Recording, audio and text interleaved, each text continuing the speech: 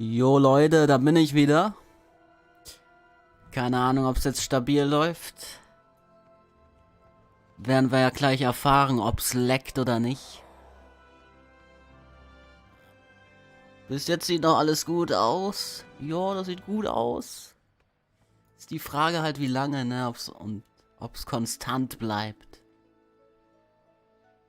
Man hört dich doppelt. Wait, what? Wieso denn das?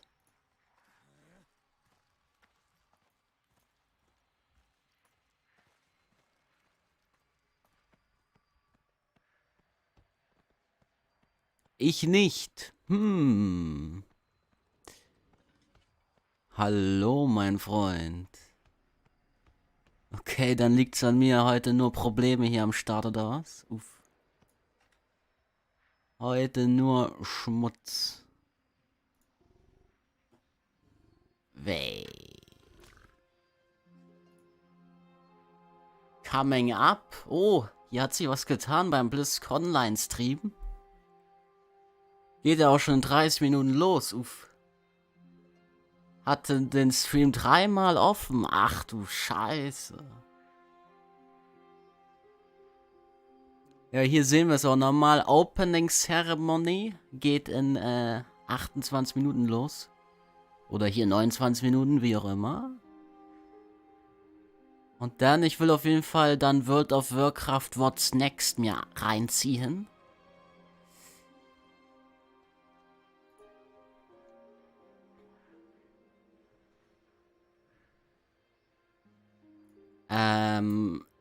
Und No List, du hast schon wieder 20 Euro donated, obwohl ich nicht mal am Stream war. Was ist mit dir? Warum supportest du so hart, obwohl ich nicht mehr am Stream bin? Und es hier die mega Internetprobleme gibt und alles.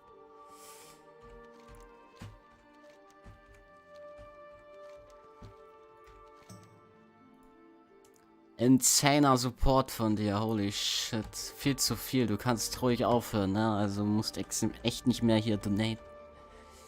Kannst du mir nochmal sagen, welches Laggy besser ist? Das, was du jetzt hast oder Feuersturm? Hast ja beide getestet. Das hier ist besser. Ich bin gerade im PvP-Gear unterwegs. Warte mal, sieht man überhaupt alles? Warte mal, wieso ist das schwarz? Wieso geht das zwischendurch mal weg? Was soll das? Hatte einen sehr guten Tag in Kryptos. Ah ja, okay. Ja, dann seid ihr gegönnt. Aber behalt doch lieber das Geld für dich, Brudi. Und gönn dir auch mal was. Oder hast du schon alles, was du willst? Welches Add-on hast du eigentlich, das immer so klingelt oder gongt? Bigwix oder halt meine Wiegaugen sind das? Ich habe alles, was ich will. Ja, dann ist ja perfekt. Und dann bist du jetzt schon hart am Investieren, oder was? Ja gut, dann machst du ja, I guess, alles richtig. Ja, das beste Legendary ist das hier. Also man sollte einen Kopf craften, man kann es auch auf den Gürtel machen. Aber generell sagt man so, ihr sollt es im Idealfall macht es auf den Kopf. Und das beste Legendary, wie gesagt, Viehbande Zauberformel. Das ist das Beste. Feuersturm war halt am Anfang kurz das Beste, weil man noch nicht den Weltboss töten konnte. Aber ja, mittlerweile ist das Legendary the way to go. Die gute alte fiebernde Zauberformel. So, ich habe schon gerade nebenbei meine ganzen Raketenruns gemacht. Mal wieder kein Glück gehabt. Ich würde sagen, wir gehen mal kurz ins Paktsanktum. Und, ja, schauen mal kurz, was es da so zu holen gibt. Ach, fuck,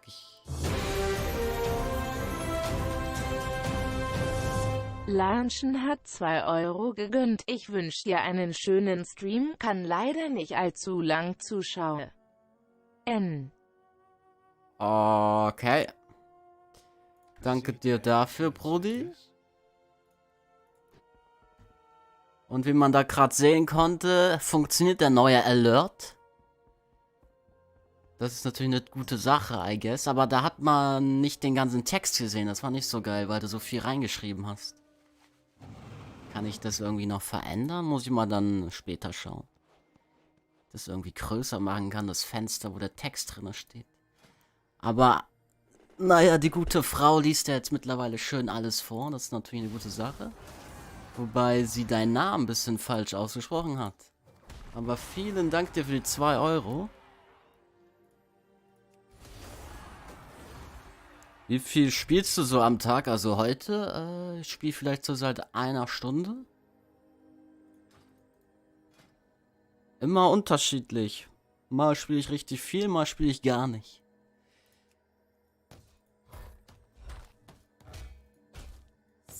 So, wie sieht das hier aus? Die gewinnen das nie irgendwie. Schmutz. Haben wir hier eine XP-Mission? Kein Ding, finde dein Content mega. Danke, danke. 12. Level 12 nur, oh mein Gott. Na, I guess gehen die mal hier rein. Die Low-Level-Boys. Rein mit euch. Zack. Ansonsten, was haben wir hier sonst noch so für Missions? Die schaffe ich ja irgendwie nie. Ich weiß nicht genau warum, aber irgendwie schaffe ich die nie. Dann gehen wir mal hier rein. Sage ich knackig. Bis jetzt läuft der Stream echt wieder sehr, sehr flüssig. Gefühlt. Wait, what? Ja, doch. Noch keinen einzigen Leck. Glaube ich. Das ist eine gute Sache. Ich hoffe, das hält auch so. 72% Win. Ich habe mittlerweile hier 2 Week-Auren drauf, weil ich das hier oben nicht mehr so geil finde, aber anscheinend gewinnen die das. Na dann, Abfahrt.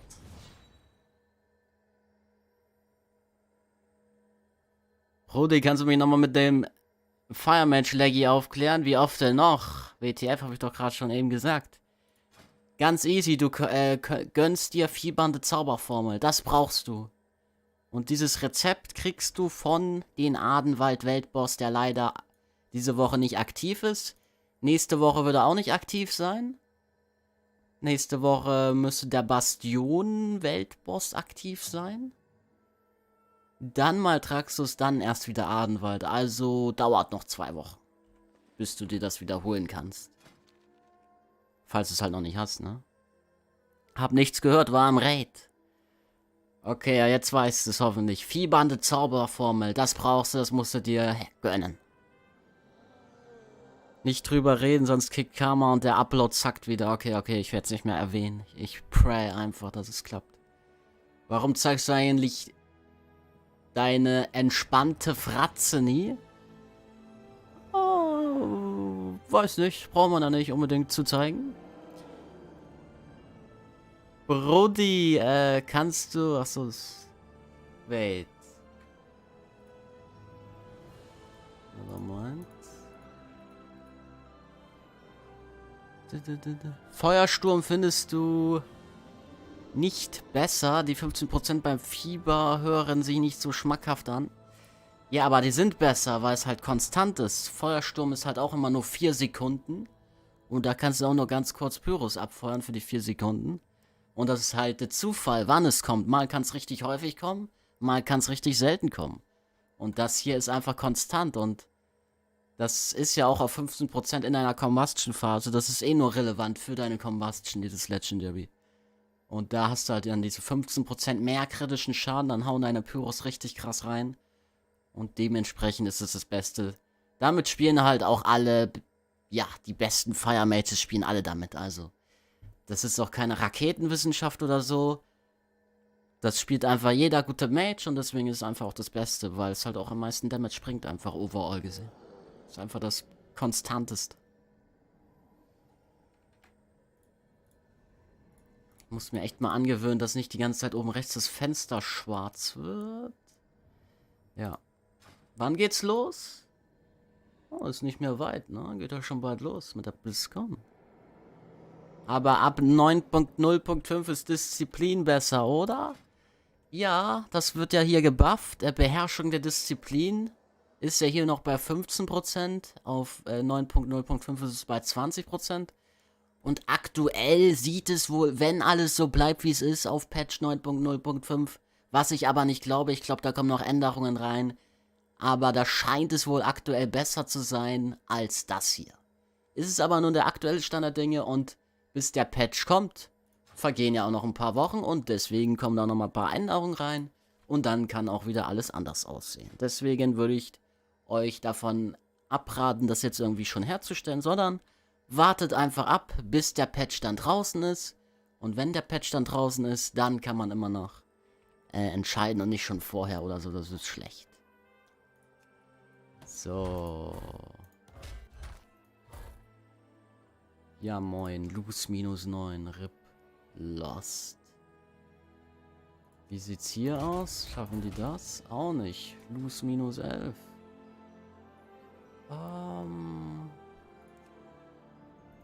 Weißt du was? Hier, das ist doch verbuggt. Wieso Lose -2?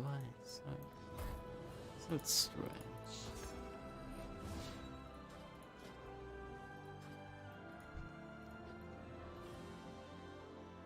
Ich habe mir gestern einen gemacht, bin jetzt schon auf 160 GS, hab durchgesuchtet. Dein Mage oder was? Kein Bock mehr auf Hexer, 1,2k IO, nicht.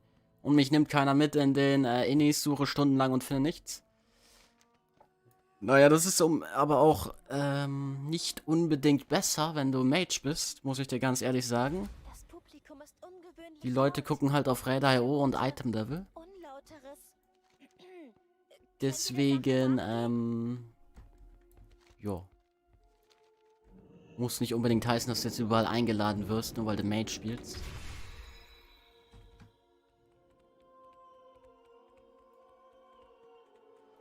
Wir schleichen durch die mondlose Nacht. So.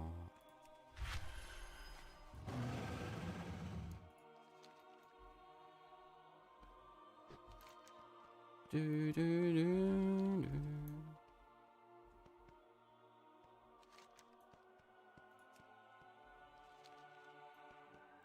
Dann mache ich mal noch hier ein paar Weltquests auf entspannt, gönn mir ein bisschen Anima. Solange bis es dann gleich losgeht, ist ja schon in 17 Minuten soweit. Hoffentlich tut hier nichts mehr lecken. Hab 220 GS und alle Dungeons auf plus 14 und plus 15 in Time. Ich kann nichts mehr spielen außer 15er und ich habe keine Chance mit Hexe. Alle wollen nur Droiden, Shamis, Mage haben da 99%. Okay.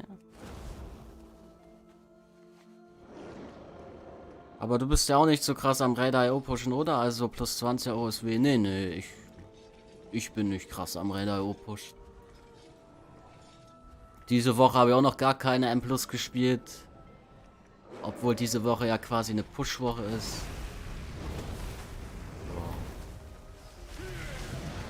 I mean, was hat man davon, jetzt groß hier Raid IO zu pushen und so? Klar.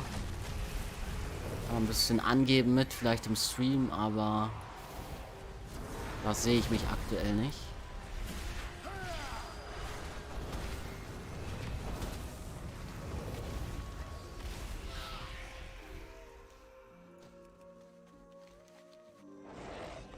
Okay.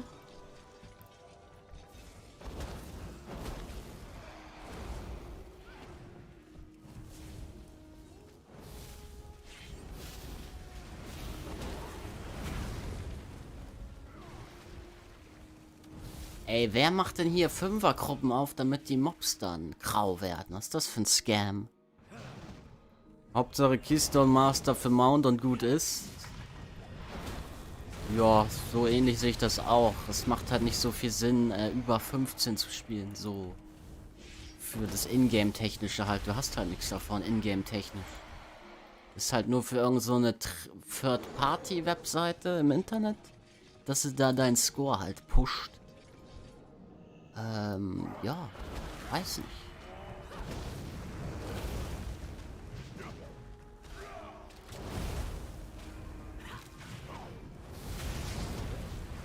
Und dann kommt noch dazu, ich habe eh keine Gruppe. Und ja. Random immer so zu laufen macht auch nicht so viel Spaß.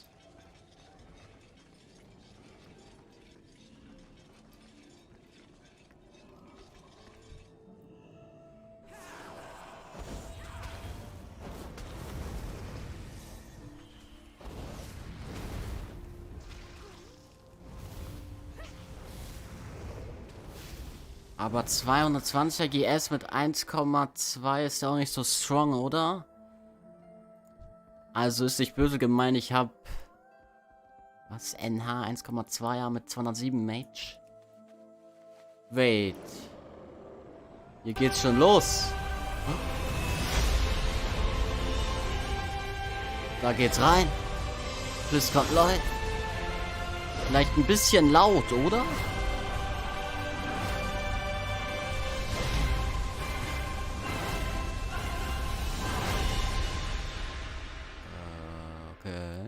Meinungen auseinander, ne? Der eine will Fullscreen, der andere findet so eigentlich ganz cool.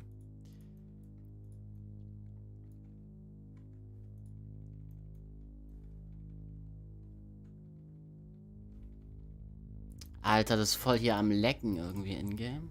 Bei dieser Weltquest hier gerade. Was passiert da gerade?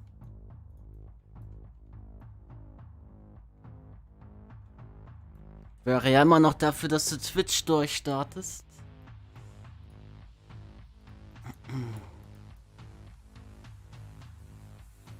Nee, ich bleib erstmal hier auf YouTube. Ich finde das ja nicht ganz cool.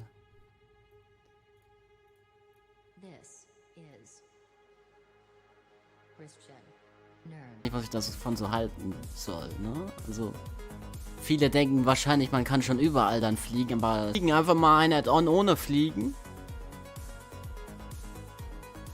Naja, es ist halt, ja, wenn du nicht fliegen willst, dann kannst du ja Classic WoW spielen. Es ist halt mittlerweile einfach so, dass die Leute einfach schnell fliegen wollen, ne? Ja, ob man jetzt hier mit einem Flugmeister zu diese Flugpunkte immer fliegt oder ob man selber heute mehr dazu. Aber also Blizzard hat auch noch nie irgendwo gesagt, dass man 2 Legendaries tragen können wird. Das sind nur Spekulationen und Vermutungen von der Community. Also keine Ahnung, wann da was kommen soll.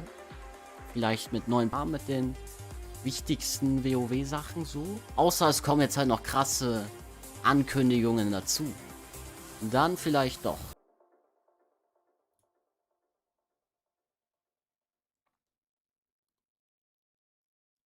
So, Freunde, es startet wohl. In 30 Sekunden geht's los.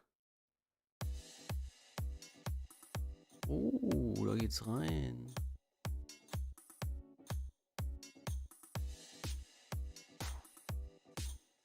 Stream geht schon los. Okay, warte, ich refresh nochmal schnell. Jo, stimmt, jetzt bin ich synced.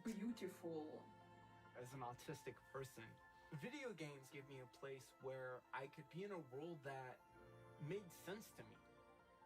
Okay, jetzt ist der Sound halt ein bisschen leise, ne? Aber egal, ist ja nur Overwatch.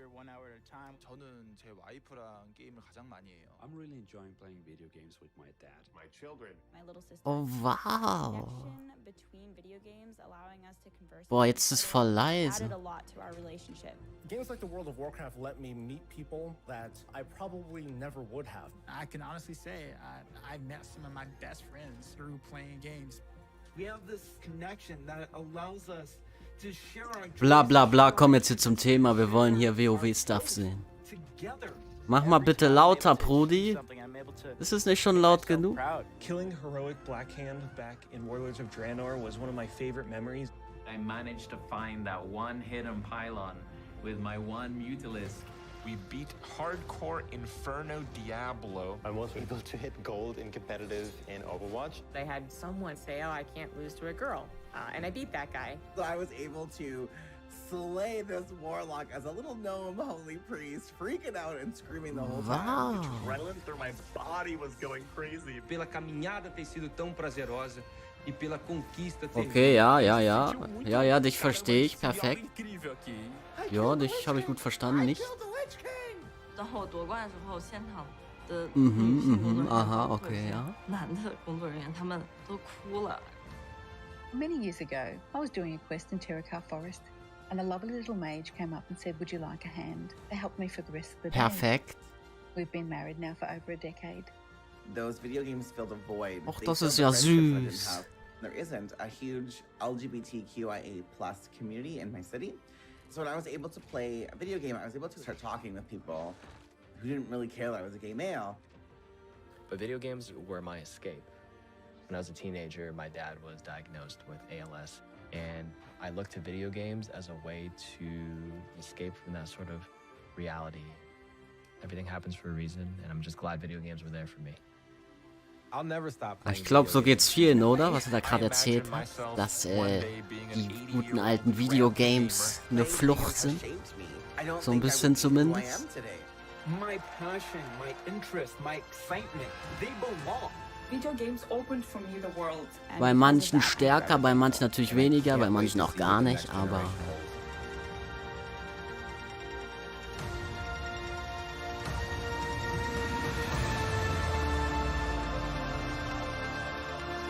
Hä, wieso ist es jetzt Deutsch? What the fuck? Bin maximal verwirrt. Ist es auf einmal Deutsch?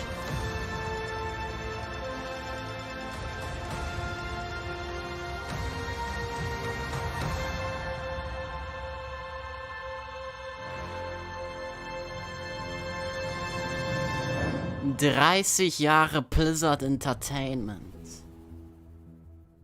Welcome to BlizzConline, a celebration of 30 years of Blizzard communities and 30 years of Blizzard games. 30 years. Ist die Lautstärke noch gut oder noch ein bisschen lauter? And last year maybe felt like one of the longest of all. But throughout the years of Blizzard Entertainment, from 1991 to today, many of us can associate certain games with milestones in our lives. Laut. Maybe you were a little kid the first time you played The Lost Vikings. Or in high school when you first played a Diablo game. Or maybe you met your partner while you were playing World of Warcraft. That's the awesome thing about video games. Also ich habe meinen Partner noch nicht gefunden, als ich WoW gespielt habe. Und das wird auch nie passieren. Noch lauter, Brudi, jetzt ist aber Max Lautstärke. Kann ich ja nichts dafür, wenn er so leise redet. Games are coming home. Familiar, comfortable, with a connection and a sense of belonging. And while many of us spent most of 2020 in our actual real-life homes, jetzt ist doch aber laut genug, oder nicht? Even more of a place to get away, to be free from outside concerns, even if just for a little while. So, this is pretty weird. Usually, when we start BlizzCon, the opening call is my mein Stream favorite leckt schon wieder so ein Warcraft bisschen faction, gerade. the Alliance. Nein! Or my favorite faction, the Horde. Please, no. Jetzt ist der Upload wieder im Keller. 40,000 of you in person at the Anaheim Please, Convention entspann dich wieder. and millions of you around the world. And usually, that would be a perfect way to celebrate. But nothing about the last year has been usual. The pandemic has been hard on everyone, and for many different reasons. But if there's one thing that the last year has taught us, it's that being apart physically doesn't stop us from moving forward. It doesn't stop us from connecting with our player friends around the world, diving in as warriors and Jetzt heroes, hat der Stream leider ein bisschen Delay, checking unlucky. on each other as humans. It doesn't stop us from sharing our latest epic gaming story, or celebrating those of others. Games continue to unite us. OMG, Junge, es ist wieder ein be honest, politisches I Gelaber. wasn't sure how well Blizzard could work from home. there are thousands of people, all needing to work together in creating our universes, games, and experiences. Never has it felt more true that it takes a Blizzard to make a Blizzard game. And in 2020, it became clear that the magic of creating at Blizzard isn't just tied to a physical location. It's tied to the people who work here, and I continue to be so proud of each and every one of them. Thank you, Oh wow, der hat gerade Bolvar gemacht, ich hab's genau gesehen, richtig cool. And pour all of our energy and Gerade reingeschaltet, habe ich schon groß was verpasst, Pock? Nein. That brings them Hier to ist life. noch gar nichts passiert. And that's why BlizzConline is a celebration of you, the guild leaders, healers, DPS, tanks, innkeepers, Okay. Zerg, Terran, Protoss, Blackwatch, Shimada, the heroes of Sanctuary and of the Storm. These next few days are for you, our Blizzard community. Okay, das ist alles für uns. Die nächsten Tage ist alles für uns. Das machen die alles nur für uns, für die Community. And Classic. I'm sure you're all burning in anticipation for that one. Oh shit, dude.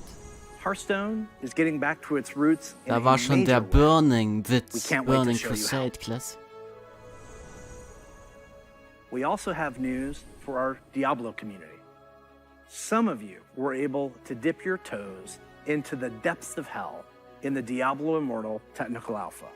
I really enjoyed seeing players embrace the multiplayer aspect of meeting in town.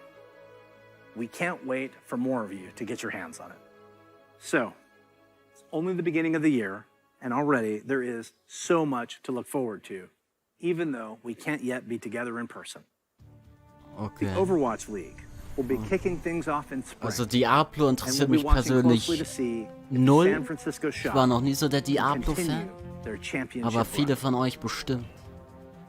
World of Warcraft esports is back with the Arena World Championship and Mythic Dungeon International already in full swing. Arena Schwitz Championship wohl. StarCraft 2 and Warcraft 3 esports are going strong with our friends at the ESL Pro Tour. Nice. Qualifiers are Viel Spaß already dabei underway bei euren for the E-Sports. first online stop of the 2021 Hearthstone Masters Tour, with the first event taking place next month. But before we get too far ahead, let's take a look one last time to when times were a little simpler. In the early 1990s, the internet was a baby. Okay, jetzt sprechen wir wieder über 1991. Let's go. Cassette tape, it's a rectangle piece of plastic, and there's a tape inside, and music would get recorded on, and sometimes you needed a pencil to wind it and make it tight. I know, it sounds crazy. We were all playing video games on Super Nintendo, Sega Genesis, DOS, or Mac PCs. I personally was a master of config sys and AutoExec-BAT. So many simple things. 1991 war ich nicht mal auf der Erde, lul. If only we could relive them.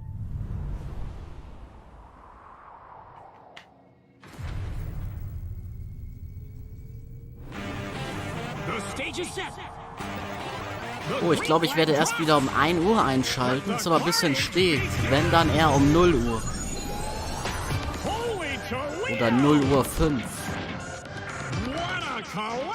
Okay, jetzt ist wieder sehr laut. Man kennt es.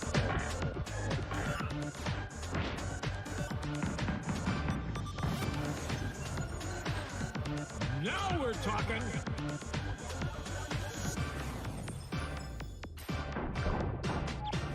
What a play!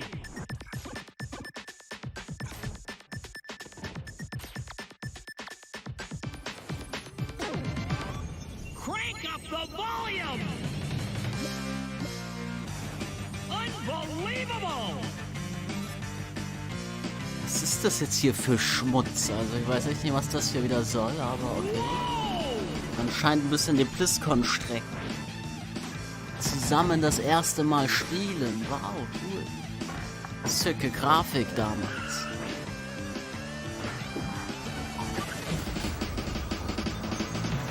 Blizzard Arcade Sammlung, okay. The Blizzard Arcade Collection, featuring the Lost Vikings, Rock'n'Roll Racing, and Blackthorn. These are ports of the games just as you remember them, allowing you to relive the original experience of all 3 titles in 13 different languages. Ah ja. With a couple of quality Also of life ich bin da raus. As an example, Gibt's da we jemanden von include euch, der very sowas modern, spielt? cutting-edge functionality that wasn't available in the early 90s, both saving and loading of games. And for those of you who purchased Ist halt ein any Recap, ist Blizzard doch nice Digital als Anniversary Einstieg. Bundle via Battle.net, Ja, you'll naja, es automatically geht. receive the Blizzard Arcade Collection on PC today. Oh wow, heute... Now, you ready to hear about some other video games? Okay. Let's hear what's next. Also ihr könnt da jetzt wohl irgendwie diese Arcade Collection da spielen, falls ihr darauf kommt. Oh, das WoW! Junge, das tut. Oh, da richtig sick.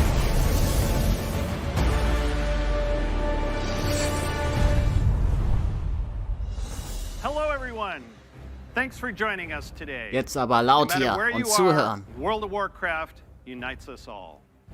Whether you're exploring the Shadowlands, classic Azeroth, or another part of the Blizzard universe, I'm glad you could make it, because we've got a lot of good stuff to show you. But first, let's start with some Covenant pride. Kyrian, take flight! Okay. Nightfay, let the Was hunt geht bei begin. ihm ab, Dude? Necrolords, to war! Cynthia, let's party! Ah ja. The world has thrown a lot at us since the last BlizzCon, and the thing that's really kept everyone going on the WoW team has been connecting with all of you. The bonds we forge with our guilds and family and friends in WoW are powerful and real. As WoW enters its 16th year and Blizzard celebrates its 30th anniversary, we're so grateful to have the most dedicated and friendly communities in gaming. Let's recap the events in Azeroth. In WoW Classic, we fought an endless battle for South Shore and Tauren Mill. We banded Ist together das to so? open the Wir gates haben of einen Ankh-Raj endlosen Kampf da and joined gefahren. forces to take down Kel'Thuzad in his floating citadel of Naxxramas. In Shadowlands, we helped our Covenant recover from the Anima drought, brought on by Sire Denathrius, master of the Vinthier and traitor to the Pantheon of Death. We survived the halls of Torghast and crafted legendary gear in our efforts to expel Ja, Denathrius das war from richtig his sick, castle Dude. lair. Und dann war da Denathrius tot. Innocent souls are still wrongfully being sent to the Maw. They face an eternity of torment, and heroes like Anduin remain chained in its depths. The jailer continues to grow in power. He's preparing to break free from the Maw and complete his plan to unmake the entire Warcraft universe. And Sylvanas. You may be wondering what she's been up to all this time. Oh ja. Today, we're excited to unveil our first major content update for Shadowlands, Chains of Domination. Wow, Chains of Domination. Look at this, du, davon habe ich noch gar nichts gehört. Schaut euch doch um! Was macht euch so sicher, dass ihr nicht nur eine Waffe seid, die seinen Zwecken dient? Genug! So ist das jetzt wieder Deutsch, voll strange. Oder wir zwingen euch. Im Moment Nee, gerade leckt der Stream ihr leider. die Macht. Genau im falschen Moment. Ist halt trefft unlucky. eure Wahl, Tut mir leid, Freunde. Sylvanas Windläufer.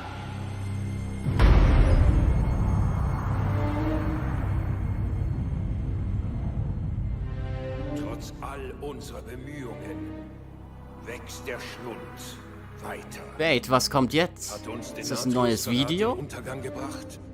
Der Primus ist verschwunden und die Bastion kann die Schattenlande nicht allein retten. Naja, ist ja cool, wenn's deutsch Nichts ist. davon sollte geschehen. Vielleicht kann die Winterkönigin... Das ist doch ein neues Video, oder? Meine Archon, eine lebende Seele, wünscht eine Audienz. Ein Sterblicher?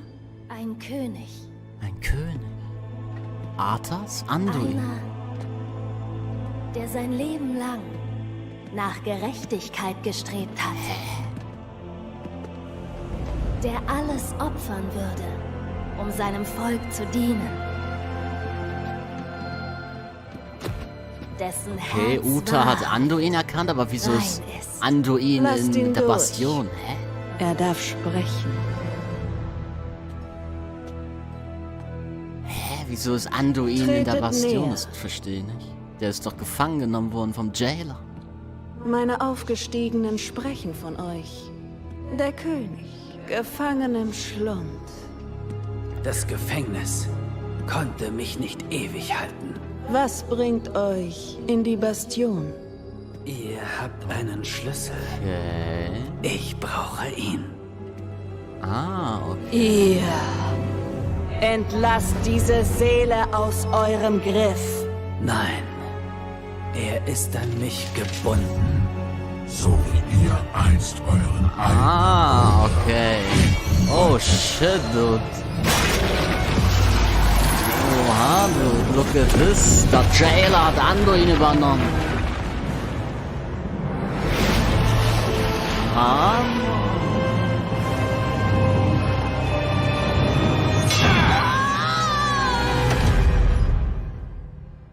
Okay, I guess RIP. Hammer.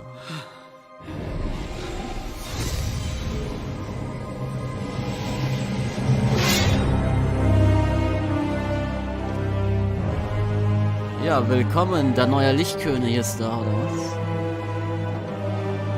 Das Gefäß hat seine Aufgabe tadellos erfüllt. 3 Schlüssel verbleiben. Dann werden sie sehen, dass man den Tod nicht in Ketten legen kann. Hey, was war das da oben für eine komische Stadt?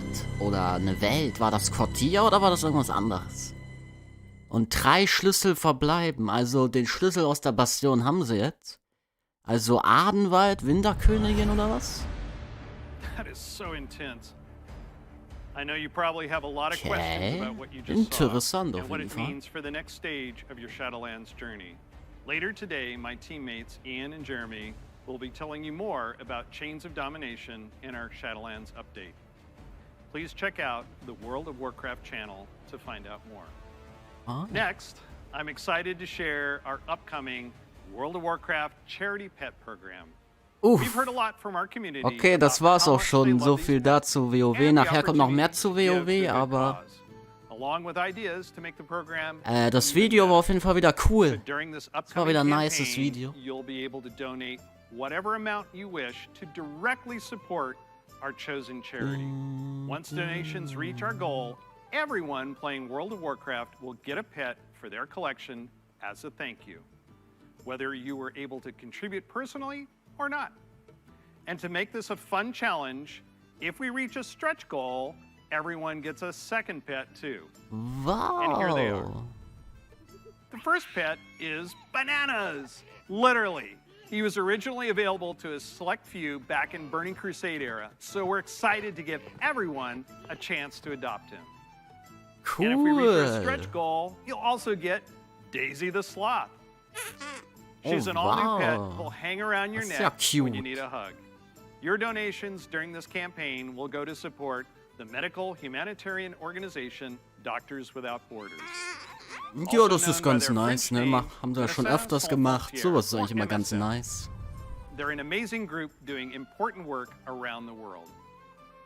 We're grateful to have such a generous community, and we hope you'll help support this worthy cause. We'll be sharing the details about the charity pet program on soon. So we've talked quite a bit about Shadowlands. Classic players, now it's your turn. It's my pleasure to hand off to my teammate, Holly Longdale. She's a longtime WoW player, a veteran MMO developer, and she's going to tell us what's in store for WoW Classic. Burning Crusade Classic kommt bestimmt. Lass mich raten.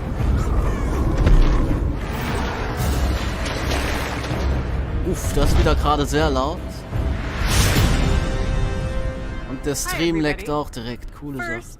I'd like to thank all of you who have ever been part of the WoW community over the years. You know, online worlds like WoW have been a huge part of our lives for decades now. As a dedicated MMO fan and a developer myself, I remember hearing that Blizzard was going to be making their own MMO. And I Es thought, ruckt. well, I Ich guess I'll check weiß, out ich kann that beta. dagegen nichts machen. Das ist we all call the game German WoW, Internet. but Upload really, ist gerade mal wieder absolut im wow. Keller. I could not believe I got bit by the MMO bug again. I was so excited to be able to make a Night Elf Hunter and be like that famous Dark Elf Ranger from the books that I loved. I have to tell you, Azeroth was, and still is, a place I love to live. Since last year, I've had the great honor to work alongside the WoW Classic team to bring these nostalgic experiences back to life for longtime fans and a whole new generation of players. As a fan myself, I've had so much fun in WoW. From the simple things like drive-by buffing or making friends on that long haul from Teldrassil to Ironforge. All the Dass way solche to the Leute WoW absolutely spielen immer ein bisschen staggering, strange like und komisch. when I jumped blindly through the dark portal and was running through Hellfire Peninsula, heard this terrifying noise, and then saw Oh, wow. the Fell Reaver. Der Biggest roamer I Teufelsherrscher, had das ist ever das seen, and I was Teufelsherrschergeräusch. very glad I had feigned death in that moment. And that's Ah ja, the thing sie hat about also WoW. einen Schurke These gespielt. stories and experiences we all share Oder eine keep us Jäger. coming back Ach, was weiß ich. time after time.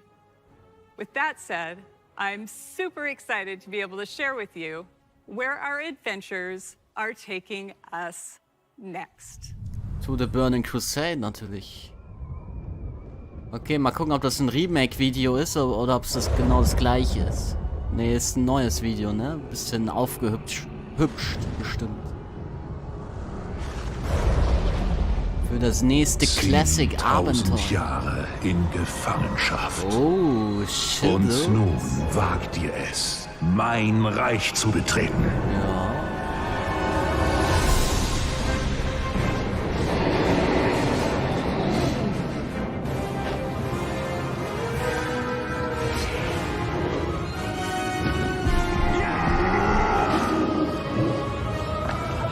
Geil.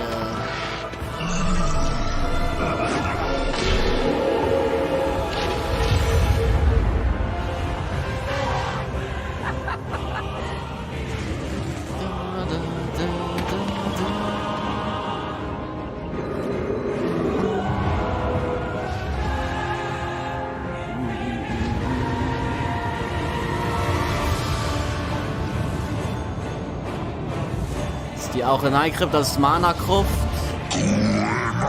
Das ist Krulls Unterschlupf, das ist Karasan, das ist Karasan Schach-Event, das ist Schreck in der Nacht, das ist Karasan Endboss, das ist Magteridons Kammer aus Schildo, das ist die Höhlen des Schlangenschreins. Geil. Und das Auge des Sturms, Keltas, den habe ich abgefahren für Alas Asche, das dicke Mount. Und da ist der Illidan. Und das ist, ja, der Illidan. Ein deutscher Trailer auf der BlizzConline. Nee, das ist hier irgendwie schon automatisch übersetzt. Das ist einfach richtig sick gemacht. Brings back so many memories, right? Like exploring the fungal forests of Zangarmarsh, or being awestruck at the chaotic magic alive in Netherstorm, the Draenei in Exodar, the Blood Elves in Silvermoon. Oh, I ja. love playing them both.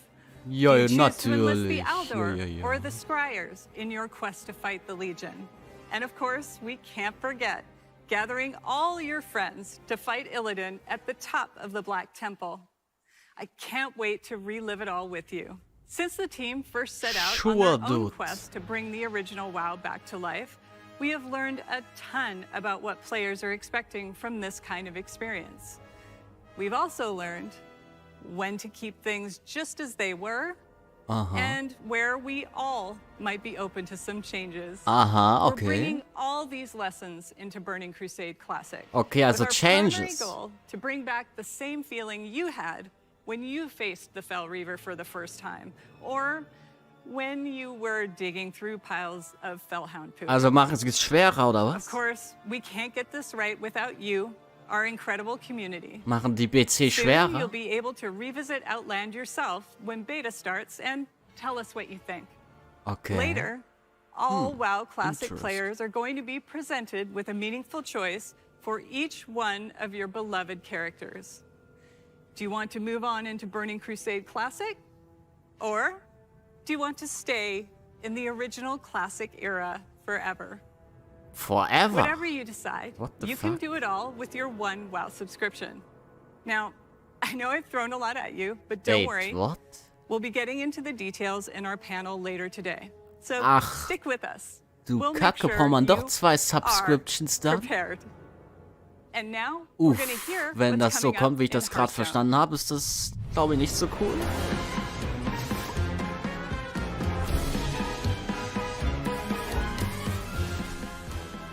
Die hat nämlich gerade gesagt, ob man für immer in WoW Classic bleiben will oder zu BC wechselt. Also, das war jetzt eine bisschen strange Aussage. Also, das, Also muss man anscheinend doch zweimal subscriben, um dann BC und Classic zu spielen? Ich bin verwirrt, das war komisch.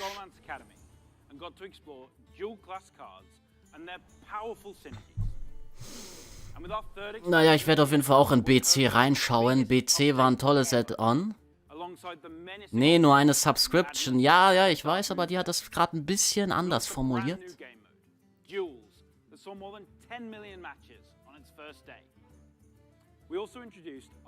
Aber ich bin, ja, mal schauen. Also, in diesem Leak oder in diesem Blue Post stand das ja eigentlich verständlich da, aber jetzt bin ich gerade wieder ein bisschen mehr verwirrt.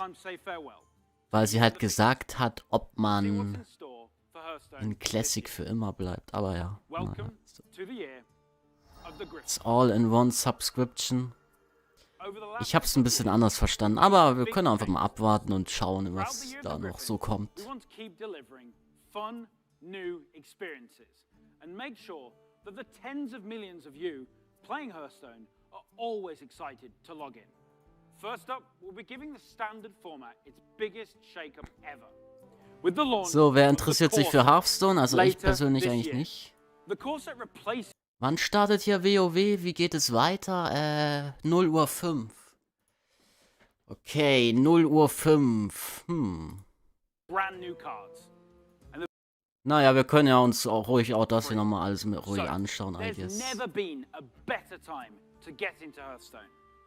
Here are 3 of Hearthstone's legendary dragons. Man kann sich entscheiden, ob man auf einem Classic Server oder auf einem Classic PC Server spielen will. Einmalige Entscheidung für jeden Chart. Ysera the Dreamer. You'll Hearthstone, finally Heartstack, see a Rang full 3, RIP. arsenal of dream cards Ah, ja. right away. She's a nightmare for your opponents. Hype neu im Game, warum sind die Zahlen bei deinen Zauber? And is a powerful late game play. Was? Worthy of the aspect Rudi, ich of schaue hier Magic. gerade einen Stream, das ist And nicht finally, WoW. everyone's favorite Black Dragon. Deathwing. He's still as destructive Das as ist ever. Hearthstone hier but gerade im timed Stream. correctly, he won't leave you empty-handed. We'll also be launching Wir müssen a uns brand jetzt new wohl noch so 30 Minuten gedulden, dann where geht's you can weiter play mit Hearthstone as it was when it WoW. first launched.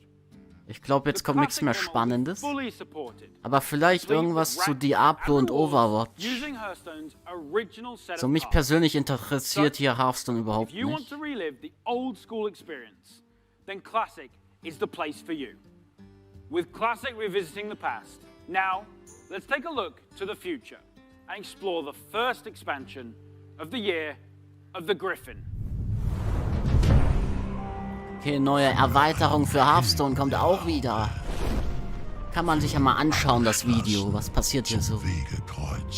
Das Wegekreuz. Oh wow, im Brachland. Abenteuer. Doch das Brachland will euch Ui. brechen. Eure Axt muss scharf sein. Okay. Euer Verstand schärfer. Und euer Herz mit Macht. Hä, das ist doch Mulgore. Der hat gelogen, das ist gar nicht das Brachland.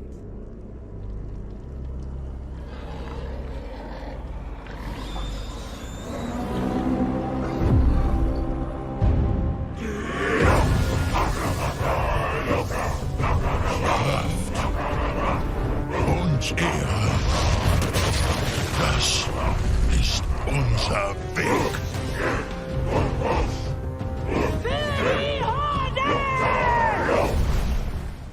Geschmiedet im Brachland heißt die Erweiterung. Okay. Ganz cool, I guess. Weiß We're headed nicht. to one of Warcraft's most iconic locales, the Barrens, and we'll come face to face with the heroes that inhabit it.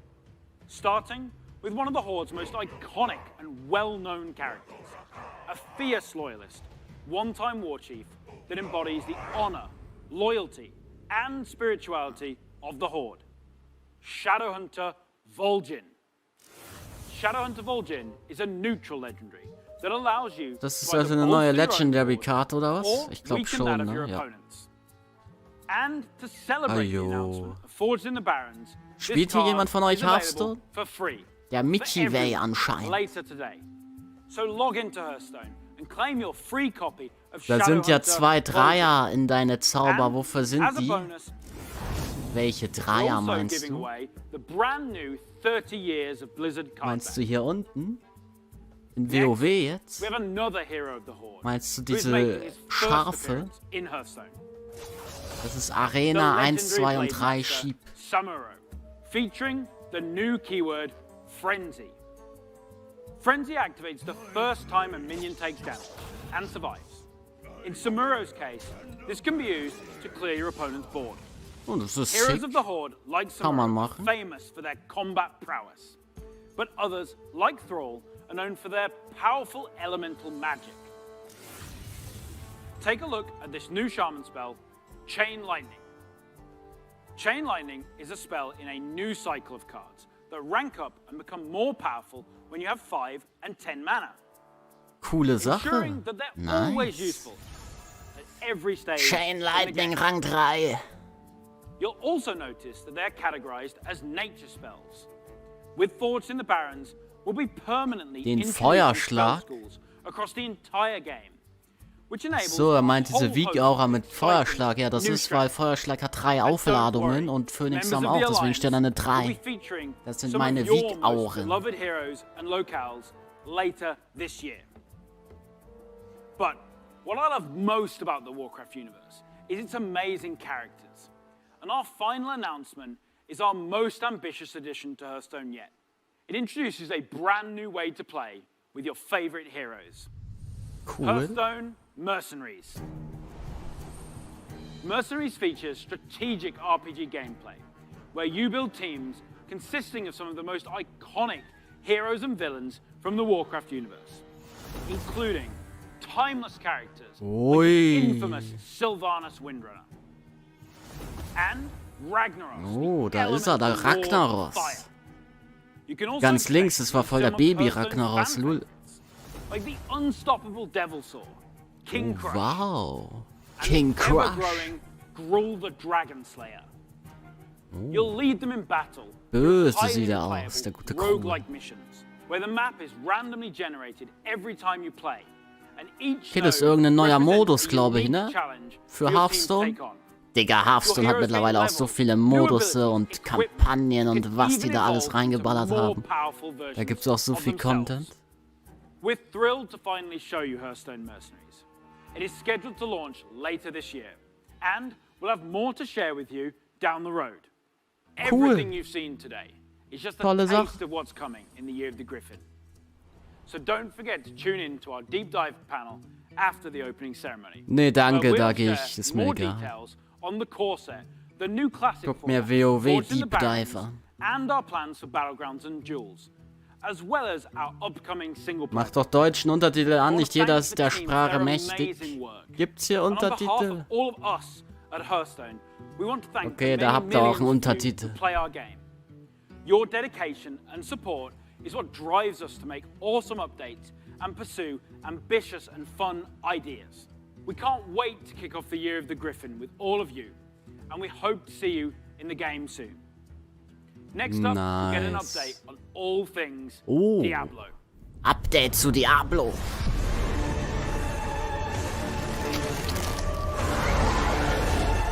Vielleicht kommt da irgendein cooles Video wieder. Das war eigentlich ganz cool, das Diablo-Ankündigungsvideo. Aber ich glaube nicht. Hey everyone, thank you very much for joining us. I am so excited to kick off the Diablo segment of our show, and I am honored to be here on behalf of all of our Diablo teams to share the news and updates we have in store for you today. Ist jemand hier Diablo-Fan? Of Diablo to cover, and I hope you'll agree with me that it's a great time to be a member of this community. All right, let's kick things off with Diablo 4. Okay, Diablo 4. Mal schauen. Kann man sich ja mal anschauen, was da so abgeht in Diablo 4. Wie das so aussieht. And sincerely appreciate the thoughts and valuable feedback you've provided as we unveil more and more of the game and share in its development. After all, Diablo belongs to you as much as it belongs to us. Most recently, we teased an update to our campfire screen, and savvy fans, of course, understood that we meant more than just the character lighting and fire visual effects. That's right. Today, we're happy to announce a brave new soul joining the barbarian, the sorcerer, and the druid on this dangerous journey back to Sanctuary. A class is one of the most exciting things you can announce in a Diablo game. This one is especially exciting to me, as it's a re-envisioning of one of the first classes to ever appear in the series. Let's have a look. Okay. Was kommt denn da jetzt für eine Klasse?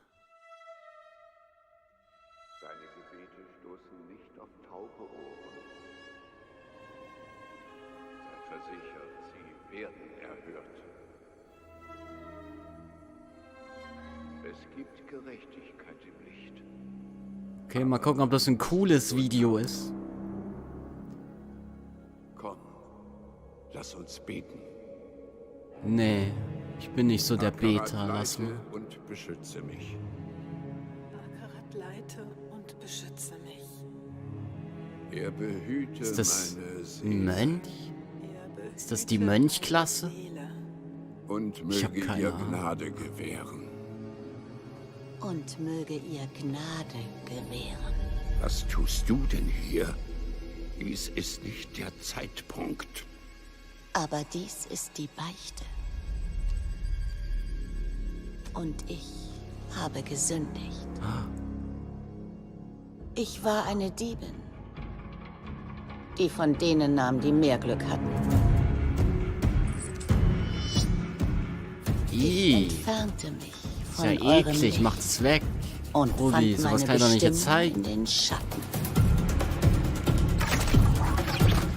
Andere nennen es Mord. Okay, ist es jetzt doch eine Bogenschützin, Jäger? Auftrag ausgeführt. Assassine? Schurke? Halt! Genug! Ich bin eine Diebin, eine Ketzerin. Macht es weg, Brudi. Ich darf sowas nicht zeigen. Vater. Wird Akarat auch mich retten? Du verspottest unser Licht. Aber diese Monster waren eine Geißel für meine Schäfchen. Woher kenne ich diesen Synchronsprecher? Der hat in irgendeinem Film mitgespielt. Du warst die Antwort auf ihre Gebete. Digga, woher kenne ich diese Stimme? Ich habe meinen Teil erfüllt.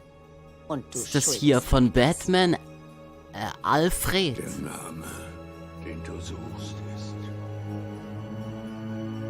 Also die Stimme habe ich schon mal gehört in irgendeinem Film. Des Himmels. Des Himmels? Sei versichert, Vater. Mich schickt nicht der Himmel. Neue Klasse Jägerin, oh. Hatte ich ja doch zumindest recht mit meinen tausenden Vermutungen.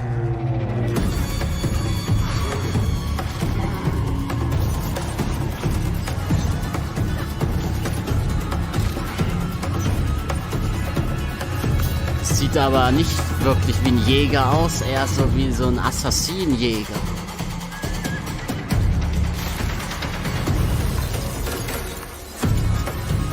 Wow. Sieht aber schon ganz cool aus, Diablo 4.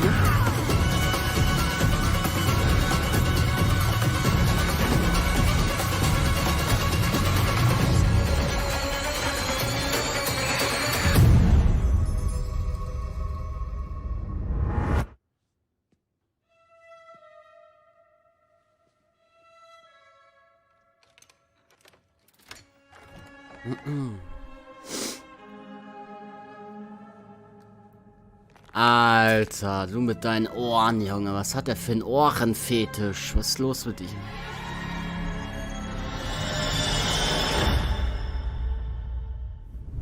Der ist doch krank, der Mann. Just the sound of that ear getting pierced by the hook is so brutal. I feel like it's gonna haunt me for a long time. Ah ja. I've been a huge fan of the Rogue ever since the original Diablo. Even seeing them come back as NPCs and mercenaries in Diablo 2's Rogue Encampment served as a great bridge Schurke, da stand auch Jäger. Jetzt bin ich verwirrt. with the setting of Diablo 4 being a larger world than we've ever played in before. Falsche Übersetzung We're oder excited to was? show you Keck. not just what the successors to the original Rogues in the series have been up to since the fall of their order, but also what some of the other rogues in the world of Sanctuary might look like. The mantra for Diablo 4 has been customization first, and the Rogue takes this to a whole new level. From the beginning, Der the Rogue Schurke. has been an incredibly flexible class. Ich dachte able to Jäger, aber adapt to gut, der any sah situation. nicht ganz wie ein Jäger Our aus. goal is to let you create the kind of rogue Das ist ja that you wanna komisch. play. Whether it's an unrivaled Ich glaube, da ist mal wieder ein archer modeled after the Übersetzungsfehler. original Ach Sisterhood, so, egal, ob or a als cloak and dagger Bogenschütze. rogue from the darkest alleys Ach, of Chaldea. das ist quasi... In Diablo 4, Okay, das ist you will have the eine... freedom to create the rogue that you Hybridklasse. imagine by customizing the Du looks, kannst wahrscheinlich ein the bisschen so background, als and the Hunter spielen, so playstyle mega of your auf Schurke gehen. Okay, da gibt es Please also stick mehrere around for our Talentbäume. segment later today. Okay, das ist also Where I'll be alles joined gemischt. by other members of the Diablo 4 team to share a closer look at the rogue class, as well Das mit as den some of the Ohren war doch im open-world gameplay PvP, that we're bringing oder? to the game. Spoilers, those Ich habe severed ears keine are not just Ahnung. for show. Ich spiele auch nicht so Diablo. But Diablo 4 is not the only Diablo game we're Wow, jetzt talking kommt noch about. Diablo Immortal, das If you're looking for Mobile an authentic Diablo. Diablo experience Also on mobile, Handy. we've got you covered. Diablo Immortal has everything you'd expect from a AAA action RPG. Also da bin ich From the persönlich visceral raus, combat aber and ich epic glaube, das loot Spielen to werden an sehr, sehr all-new viele story, spielen. bridging the gap between the events of Diablo 2 and Diablo 3. Later today, you can join the Immortal team, where they'll talk about some of the things they've learned from their recent alpha test and what's next for the game. But that's still not all. We have one last bit of very exciting Diablo news to cover. Wow. When you hear us talk about the classes, the items, or the stories of the early Diablo games, you may have picked up on the absolute reverent tone we reserve for that golden era of Diablo. Maybe you share that love of the classics, and just hearing us talk about them makes you want to take on Mephisto or Baal one more time. Or maybe even for the first time. After all, some of our favorite moments happened a long time ago, and not just in Sanctuary years. Interesting. Erzähl mir So, mehr, Kappa. we have a special surprise for you today. Let's check it out. Was hast du denn für eine Überraschung für mich, Brudi? Zeig her. Der hat eine Überraschung für mich. Inwiefern war es nicht? Oh, wieder ein geiles Video, oder? Weißt du, was ich suche? Marius. Haben wir der Böse aus meinen Träumen gefunden? Wir sein sind die Bedingungen nicht akzeptabel. Du bist der Vorbote. So, Diablo 2 Remastered, oder was?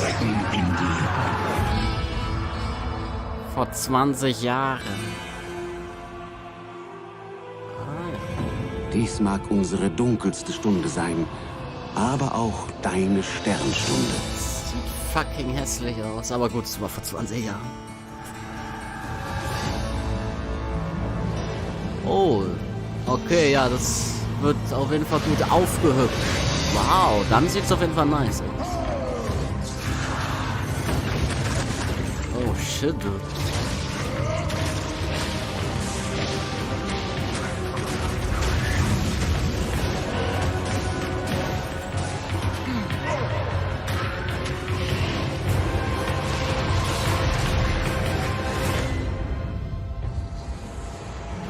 PC und Konsolen.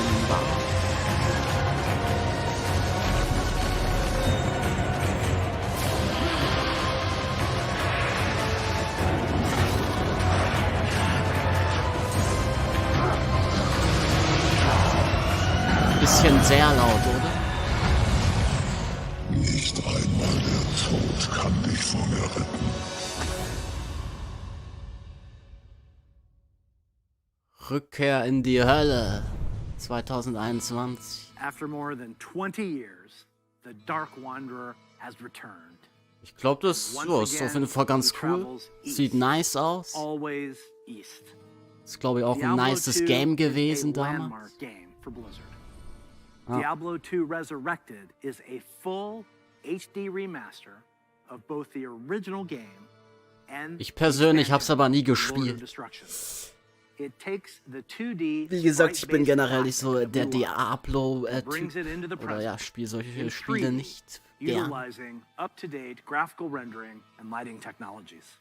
It also includes modernizing all 27 minutes of cinematics, recreated shot for shot, with the explicit intention of preserving both the look and the pacing of the original movies. Blizzard has a long history of games that we're proud of. And when we think about Diablo 2, we think about it as a definitive pillar in our foundation. Now, it's funny to think that some of you weren't even born when D2 was released, which makes it all the more important that we deliver an authentic experience wherever you play. Aber ich weiß nicht, irgendwie finde ich, die sollten mal lieber neue Spiele machen, neue IPs, oder wie man das so schön nennt. Immer mit ihren Remastered Games. Erst kam Warcraft 3 Reforged, was übrigens ein absoluter Flop war, beziehungsweise nicht gut angekommen ist, weil es halt auch einfach schlecht gemacht worden ist. Jetzt kommt Diablo 2, nochmal neu. Hoffentlich machen sie es da besser, aber ja. Ich finde mal, die sollten neue Spiele bringen. Aber ist natürlich auch mal schwierig, ne? Was vollkommen Neues zu erfinden und das dann auch cool ist. There's a lot to talk about. Later today, Diablo speedrunner Mr. Llama will host a roundtable with members of the development team on the dedicated Diablo channel. Ah ja, der Speedrunner spricht mit den Entwicklern. Interessant. So, from Diablo 2 Resurrected to Burning Crusade Classic, Burning Crusade Classic. Arcade Collection. Fällt echt auf, die machen immer so jetzt ihre alten Sachen, frischen sie wieder neu auf, ne? It's actually a very small percentage of our developers working on these projects. Far more people are working on the future of Blizzard. Mitte letztes Jahr habe ich D2 tatsächlich mal wieder für 3 bis 4 Wochen ausgepackt. Echt? Okay, krass. Over the course of this year and beyond. If you had asked us 30 years ago what gaming would look like today, none of us could have predicted the current Blizzard lineup of games. The advances in technology are one thing, but it's really what those advances have enabled that's even more incredible. If you think about the Corain oder Dream besser? Ich bin bei Corain immer noch. Ich mag den einfach mehr. Der macht für mich persönlich mehr Sinn. Aber es gibt auch Leute, die sagen, dass Dream oder Traumweber besser ist für Mythisch Plus und so. Aber ich sehe mich da persönlich noch nicht. Oh wow, da bin ich, der Streamer, Kappa. It would have been hard to imagine any of that 30 years ago. And at Blizzard, that is what excites us. World of Warcraft 2.0 wäre mal passend. Wir arbeiten an so vielen Projekten, ihr kennt einige davon bereits. Und den Rest, über den sprechen wir, wenn es soweit ist. Ui. Also da ist vielleicht World of Warcraft 2.0 in Arbeit, wer weiß das schon. StarCraft, Heroes of the Storm, Overwatch and Hearthstone are diverse. Es wird auf jeden Fall Zeit, dass Blizzard mal wieder irgendwas geiles, neues Game raushaut, weil die können nicht ewig so weitermachen, dass die Warcraft 3 Reforged und so weiter, Diablo Remastered, WoW Classic, WoW BC Classic. Ich glaube WoTLK Classic wird auch noch kommen, aber danach ist Schluss. Und dann wird es, glaube ich, auch irgendwann mal Zeit, dass sie irgendwas Neues raushauen. Irgendein neues Game. Wie heißt es Add-on, dass du auf der Seite so eine Hotbar für deine Makros hast? Was für eine Hotbar? What the fuck?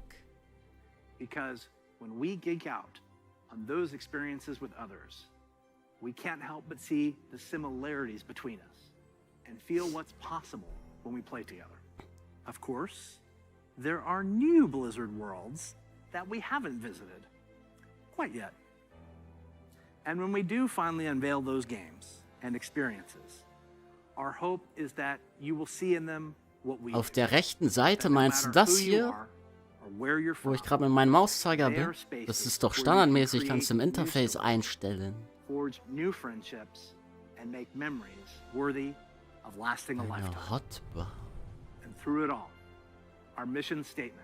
Ja, hier rechts diese zwei Leisten. Einfach Interface gehen, Aktionsleisten, rechte Leiste und rechte Leiste 2 anzeigen. Haken rein. Led by gameplay first, will continue to guide our way. So on behalf of everyone at Blizzard, thank you for being on this journey. Aber gerne doch, ich bin doch gerne bei dieser Reise dabei, habe ich gerne It gemacht. is the honor of my professional life to serve you, and the honor of all of us at Blizzard to be the caretakers of the world. Sure, dude. Ja, ja, We ja. are so excited for what's to come this year, next year, and the next 30 years. Ah, ja. Now, what's coming next for the show? Well, it depends on where you watch. For those of you looking for an update on Overwatch, check out the behind-the-scenes look into the development of Overwatch 2 over on their dedicated channel right after the conclusion of opening ceremonies. There, you'll hear about Overwatch 2. Das ist eigentlich ganz interessant. Overwatch 2 würde mich auch interessieren, aber ich gucke mir lieber dann doch WoW an. Das ist ja mein Main Game. A unique gameplay experience.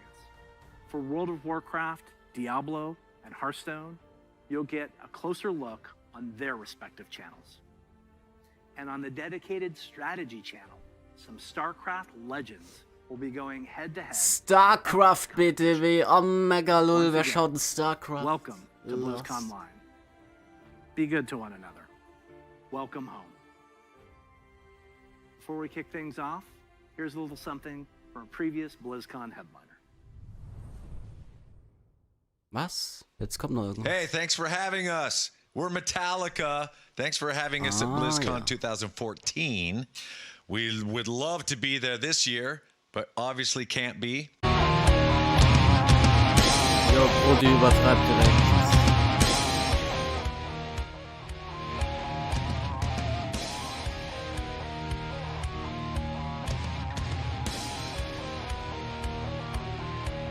Ist hier irgendjemand Metallica-Fan?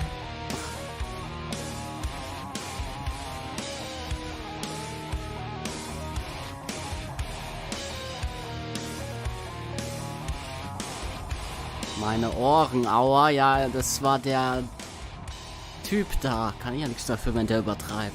Ne? Warte mal, geht's jetzt hier schon weiter mit WoW?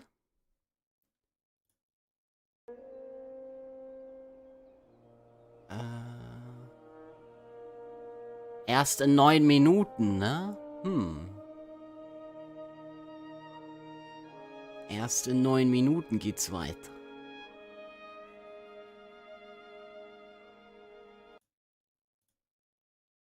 Was wurde Schieb denn?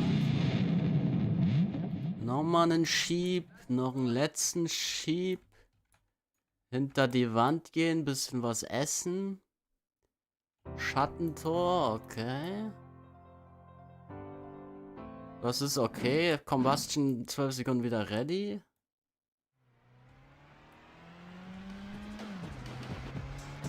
Okay, der ist tot. Wow.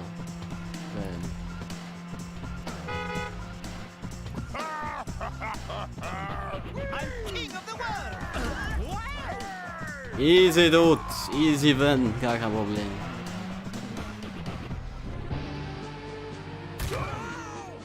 So, was ist jetzt hier bei dem Stream? Was kommt da für Schmutz? Will keiner sehen. Ich will hier WoW sehen. Okay, das müssen wir uns wohl trotzdem noch anschauen. Das ist hier so drin. Das ist überall, ne? Ja, das muss man sich leider überall anschauen, egal wo man ist. Also, ja.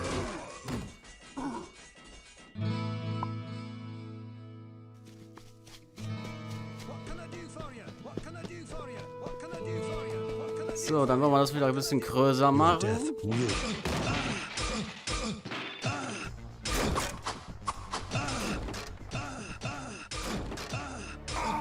Moin, bis zu welcher Ruhmstufe geht es gerade nochmal? Bis zu 34. 34 ist aktuell das Maximum.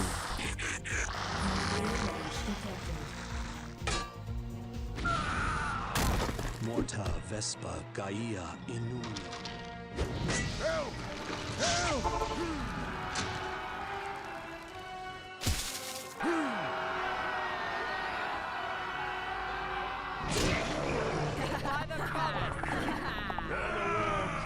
So, ich bin gespannt, was jetzt hier kommt. Jetzt kommen halt die krassen Infos, glaube ich, die Details. Hoffentlich.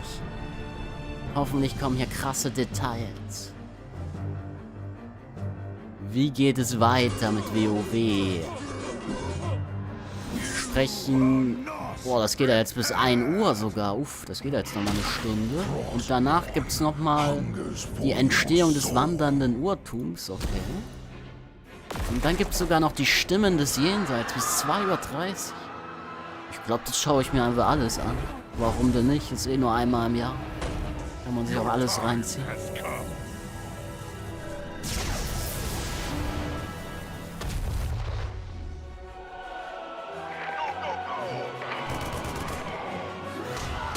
Nochmal refreshen vielleicht einfach. Gute Sache.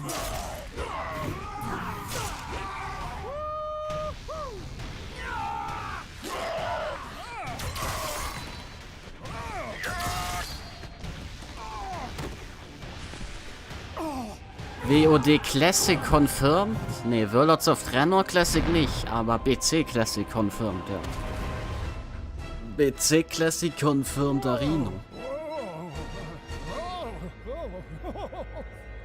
Rudi, was ist das hier für ein Schmutz? Wer feiert so einen Animationsfilm? Also ich bin da eigentlich raus, muss ich sagen. Okay, ist das der Lichtkönig oder der Jailer? Greetings to you. Seems you're ready for the real Hauptsache, der übersetzt es gerade nicht ins Deutsche. Unlucky. Watch your back. Voll der Müll. Sehe ich genauso. Sehe ich genauso. Look at me. Oh, looks like we got an audience. I'm getting good at this. Electronic Dance Music.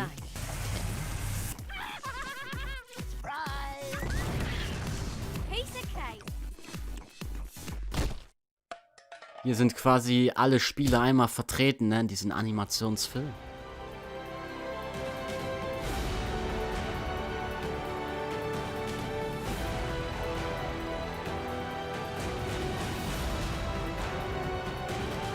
So, jetzt sind wir ja fertig. Jetzt geht's gleich weiter. Vielleicht schon mal ein bisschen lauter hier machen.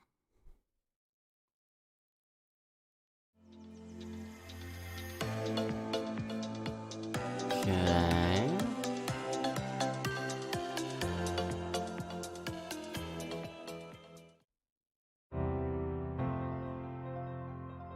Ach ja, hier, ihr könnt jetzt den Helm kaufen, ne? Der ist bestimmt schon ausverkauft. Holy shit. Wait, Burning Crusade Classic Deep Dive. Das ist jetzt aber nicht das, was ich erwartet habe. Hammer, das steht jetzt erst aber hier. Welcome everyone to our deep dive panel for WoW Classic. Naja, I'd like egal, to start schauen with wir some uns trotzdem an. introductions with these fine gentlemen with me. Ah, das and kommt myself. also erst I'm Holly Longdale. 0:35 Uhr Shadowlands. Das stand aber eben noch nicht da. I spent 13 years working on EverQuest. I started as a game designer and eventually became the head of the Ja, müssen wir studio uns for noch the eine halbe EverQuest Stunde franchise. gedulden, bis dann That Shadowlands said, Content kommt. I've always been a WoW player since beta. So this is obviously a dream come true for me, and I'm thrilled to be here with you. I'm Patrick Dawson. I'm the production director for World of Warcraft. I've been at Blizzard for 15 years now, and have been on WoW for most of that time. Avid WoW player myself, and really excited to open up that dark portal again as we all step through it. And my name's Brian Birmingham, and I'm the lead software engineer on WoW Classic. I've also been at Blizzard for 15 years. I started on World of Warcraft. I spent about 3 years on Hearthstone as well, and then came back to the World of Warcraft team to work on WoW Classic. And it has been a great joy to me to work on this team. There's a lot to talk about today. Das übersetzt gar nicht mehr ins Deutsche, ne? Vorhin hat er noch übersetzt. Jetzt müsst ihr leider Englisch selber verstehen. Let's take a look at the features. Unlucky. Because, wow. I mean, wow, right? Wow. I was so excited by playing Draenei and Blood Elves. I played both, and I will say my heart's with Alliance. Schon ein bisschen cringe da. Ich hoffe, hier kommen noch irgendwelche nice Infos. On my Draenei Shaman, I wanted to corner the Da market. ist Just the whole Classic, notion of having bitte. items Da with war's. sockets and just exploring that whole system. I'm also a bit of a systems nerd, so I completely lost my time for weeks in there. The Burning Crusade, I remember being there back then. I mean, it was our first expansion ever. So all the new features was like this really cool moment of like, what's coming next, what's going to happen. And one of the things that was pretty impactful to the game was Horde having Paladins and Alliance having Shaman. I mean, as an avid PvPer myself, I remember going back and trying to fight Shaman. I was Alliance back then. And just not das war mal understanding the class strange at mit all. diesen Schamanen und Paladinen nur auf Allianz- oder Hordenseite. Das ist ja dann mit PC weg. It's just like, why are Shaman immune to everything? I don't understand. That's not what you said. Yeah, no, I did. No, you said they're cheating. I understood polymorph druids, but Shaman, why? Like now I started to understand Shaman a little bit better. We got some of their benefits. I actually got to see totems being placed Ist halt on my gerade nur side for once. Smalltalk, ne? And got to see Oder halt the über frustration alte of dealing with Geschichten Bubblehearth reden. on the other. Yeah, I remember when I was doing raids, we were always jealous of the Alliance having Paladins for Blessing of Salvation. Like, people would be pulling aggro off me, and I'd be yelling at them, like, wait for 3 Sunders! And then Alliance just like, no, it's no problem, just go. Yep. Sure, I mean, we were upset raiding like Razor Gore without Earthbind. I mean, really even the playing field for both PvE and PvP, which was kind of cool. But there were a ton of new features and just abilities with this too. As we got to level 70 and got to experience new content and new things. I remember one of my first experiences with understanding what it meant for designed by Blizzard, right? Oh, Because I was an engineer, right? I wasn't a designer. I was working on like the live ops team at the time. And, cool. I was playing my class, avid player of Mage, and I kept, I sent this long email to Tom Chilton saying like, hey, Coole here's what Mage Geschichten needs. erzählen wir, ne? Dawson Manifesto. So it was a well thought out forum post. And what was in it was things like bring back invisibility, let's get a threat dump in the class. And I didn't even necessarily tie those two together, but he was like, that's a pretty good idea, let's get mages invisibility. And just knowing that skill was coming along with some other new stuff for mages like the Molten Armor, the Ice Lances, was just really cool to see all Eislands this ist new immer noch stuff da. Die anderen Dinge, I actually was Unsichtbarkeit ist auch noch da, aber diese because it was Molten really Armor frustrating ist getting nicht mehr da. polymorphed and being able to like reflect that back on the mage. As a Ja, mage, it das was gibt's not immer noch. Kenn I bet you weren't. And there were even some PvE encounters that had abilities that you could reflect back. So I remember that was really fun to kind of find ways to time that and use it as a defensive ability as well. I was a hunter. Mm-hmm. I'm a hunter also now, a hunter. actually. Yeah, I've switched. Es geht, glaube ich, heutzutage nicht mehr, dass du, wobei doch, ich glaube, es DPS, geht noch, dass man als Krieger Bossfähigkeiten reflektieren kann. Talking about Doch, ich that too, glaube, das geht immer noch. like the arenas and the arena system. That was a whole new world for us, with battlegrounds and the way they worked before, like the way the matchmaking happened. Usually I was pretty competitive in PvP, so I would either get in there and stomp the enemy team. It was just there to be casual. Or, even though like we were a good team, we weren't like the best of the best. So when we ended up going against one of those teams, it was just like, well, geez, we're just getting stomped now. This is tough. Arenas gave everyone an opportunity to play against equal-minded opponents, right? So if you were a little bit more casual, you get the opportunity to play against people who weren't maybe so competitive. Or if you were like cutting edge. Ja, die gute Arena. Ich glaube, die Arena freuen sich zwar alle drauf, dass sie kommt in BC, aber ich glaube, man wird relativ schnell rausfinden, was die OP-Klassen sind und dann spielen alle nur noch die und man hat, glaube ich, keine Chance gegen diese OP-Klassen. Ich wette, das ist auch voll unbalanced in BC. I think one of my favorite things to recollect was the exciting zones that you would travel through. One of my favorite memories was actually in the first zone, Hellfire Peninsula, and it was adventuring around in Hellfire Peninsula, going around and doing all those quests, and always living in fear of the Fell Reaper, because you'd be out there collecting parts from like a broken Zeppelin, and you'd be fighting off your Hellbores, and then all of a sudden you'd see the screen start to shake, and like these thump. Ja, das war echt sick. Das war eigentlich echt nice. And you're like, oh my god, I gotta run, he's right on top of me. Sound still haunts my dreams. Oh, I know, yeah, it's terrifying. Even in life, it's just feign death. Yeah, feign death. Yeah, just get out of here. And then the payoff when you later go to Netherstorm, and they give you the quest, they're like, could you get me a part from inside the Fell Reaver? You're going to have to kill him. And you're like, that guy? Like that guy that used to terrorize me? They're like, yeah, I think you could take him now. And that was such an exciting payoff to be able to like bring that full circle and go back and Hat man eine Quest bekommen? I kann ich mich gar nicht dran erinnern, dass es I in got really Netherstorm eine lucky Quest gibt, because wo man dann I could see the zurückgehen muss und construction den sign for some of the Teufelsherrscher zones, töten and muss. of course I ignored it and went and explored. So I remember running through Blade's Edge and just seeing dragon carcasses and skeletons impaled in the environment, and then moving on to Netherstorm. I just was blown away, even from Zangermarsh all the way through.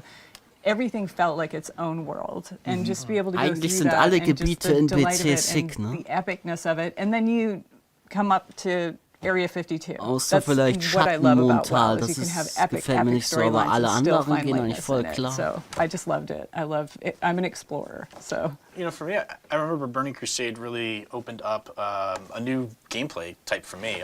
I became a collector in Burning Crusade, right? And it kind of started with the Outdoor and Scryer rep.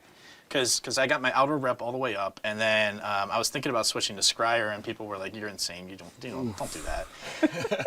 And I was like, "I bet I can." You know, just to prove people wrong. Ich war bei den Aldor. War ich bei den Aldor? But Doch, ich then war I started glaube ich bei doing den other things. Like, there Aldor. were all these new like mounts and pets, Aber and I went back and even nicht got some of the older geswitcht dann, reps, wo like ich Thorium die Brotherhood, Aldor auf Winterspring. Max hatte, bin ich But then bestimmt like nochmal things like geswitcht. Netherwing Ledge came out. The world just opened up Noch for me nicht in Burning lost Crusade to gewesen. really start my Beziehungsweise da gibt es collection. irgendwie auch Of course, we einen also Erfolg, had flying mounts, which I loved, and then decided to play with some friends on a PvP server, and was running around Hellfire, and Death from Above, which is likely just Pat. Probably. Yeah. Were you flying around harassing people, Pat? I was getting a lot of honorable kills back in the day. So that's just a quick look at some of our memories for Burning Crusade. Okay, and was that kommt was jetzt? 13 years ago.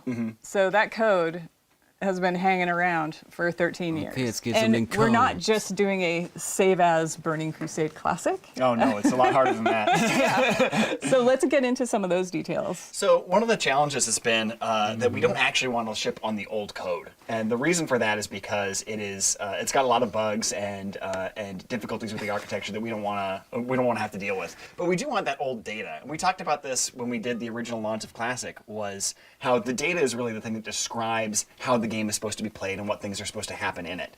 And so we want to bring that old data and we want to run it on the modern code, the same as we did for Classic.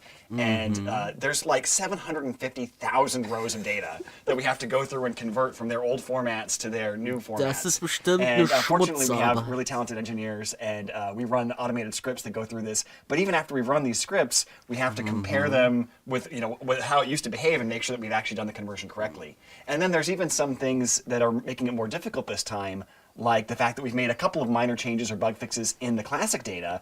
And we want to make sure that we keep those as we're going into Burning Crusade. So we have to merge those changes with the changes that happened with the Burning Crusade originally, and make sure we have a coherent set of changes that make sense to bring us from Classic into the Burning Crusade. There's an enormous amount of time spent looking at, okay, this is how it came out now. We have a reference client that is the original. That's right. We do use the old code for that. So like we still have it. We just don't want to ship on that anymore. But we have like the old code with the old data, knows exactly how it's supposed to behave. So those things work together, and we can bring that up internally and take a look at it and say like, okay, this is how it was back then. This is exactly what it used to look like. And we do sometimes find things that are bugs we still want to fix, but a lot of times it will tell us like, oh, this thing is not a bug. This is actually the intended behavior, or this is something we don't really remember right. There's a tendency to want to chase your own memory, like I remember it being like this, and it's like, no, it's not always exactly the way you remember it. Everybody has that kind of human failing, even us, and so a lot of times we'll have an argument about I remember it this way. Well, I remember it this way. Let's go and check. We can look. Well, you know, another reason to ship on the new code is really just the years of stability improvement participants, and the fact that the world didn't look the same back in 2007 as it does today. Like, That's true. There wasn't cloud architecture at that point. I remember I had the privilege of being on the live ops team where I got to see what all the servers looked like and how it was all architected. And to pull back the curtain on this a bit, the way it was is everything was its own like server, right? Like they didn't really talk to each other very well. So each realm had 11 blades on it. And these blades were just bare metal blades, and like one blade was for Azeroth, one blade was for Kalimdor, one was for Outland, and then we had some for instances. Was für ein schrottdummes Gelaber. Ja, kommt doch noch. Geduld. A lot of people were running dungeons. Kommt gleich. So Guck jetzt hier, Gameplay. Like, Guck, jetzt kommen hier die krassen hinter die so Kulissen we can take advantage of things like the cloud and not have those resource issues. So shipping on this new code is a big improvement in stability. Yeah, and so we're weaving all these threads together. We did finally get a build for Burning Crusade Classic. Ich warte ab, bis Shadowlands Classic rauskommt. Keckweh. Nee, das kommt nicht. Nein, we go to create our characters. Das kann man nicht vorstellen, dass das kommt. This Blood Elf who, you know, he remembers the sun well. He forgot his was denn das? Yeah. So everything didn't work the first time? I know. Yeah, I did mention, like, we had to go through and check for problems in those conversion scripts. Ja, widerlich, was die hier zeigen. Sure enough, what's going on here is that this guy thinks he's dressed, but he isn't. And you can see why he thinks he's dressed if you look down. Does that happen to you a lot? Only in my high school dreams. You can see, if you look at his calves, you can see that he's got they're flared out because he thinks he's wearing boots. And the way this system works is we first set the geometry up for all the items that you're supposed to be wearing, and then we layer on various images that we call textures, and we'd use those to build up a single composite texture that's then wrapped around the geometry. But of course, in this case, when we were layering them on, none of the textures were assigned, so it just started with his naked body, and then was going to go layer on textures and didn't find any. So it thinks he's dressed, and so it's removed the underwear because it thinks it's put clothes on top. But there aren't anything there. They're all just completely transparent. So it's almost like the Emperor's new clothes. He's wearing invisible clothes, only in this case, that's really what's happening. It's crazy. And then, of course, I wanted to try Draenei, because that's where my heart lies. I'm an Alliance Wir werden bis wir TK gehen und wir dürfen nochmal den Licht King legen. Danach ist die Classic-Reihe abgeschlossen. So sehe ich das auch. Ja, so wird's passieren. Yeah. No, definitely not. It's done Morrow, right? It is, and that's exactly the problem. It looks like Wollte ich auch gerade sagen, das war Dan Morok da. Der Trainer stand mit Dan Morok hinter der Gruppe. When you go to the Dunmorrow character select screen, of course, the camera is positioned for much shorter races like gnomes and dwarves. And so it's about knee-high on Draenei. And then water. Really, Brian? We have water in Hellfire? Yeah, so Go for a swim. It turns out that Outland has a funny, unique feature that it doesn't have any oceans because the water just all falls off the edges and goes out into space or something like that. I'm not sure how that works in the game universe. Magic. But yeah, there's no ocean there. But we had accidentally flagged it to generate ocean, so we had flooding the entire Sowas finde ich immer world interessant. Sowas finde ich immer cool. Turn it back off.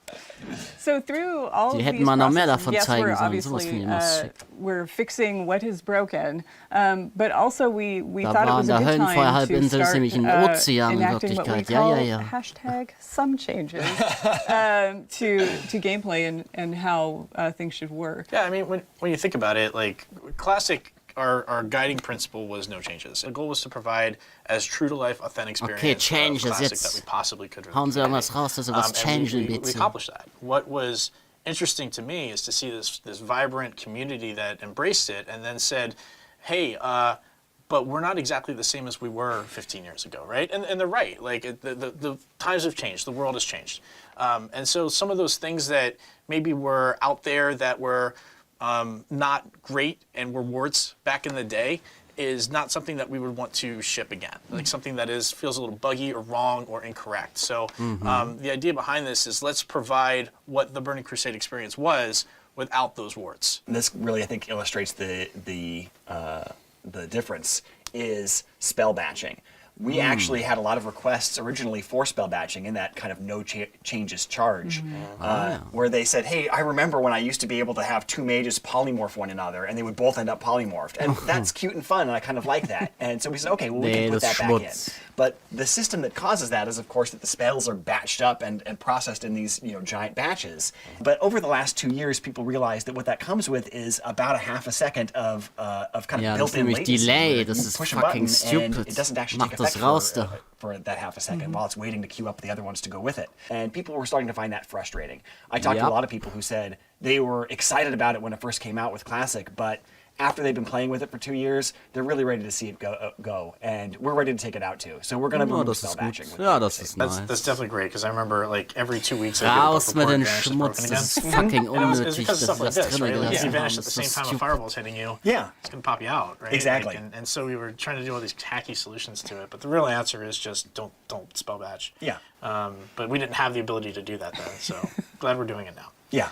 You know, another one that I can think of is just how the raiding community has matured, right? Like things were very different back in 2004, 2005 timelines compared to today. So, you know, the raiding community knows exactly what's going on, and they want a challenge. They want more of a challenge. So, you know, rather than always giving them like the last version of the boss, the final form of the boss, which maybe is been hit with a few nerfs, let's not do that anymore. Let's give them a more challenging version of the boss. Like, I'll give you an example of like Muru.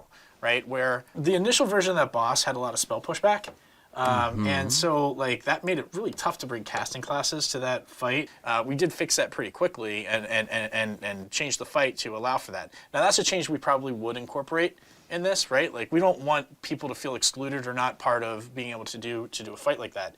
But then probably a month or so after that, we nerfed Muru's health. That doesn't need to happen. Let's just keep it in the hard form. We can evaluate any changes we need to make after that, but yeah, it won't just be like, hey, final form, we're not even going to look at it. Let's call it a day. So. Yeah. So how did your mage handle the pushback? I just it feels personal, yeah. No, I was the raid leader, so I got to choose who went. But the one mage allowed to go. that was honestly, that's one of my favorite fights ever in World of Warcraft. That was a really, really fun fight. Habe ich nie gespielt damals. Ich weiß nur, dass das Sonnenbrunnenplateau richtig hardcore war oder so. You know, obviously, aber da habe ich ja nicht geredet. Paladins are introduced to the Horde, and shamans are introduced to the Alliance, and that was intended to be a balancing of the factions, and let's, you know, make them even. And then they wanted to kind of keep a little bit of flavor of that nicht längst faction was zu identity. Retail So they kommen? kept Seal of Blood on the Horde, Hier, and Seal of Vengeance on the 12:35 Alliance. also It was intended to 0:35, be hier geht's equivalent weiter. power abilities that were just slightly different in flavor, but in retrospect, Seal of Blood was just so much better. And so one of the changes that we are going to make is we are going to give the opposite faction's seal to the other faction. But we're going to do that at max level. So we keep just a little bit of that faction identity, where Horde will get Seal of Blood at level 64 Und morgen on schedule, kommt dann and then get noch Seal mal of eine Vengeance at level 70, Fragerunde. and similarly Das ist Alliance eigentlich auch will mal get ganz Seal of spannend, Vengeance diese at level Fragen. 64, and then Es their ist halt die equivalent Frage, was Seals für of Martyr Fragen, die at sich level wieder 70. rauspicken. Another thing we want to talk about is arena teams. When it first came out in Burning Crusade, the arena team system only let you have the same number of players on your team that was the size of the bracket it was for. So, for example, a 3v3 team could only have 3 players on the team. So if someone was like sick or unavailable one night, you couldn't play. Stimmt. And that felt really frustrating. So we're definitely going to go with like the last version of that, where you could have twice the size of the bracket on your team roster. Also so that you had alternates you could swap in and out. And then that way, as long as anybody had participated in, I think, 30% of the matches, then Aber they got the full trotzdem credit noch for the week anders of als participation. im jetzigen Yeah, we did Shadowlands mit personal diesen ratings versus team Arena-Teams. I Da think that came brauchtest later, du and echt we're also noch echte considering whether or Teams, not ne? we want to do Stimmt. something with that Da as hast du well. immer die Because another Arena-Teams thing that was gegründet problematic about und konntest die arenas irgendwie was the ernennen. way that the ELO system was so Stimmt, das kommt ja inflationary. dann So we're auch talking wieder about whether or rein. not we want to move forward with converting Da that to gibt's wieder something die more like the modern bescheuertsten MMR Namen. system, so that it isn't as punishing to people in terms of like waiting hours for a match at the highest levels and things like that. And another change, we're going to give players access to Blood Elf and Draenei early, so that before we actually open the Dark Portals, you'll have a chance to level those up. That's definitely not something we did originally. I remember I had a friend who was really frustrated that the rest of us were all running around in Outland, and he was like, I'm still back in Outlands. What is going on? When can I play with you guys? So yeah, I'm really glad we're doing that. Doing that with pre-patch? Yes. Yeah, that's the plan. Yep. Very cool. Yeah, pre-patch will come out and you'll be able to go start your Blood Elves and Draenei. And then Okay. content. So we've got some phases happening. Yeah. So the content phases that we got coming kann man are schon mit exciting. seinen We're going to Blutelfen und start Draenei with anfangen. Karazhan and Gruul's Lair and Magtheridon's Lair. And we want to start with just that released because we found with Classic that people really enjoy that kind of gear progression, and that's where all the Tier 4 gear is with those raids. And we want people to have an opportunity to level up, catch up to their friends, and all kind of go through these things together. So as we unlock each chapter, we want to make sure everybody's had enough time to be part of that BTW, wo sich immer viele Leute beschweren. After that will be Phase 2, which will be Serpent Shrine Cavern and Tempest Keep. Yeah. Okay, then next we move on to Phase 3, which is Hyjal and the Black Temple. And the reason that's a change is, of course, originally Hyjal was available from the launch of Burning Crusade, but nobody could really get in there because of the way the attunements work. So we'll unlock that as a later chapter alongside Black Temple. And then that'll go with Arena Season 2 at that point. And then Arena Season 3 will come out alongside Zulaman with a little bit of catch-up gear for anybody who's taken that long to catch up. In Zulaman war ich auch, das war echt ein sehr, sehr nicer and then finally Phase 5 will be Sunwell and Arena Season 4. Ach, Phase 5 wird erst Sunwell und Arena Season 4 It's an expansion with a lot in it. Yes. And so we spent a lot of time talking about Burning Crusade Classic and Burning Crusade, which is exciting. We're very excited about it, but there's a lot to talk about. There's a lot coming, and we want to walk through how this is going to materialize. Really the question is, we have a diverse player base where people have a lot of different 2-3 Jahre oder was? And how do we get there? How do we get to the Burning Crusade? Well, the first group of people that we wanted to make sure that we were serving well is those people who do want to go to the Burning Crusade. We feel that most of the community is interested in this. They're going to want to do this. We want to make it simple and easy for them. So how are we going to do that? As we said earlier, you're going to be able to make a choice. So we'll talk about and explore these choices in some detail, and I'll give you some examples. So to start with the current servers you're on now, Classic Live servers, are going to become what we're calling progression servers. And what that means is the servers that are live now will always unlock any expansion we release. So when we get to our patch day, you're going to be presented with a choice. Do you want to continue on into the Burning Crusade? Or do you want to move to Classic? So in that space, you're going to do that for every single character. So for my example, I'm on Worm Rest Accord. So I've got a level 60. I am definitely taking that on through to Burning Crusade. But I've got a couple of mid-levels that I know I want to move with my friends. Those are characters I level with my friends in Classic, and I want to continue that journey with them. We want to make it as easy and seamless as possible to just get right into Burning Crusade. But there are options. That's awesome. I'm excited to hear that. I know there's a lot of my friends, for example, who maybe didn't really play Classic when it first came out, right? And so now they're behind. And they're interested in playing the Burning Crusade. This was, for a lot of people, their favorite expansion that we've done. We want to make sure that those people are served too. And one of the ways we could do that is provide a boost to people who are interested in coming back, that maybe aren't interested in doing the classic WoW experience, but really want to hop right into Outlands as much as possible. Yeah, so the team, we spent quite a bit of time discussing it because we want to make sure we respect the time of the people that have been playing Classic for 2 years.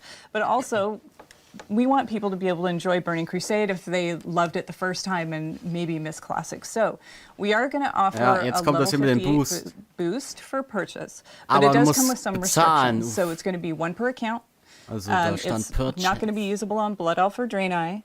It'll have some dungeon blues. It'll have level 40 mount skill, no professions. The basics. Basically your Outlands. Aber man muss wohl den 58er Boost für echt Geld kaufen. Way to jump into the game for sure. Yeah, I like that. I'll be looking forward to that. Look, I know a lot of people came back to play WoW Classic, and that's all they want. That's all they ever wanted. They're like, you know what, Burning Crusade, that's awesome. I'm sure some people are going to love that, but for me, I came back for WoW Classic. Ist die Frage, wie teuer so ein Boost ist, 60 Euro oder was? Yeah, that was really important for us too. So we had all sat down and discussed like how we should frame this. So when we get to our patch day, which is prior to the Dark Portal opening, when I said before, like I'll go back to my example for Worm Rest, we will be launching Classic Era Realms at the same time as we do our patch, and you will have that choice. So when you make the choice to go to Burning Crusade Classic, or you make the choice, like on my example, my level 40 druid, I want to move that character to Classic Era. And what Classic Era means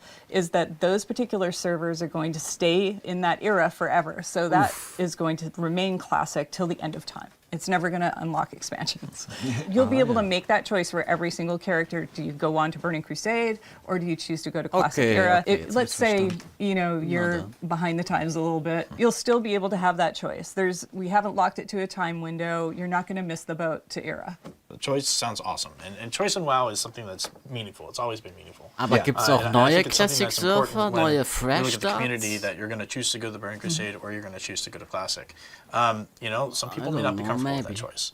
And while we think that choice is important, we also recognize that there are folks that Für immer wird's Classic geben. Yeah, see, right here. You have some stuff left to do in Classic that you wanted, and you want to keep that character in Classic, but you also are interested that same character wants to raid with your friends. That's exactly TPC. So what does that look like? How do we make that happen? So we're going to actually offer a paid service to let you make a copy of your character. And I know like, copies are a big deal. So like you said, like this is something we don't want to make just an automatic choice for everybody.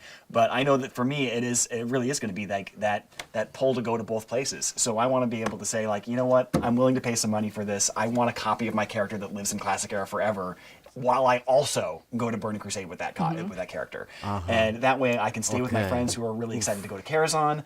I'm really excited to go to Karazhan. I want to see my hunter go through Karazhan, but if I'm missing like a couple pieces of my tier 3 set from Naxxramas, I still have an opportunity to go find a new guild there and go through Naxxramas again until I finish that set.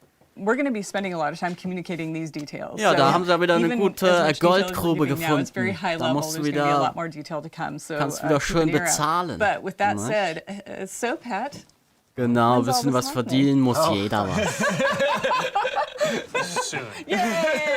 Oh wow, soon, bald. So yeah, this is something that is important to get. People are still playing through Naxxramas. We want to make sure that they have enough time to do that. But what we are looking at, this will be happening in 2021. Okay. For sure, we are committed to doing that. 2021 soll es aber noch kommen, BC. So hopefully that beta will go up and we'll get that running. The community can come and participate, help us out. We'll start to hear some feedback on the things we've talked about today. If there's any adjustments we need to make, we want to make sure we have a long enough beta period for that to happen. And then we'll get that out to the players so you can all enter the Dark Portal. Yay! Cool. Yeah, it's exciting. So any final words? Yeah, I just talked about the beta, and I will say just to the community, you all have been so instrumental in making Classic the success that it has been, and you will be equally instrumental in making the Burning Crusade a tremendous success also. So please get in that beta, play, give us your feedback. We want to hear all about it. So enjoy, welcome, and let's have some fun. Yay! Yeah, and it's been the highlight of my professional career. Ja, jetzt kommt gleich Shadowlands, noch 2 Minuten. Jetzt kommt gleich Shadowlands hier. Das sind ja auch nur die Typen, die für Classic verantwortlich sind. Yeah, and for me, jetzt kommen andere Leute, die Shadowlands halten. And I wasn't working at Blizzard then, and it's changed my life, obviously. So, from me and the entire WoW team, dir den Boost, we want to thank you for bringing PC Azeroth to life for us. So, we will definitely be seeing you in game in whatever flavor you choose. And until then, stay classic. Stay classic. Ja, cool, auf jeden Fall, da gab es ein paar Details. Also man wird bezahlen müssen bei manchen Dingen. Exclusive New Mount Snowstorm. Moon Touch Netherwell Pad plus 30 days of game time available now. Unlock in-game items. Geil. Jetzt kommt erstmal hier Werbung, oder was? Was ist denn das jetzt hier? Jetzt kommt ja Werbung, oder was? Okay. Fan? Wait, what? The clarion call of adventure. Oh man, World of Warcraft? I'm in. Oh, I'm so in. Okay, du, sind wir hier in Herr der Ringe, oder was?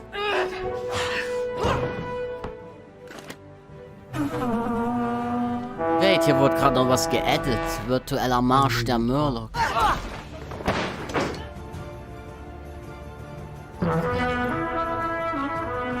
Warcraft. Oh, hier ist das doch wieder Horde, ne? Axes. Heroes. Magic. Oh, die ist schon ein bisschen cringe. Another one. Ey, das ist auch Game of Thrones hier. Der dreieugige Rabe, der... ne?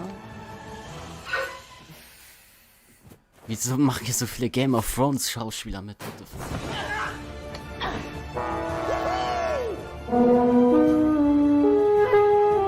Das war gerade ein Formel-1-Fahrer. Das sind nur Berühmtheiten hier. Ne? War das gerade Stranger Things Schauspielerin? Keine Ahnung. Waren auf jeden Fall bekannte Gesichter dabei.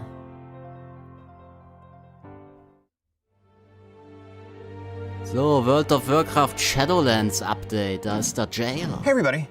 So excited to be here with all of you to celebrate 30 years of epic entertainment experiences from Blizzard. And of course, out of all of those, the one that's nearest and dearest to my heart is the World of Warcraft expansion, Shadowlands. And that's what we're here today to talk about. The development experience for Shadowlands over the course of last year was unforgettable for all sorts of reasons. But it's also something that really has taught the team, taught all of us, a lot of lessons about World of Warcraft and how we can make the game better for all of you going forward. Because Shadowlands wasn't just the product of our development team's efforts last year, it was a product of your efforts as well. It was the product of a conversation between us, the development team, and all of you, the players, the community who inhabit this world that we're the custodians of. The beta for Shadowlands started earlier than any beta for a past expansion that I can recall. And over the course of last year, we had tons of folks in our beta giving us feedback, reporting bugs. But we also had even more people just in the community in general, following developments, following updates, watching YouTube videos, chiming in on Reddit threads, on our forums, on social media, everywhere else, letting us know what was exciting, what was concerning, what you didn't understand, what you were worried about, what you were happy about, and more. And all of that helped shape Shadowlands, and I could not be more proud of where we ended up. And it's been amazing seeing everyone jumping into this new world that we've crafted together and having an amazing time over the last couple of months. That's a conversation, that's a process that I would like to carry forward into 2021, and for that to be a baseline for how we build World of Warcraft going forward. So as we're here today talking about the next major update, what you're going to hear about shortly is where we're headed in terms of the world, in terms of the story, in terms of these epic characters we've just been introduced to, major villains like the Jailer and Sylvanas. What's up with them anyway? But we're going to talk a bit less, however, about systems. We have tons to share there, but the way we need to work on our systems, as we've learned, is, of course, by first seeing how they're playing out in your hands. We couldn't really plan what we were going to do with legendaries or where Torghast was going to go or what was going to change about soulbinds without having the experience of millions of players dealing with those systems and letting us know what you think. And so I am pleased and excited to say that when we look at our systems, unlike in some past expansions at this point, we're not seeing anything that needs to be completely overhauled or replaced.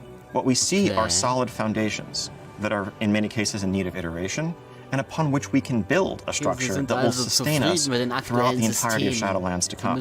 So that's a conversation that's going to come when our public test realm goes live. We'll have lots more information to share with you there. Now, what we are going to talk about, and boy do we have a lot of exciting stuff for you, is the first major content update for Shadowlands. Let me turn it over to my colleague, Jeremy Fiesel, who can tell you all about it. Hi everybody, I'm Jeremy Fiesel. I am a designer on WoW, and it is my pleasure to get to introduce to you today a first look at what's next for World of Warcraft Shadowlands.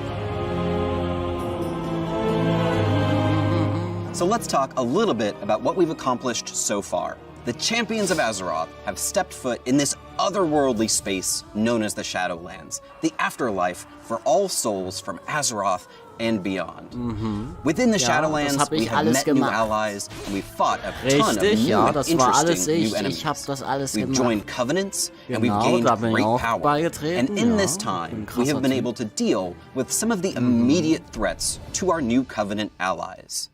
We have taken down the Gorm and the Drust, den habe ich schon ein paar Mal down Bastion, and ultimately we've been able to add some stability back to each of our new allies' home zones. Richtig, ja. Within the Shadowlands, we have also been able to help out many of the denizens that are undergoing this major lack of anima by sending anima back out into the world, reinvigorating both our allies as well as the military forces of each of our covenants so they can take the fight back to their enemies.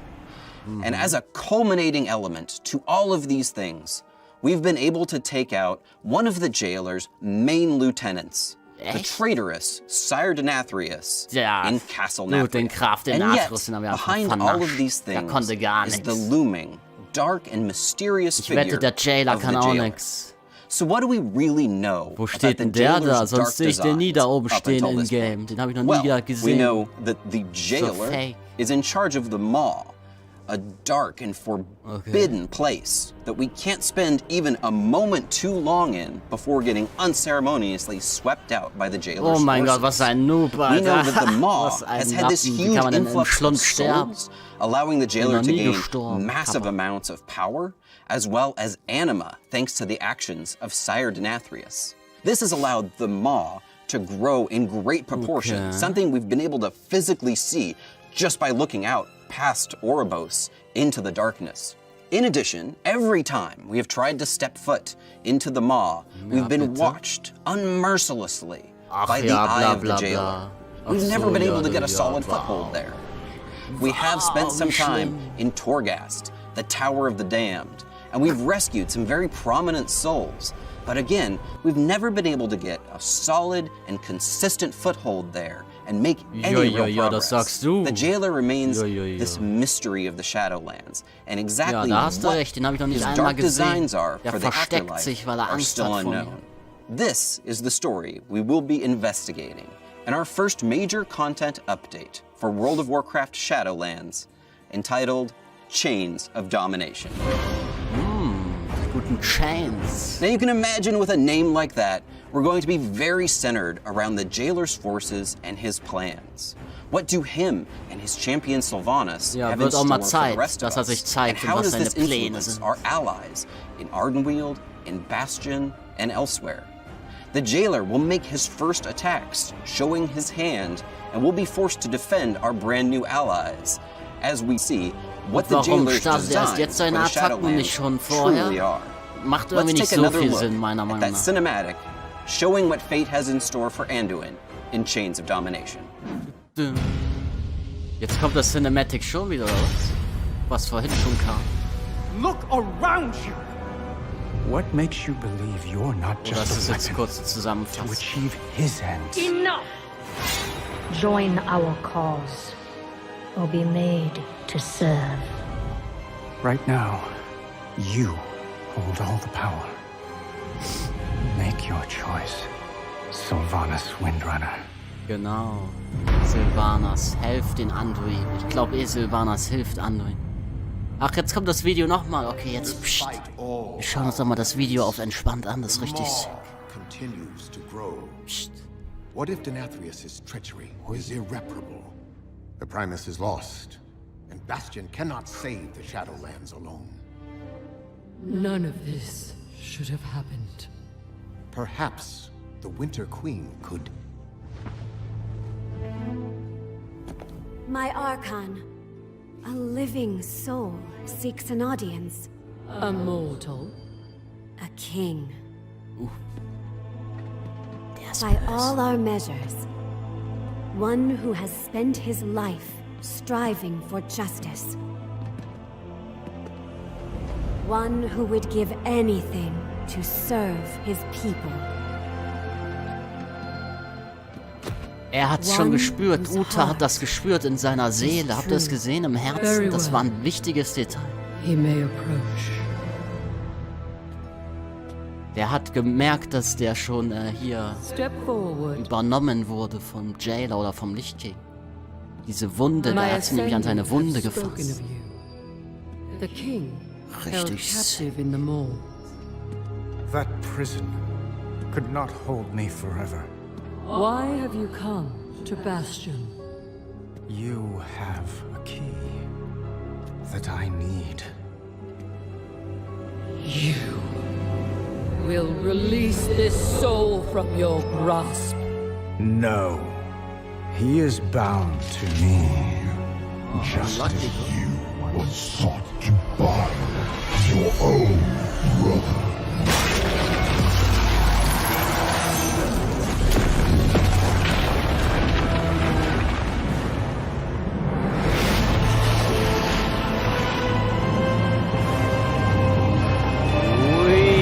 Und zack, rein da.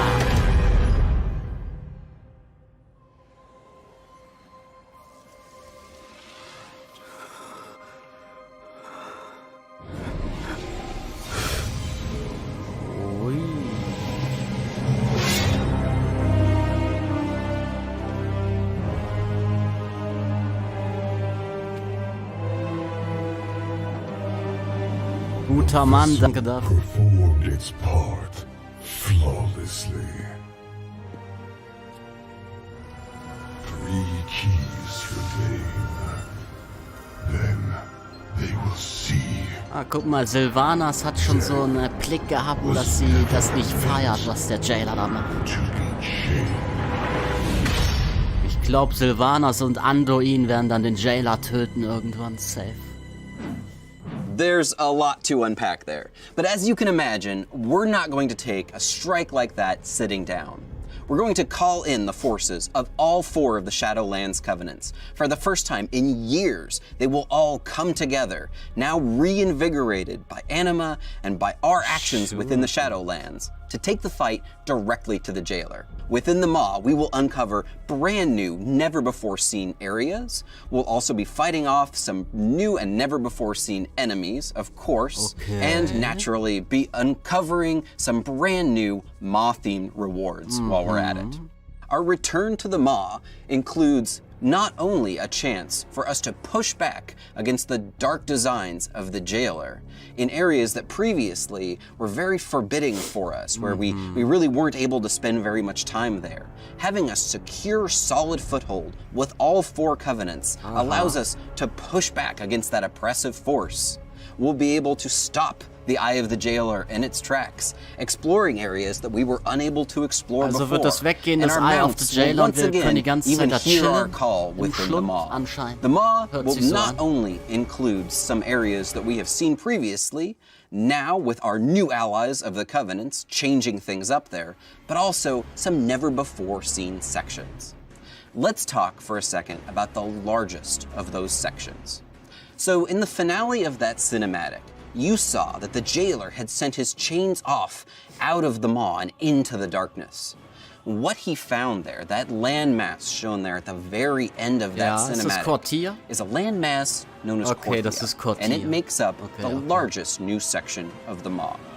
Korthia is an ancient space that was lost in the in-between. It has its own strange creatures and wildlife that inhabit it, but it's also inhabited by some of the characters that we've previously seen in Oribos, including the Attendants and the Protectors, and some of their city structures. And very similar to Oribos, it is filled with mysteries, the likes of which the Shadowlands has yet to uncover. It is these ancient mysteries that the jailer is truly after, the secrets of this strange group that we've only barely hinted at, known as the First Ones. Heading back into this area will allow us to explore all of these new sections, entertain new content, meet new allies, and face off against new foes. And in addition, we will also see some brand new rewards. Some of the new rewards we'll find within the Maw include this Maw-themed undead horse, and a Maw hand mount that is actually a giant severed hand of domination that you'll ride on the wrist section of in a really creepy and cool manner. And of course, there will be Maw-themed battle pets to collect as well, including your very own minion of domination. But our true purpose within the Maw is not just to collect battle pets. That's just a part of it.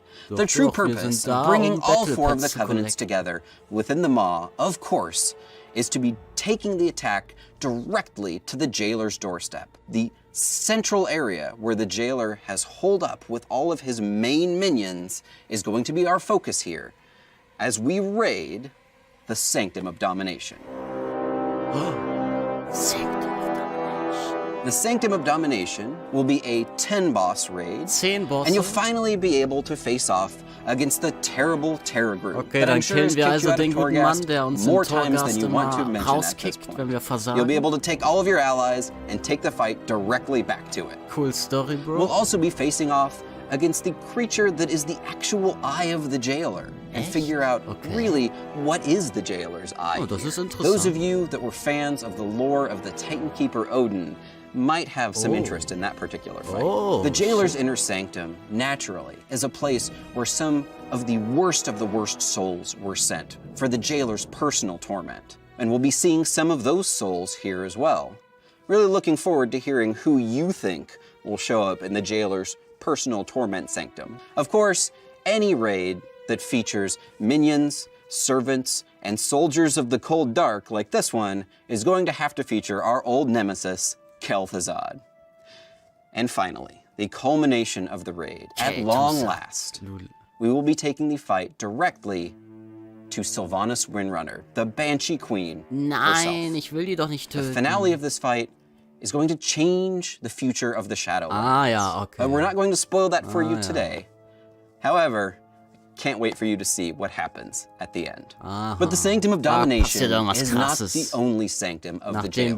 We'll be seeing additional updates to Torghast, the Tower of the Damned, including the unlocking of brand new, never-before-seen wings. These wings have a brand new art kit, as well as new floors and new floor layouts, and should feel like something you haven't seen in Torghast up until now. You'll be facing off against brand new foes with dastardly ways in order to stop your ascent, new traps to trip you up, and of course, to help us fight against all of these dastardly minions of the Jailer, brand new game-changing powers will be available as well. Moving on to additional updates within Chains of Domination, fans of the Operation Mechagon Mega Dungeon from our previous patches, we'll be happy to learn that we are once again bringing back the concept of the Mega Dungeon. A Mega Dungeon is an 8-boss dungeon, epic in scale, and always has some unique and interesting loot that you can't find anywhere else. The Mega Dungeon for Chains of Domination is going to be focused around the enigmatic traders that we first met in Oribos, the Brokers. The Broker Mega Dungeon is a large broker trading city with portals, an auction house, and various different broker cartels that have made it their home. We're going to be learning more about broker culture and meeting some new and different kinds of brokers that we haven't seen up until now. This is an 8-boss dungeon, and in Chains of Domination will be available as Mythic only for now. Aha, ja, das war klar. Also kein Mythisch für den Mega-Dungeon erstmal. Against brand new broker cartel members, including dastardly broker assassins halt Mechagon and 4-armed 2.0, broker ne? guards. Oder The second half of the dungeon, as we start to exit the broker trading city, will feature a heist section, as we chase a broker that has stolen an artifact and plans to use it for his own purposes. As we chase this broker through the heist section, he'll take us through a number of different portals that take us to a lot of different, very varied locations where we fight a number of different bosses. One of these fights, of course, is against none other than an infinite pirate dragon. I trust that needs no explanation, so let's move on to the rewards. The rewards of this mega dungeon include things that we will only see within broker culture, some very special broker pets, including a broker-themed cat. Das ist ja cute. We can capture some of the rats that scurry around within the broker trading city, and we'll get to see one of the pets that the brokers actually use as a currency. These strange worms that they found on another world and have scintillating eyes that are gem-like. It's sort of like a living sign of your wealth for the high ends of the broker cartels. You might be able to purchase one of those within the dungeon or fight an enemy in order to obtain one of them. And we'll be able to obtain the broker's special and interesting disc mount, which they fly around their trading city. In addition, there's going to be a dazzling array of different weaponry for you to collect as well. Now let's move on to updates to some of our covenants. Aber ist trotzdem cool. Ich glaube, We've der been Dungeon fighting wird wieder hard to richtig gain nice. renown with our covenants, gain soulbinds and additional conduits. We'll be expanding upon a lot of these systems. Some of the ideas that we're thinking about include adding additional conduits, different conduit types, and expanding the soulbind system. Our general goal here is to give you more options in terms of how you specialize your character within your covenant and how you gain additional power levels. We're very early on in the ideation phase here, and we'd love to hear from you if you want to take to the forums and tell us how you would like to see your power grow within your covenant. Patch 9.1 also brings with it flying, something that we mentioned a while back, and we're sticking to it. There's no rep grind associated with flying. You simply just need to continue completing activities for your covenant, and your covenant story chapters will unlock flying for you automatically. But we're not simply going to be unlocking flying in Chains of Domination. No, we want to do everything heavily covenant themed because it's all about working for your covenants. Genau. So completing the flying will also unlock a new specialized flying mount specific to your covenant. For the Kyrians, activating Anima to the Eternal Forge has allowed your stewards to once again produce this powerful flying centurion that hasn't been seen in ages. For the Night Fae, activating wild seeds with Anima that were thought lost to the drought will reawaken our powerful ally in the Wolf Serpent. From the Maldraxians, the Necrolords naturally go to their natural environment, throw a saddle on one of the giant corpse flies buzzing around their backyard, and send that on into combat. There's one thing that you do know, they're not going to be afraid of the stench of death. And for the Venthyr, activating Anima within Revendreth has allowed us to empower these Stoneborn brutes, giving us Anima-infused Stoneborn allies as our brand new flying mounts. But that's not all. Continuing to advance your covenant and your renown will also unlock a set of cosmetic armor. Cosmetic armor sets can be worn by any armor type, from cloth to plate. And they can be mixed and matched with any of your transmog outfits if you want to take just pieces of them, producing a variety of different unique outfit possibilities. The cosmetic armor set for the Kyrian is stylized after a Kyrian courier who might be rushing across the fields of Bastion with a missive. It's very lightweight, it's very airy. For the Night Fae, your cosmetic outfit will be themed around the Forest Defenders and includes many natural wildlife elements, including the horns of the Great Stag and the leaves of the various flora around Ardenweald. As you can see, the colors here are actually themed after the seasons as well. Let's go. For the Necrolords, we went all the way back to the Warcraft 3 initial idea of the Necromancer in this classically inspired Necromancer set, updated with Necrolord colors. Everybody who's a Necrolord will finally get to also have a little bit of Necromancer in them as well. And finally, for the Venthyr, no Venthyr transmog set would truly be complete without a set of finery, just waiting for the next Venthyr fancy party to break out. Venthyr players will be able to obtain these fancy outfits for whenever you need to head off to a ball. Chains of Domination will also herald the beginning of Shadowlands Season 2, where we will be seeing the addition of a brand new Domination-themed affix for Mythic Plus, an item level increase across the board in terms of available item levels that you can pick up by doing just about anything in the Shadowlands. We'll also be seeing the beginning of PvP Season 2, and something special in this PvP season that we're looking for is an Honor Talent refresh. The idea here is to take a look at some of our unused or underutilized honor talents and freshen them up a bit, change things around in terms of the PvP metagame. We'll also be seeing the introduction of seasonal rewards.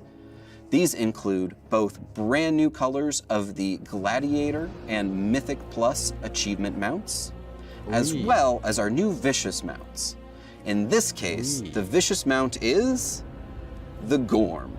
The Gorm was already pretty vicious, so slapping a couple of pieces of armor on that and sending them out into combat was a natural thing for the forces of the Alliance and Horde to do. Alright, let's take a second to recap everything coming at you in Chains of Domination. First, we've got some major story quests, including a lot of the main characters of the Shadowlands that are centered most specifically around the designs and plans of the Jailer and his attacks on our allies in our covenants. We will be taking revenge by taking the fight directly to the Jailer in the Maw and forming a permanent presence there with all 4 covenants. we'll be exploring some never-before-seen sections of the Maw, including this new area known as Korthia and its various mysteries. We will be taking the fight directly to the jailer himself und das in the war's schon, Sanctum oder of was? Domination raid, which has the sein. final boss as Sylvanas Windrunner. Gab And we'll be making ein paar updates to Infos, Torghast, aber nicht including some allzu viel. never-before-seen wings, floors, creatures, and Der Raid powers. könnte eventuell We'll be echt ganz introducing cool a new werden. mega dungeon Und halt der themed Mega-Dungeon around the wird, glaube ich, brokers richtig as a sick. floating broker trading city with new Mythic bosses to only fight for there and now. some very unique loot to obtain.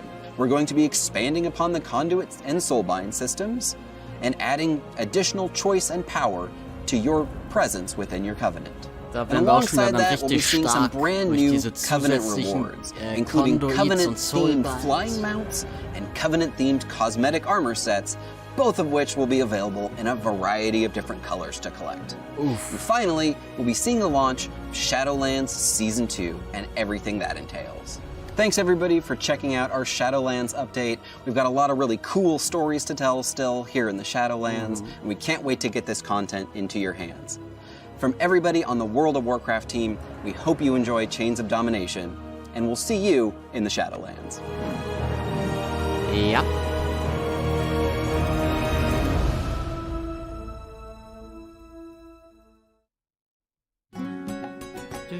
Okay, ja, das war's.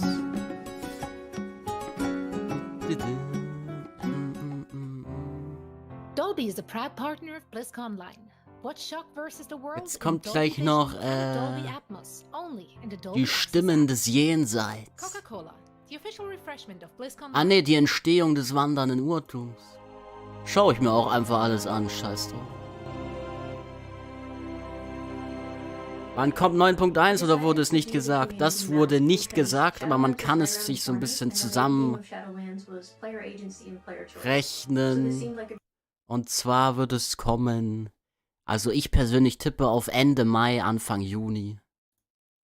Ja, so in die Richtung. Ja, wobei, wahrscheinlich eher Juni, ja. Juli wahrscheinlich eher, ja. Wurde aber nicht gesagt, ja. Man kann sich aber so ein bisschen zusammenrechnen, weil im März kommt Patch 9.0.5 und dann nochmal 3 Monate obendrauf wahrscheinlich. 1, 2, 3 und dann sind wir bei Juni. Jo. Also das ist noch ein bisschen hin. Was geht hier jetzt ab? Die Kunst. When the Wandering Ancient was chosen, I was given the task. Jetzt geht's um das komische Mount. First step in the task was to get together a reference board. I looked at fan art done by the community. I collected reference from past iterations of Ancients. That actually was like a huge base on where I began, especially if it's an asset that is, you know, a rehashing of something familiar. Sonst enttäuschend, dachte, kommen bessere Infos. Was denn für Infos, Erwin? Ich denke, wir werden einiges zu tun haben, oder? Wurde schon gesagt, wann der Patch kommen soll?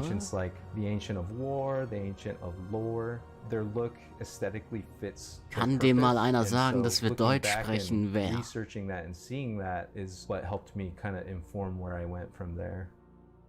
Stimmt es, dass das fiebernde Zauberformel Leggy bald nimmer das beste Firematch Legendary ist? Vielleicht. Kann man noch nicht zu 100% sagen, aber vielleicht.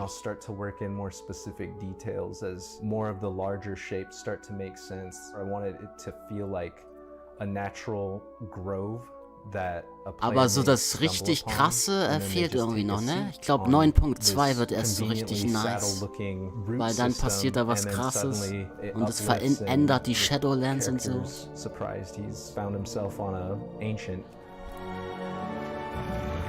Ich frag mich nur, was ich jetzt die nächsten 3 Monate groß machen soll in WoW. Hier gibt's doch kein Content.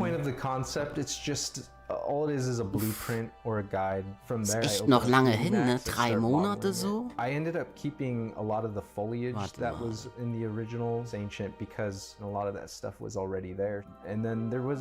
März, April, Mai, 4 Monate eher.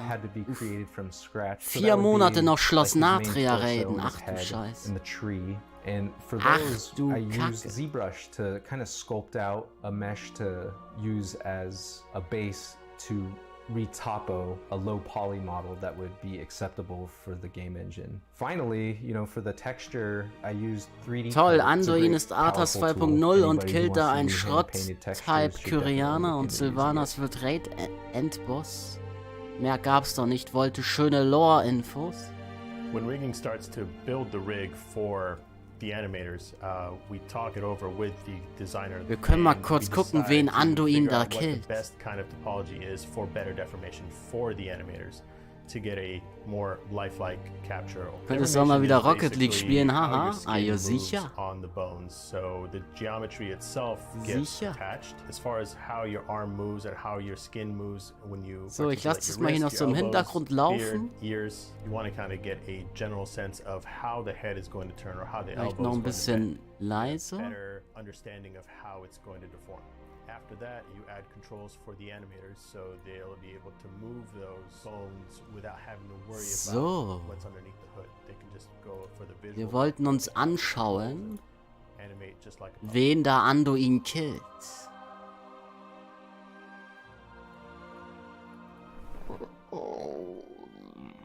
What the fuck war das für ein Geräusch? Digga, der links, das ist der Baum. Der hat die Animation für den Baum gemacht. Lul. We had animations available to us from 16 or 17 years ago that really helped capture the spirit and personality for the creature. We wanted to use those as foundations to build upon, and with the updated rig, we were able to go. Und wo ist Arthas? Ich dachte, wir begegnen Arthas. Ne, das waren nur Vermutungen. Arthas kommt dann in 9.2, 9.3. Hammer, Kyristea, die Erstgeborene, die wurde einfach gekillt. Hammer, die krasse, Junge. Rip, Dude. Und die hatte diese die hatte einen Schlüssel. Und es fehlen noch 3 Schlüssel da. Wer hat noch den Schlüssel? Die Winterkönigin hat bestimmt noch einen Schlüssel. Aber sonst? In Revendreth den Atrius, aber den haben wir doch gekillt oder eingesperrt. Und der Primus, der ist doch irgendwie verschwunden. Unlocked it.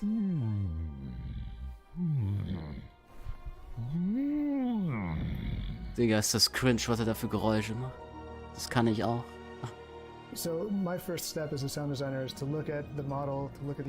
Kannst du mit dem Feuermage mal Guides für die Raid-Bosse machen?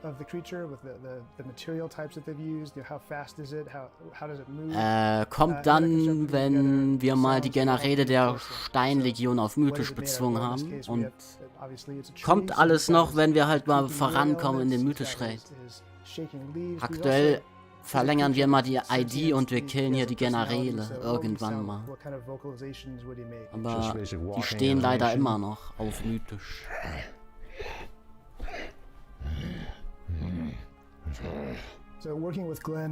Nö, Schnauze voll, hab Release mitgemacht, hab auch die Indies gemacht, aber dann habe ich gemerkt, dass es ein Grind-Schrott-Game geworden ist und ja, seitdem ist es auf Eis gelegt. Kannst du vielleicht mal zeigen, wie man Mage in 3-on-3 oder 2-on-2 spielt? Ich sterbe da immer weg. Da gibt's Videos auf meinem Kanal von. Schau einfach mal bei Videos auf YouTube. Und da findest du eigentlich viele PvP-Videos auch, wenn du mal ein bisschen scrollst. Oder nicht viel, aber ein bisschen was. Warte wieder, wenn man was Anständiges kommt. Einzige, was Spaß gemacht hatte, war PvP, lul. Wo sind Röcke? Ich weiß auch nicht, wo er hier einen Rock sieht. Das sind eher Flügel. Oder ist das ein Rock? Und was sieht man da? Da sieht man eh nichts. Wow, da sieht man genau gar nichts. Aber Kyristea wurde einfach hops genommen, die kann er gar nichts. It's actually built out of huge number of individual parts. It feels like a big organic creature where every time he moves, die ist ziemlich unheiß unterm Rock. Are you sicher? There's a lot of variety there. One of the ideas that came up was the changing of the colors of the Genieß doch das Game und nicht immer alles gleich. Ich genieße ja das Game. Kannst du mit dem Feuer, achso, das habe ich gelesen. the character's story Wie alt and ich bin? personality Ich to bin, a more unique Moment, place. ich schau The kurz. team also added a little 60 Jahre bin ich alt. as a Da, nod to the caterpillar da that steht did not win the 60. contest. Oh yeah, the grub. I didn't have any part of that. That's actually all John. He did it himself. When I had initially pitched the concept to the team, Kelvin Tan, he suggested, hey, why don't we put something like, I don't know, maybe like a little caterpillar or something like that. So that actually ended up being, for me, one of the more kind of standout. Pyristia ist sowieso eine arrogante und leisten tut sie auch nichts. Da hast du recht, The Bursche. caterpillar himself is in Are control you of the sicher? mount, kind of sitting back. What I would like to see if the community take from this is to see how much Was geht emotion hier and ab? love was put into it. Most artists here are also gamers. Was ist denn and das hier also für eine WoW Sekte? players. So it's one of those things where there's another group of players that are with the community, that are part of the community, that are Dieses just Mount, as ne? involved in this as. Guck mal, allein schon, dass es so viele Leute dieses Mount haben, macht das Mount schon wieder irgendwie uncool. It's an awesome experience. The visual and the sound Fucking- just feel really rewarding, and it's a super cool thing to Ist hear. halt zu And the easy, first ne, time you das see the zu mount bekommen, special das and see Mount. its cool animations and all the sounds, and you start riding around the world and hearing the different little idols and sounds that it makes. I hope that matches the level of enthusiasm that people had for seeing this thing and all the cool fan art people have made for it. Continuing to support the game, continuing Naja, to be läuft auf passionate jeden and Fall bei excited denen. for what we do. It's really a big part of what Auf keeps welchen me Server going bist to du? Auf continue to work on Blackhand? this game. It makes me just feel super humbled and excited to continue doing what I do. So.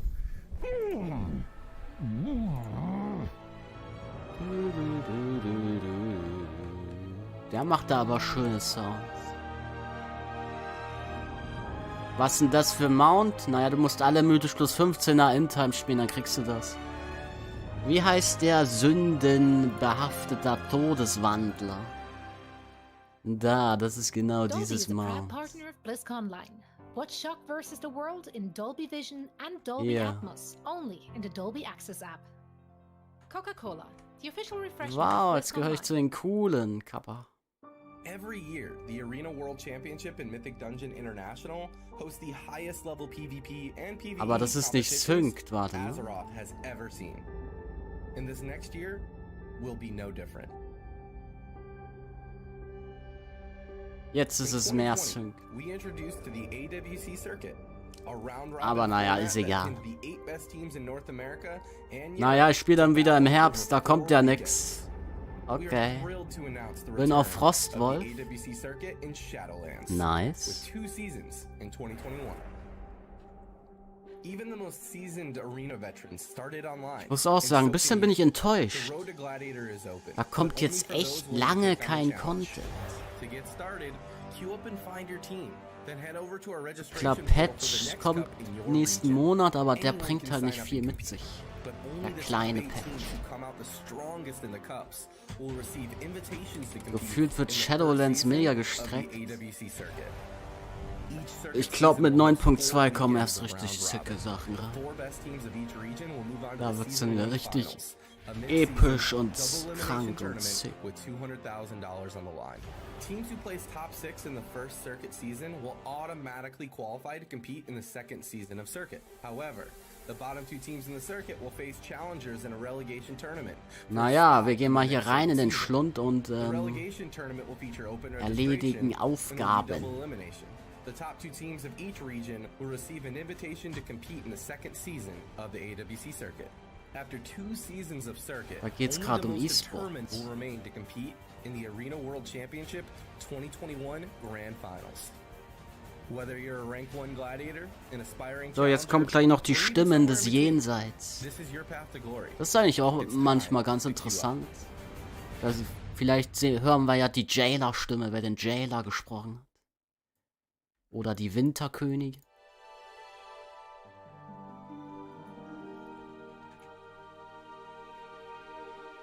Spielt man im PvP lebende Bombe? Ja, aber man benutzt lebende Bombe nicht. Man spielt nur lebende Bombe, weil die anderen 2 unnötig sind. Und Großbrand kann halt die Leute aus dem Schaf rausholen. Und deswegen nimmt man das nicht, weil das dich sabotieren kann.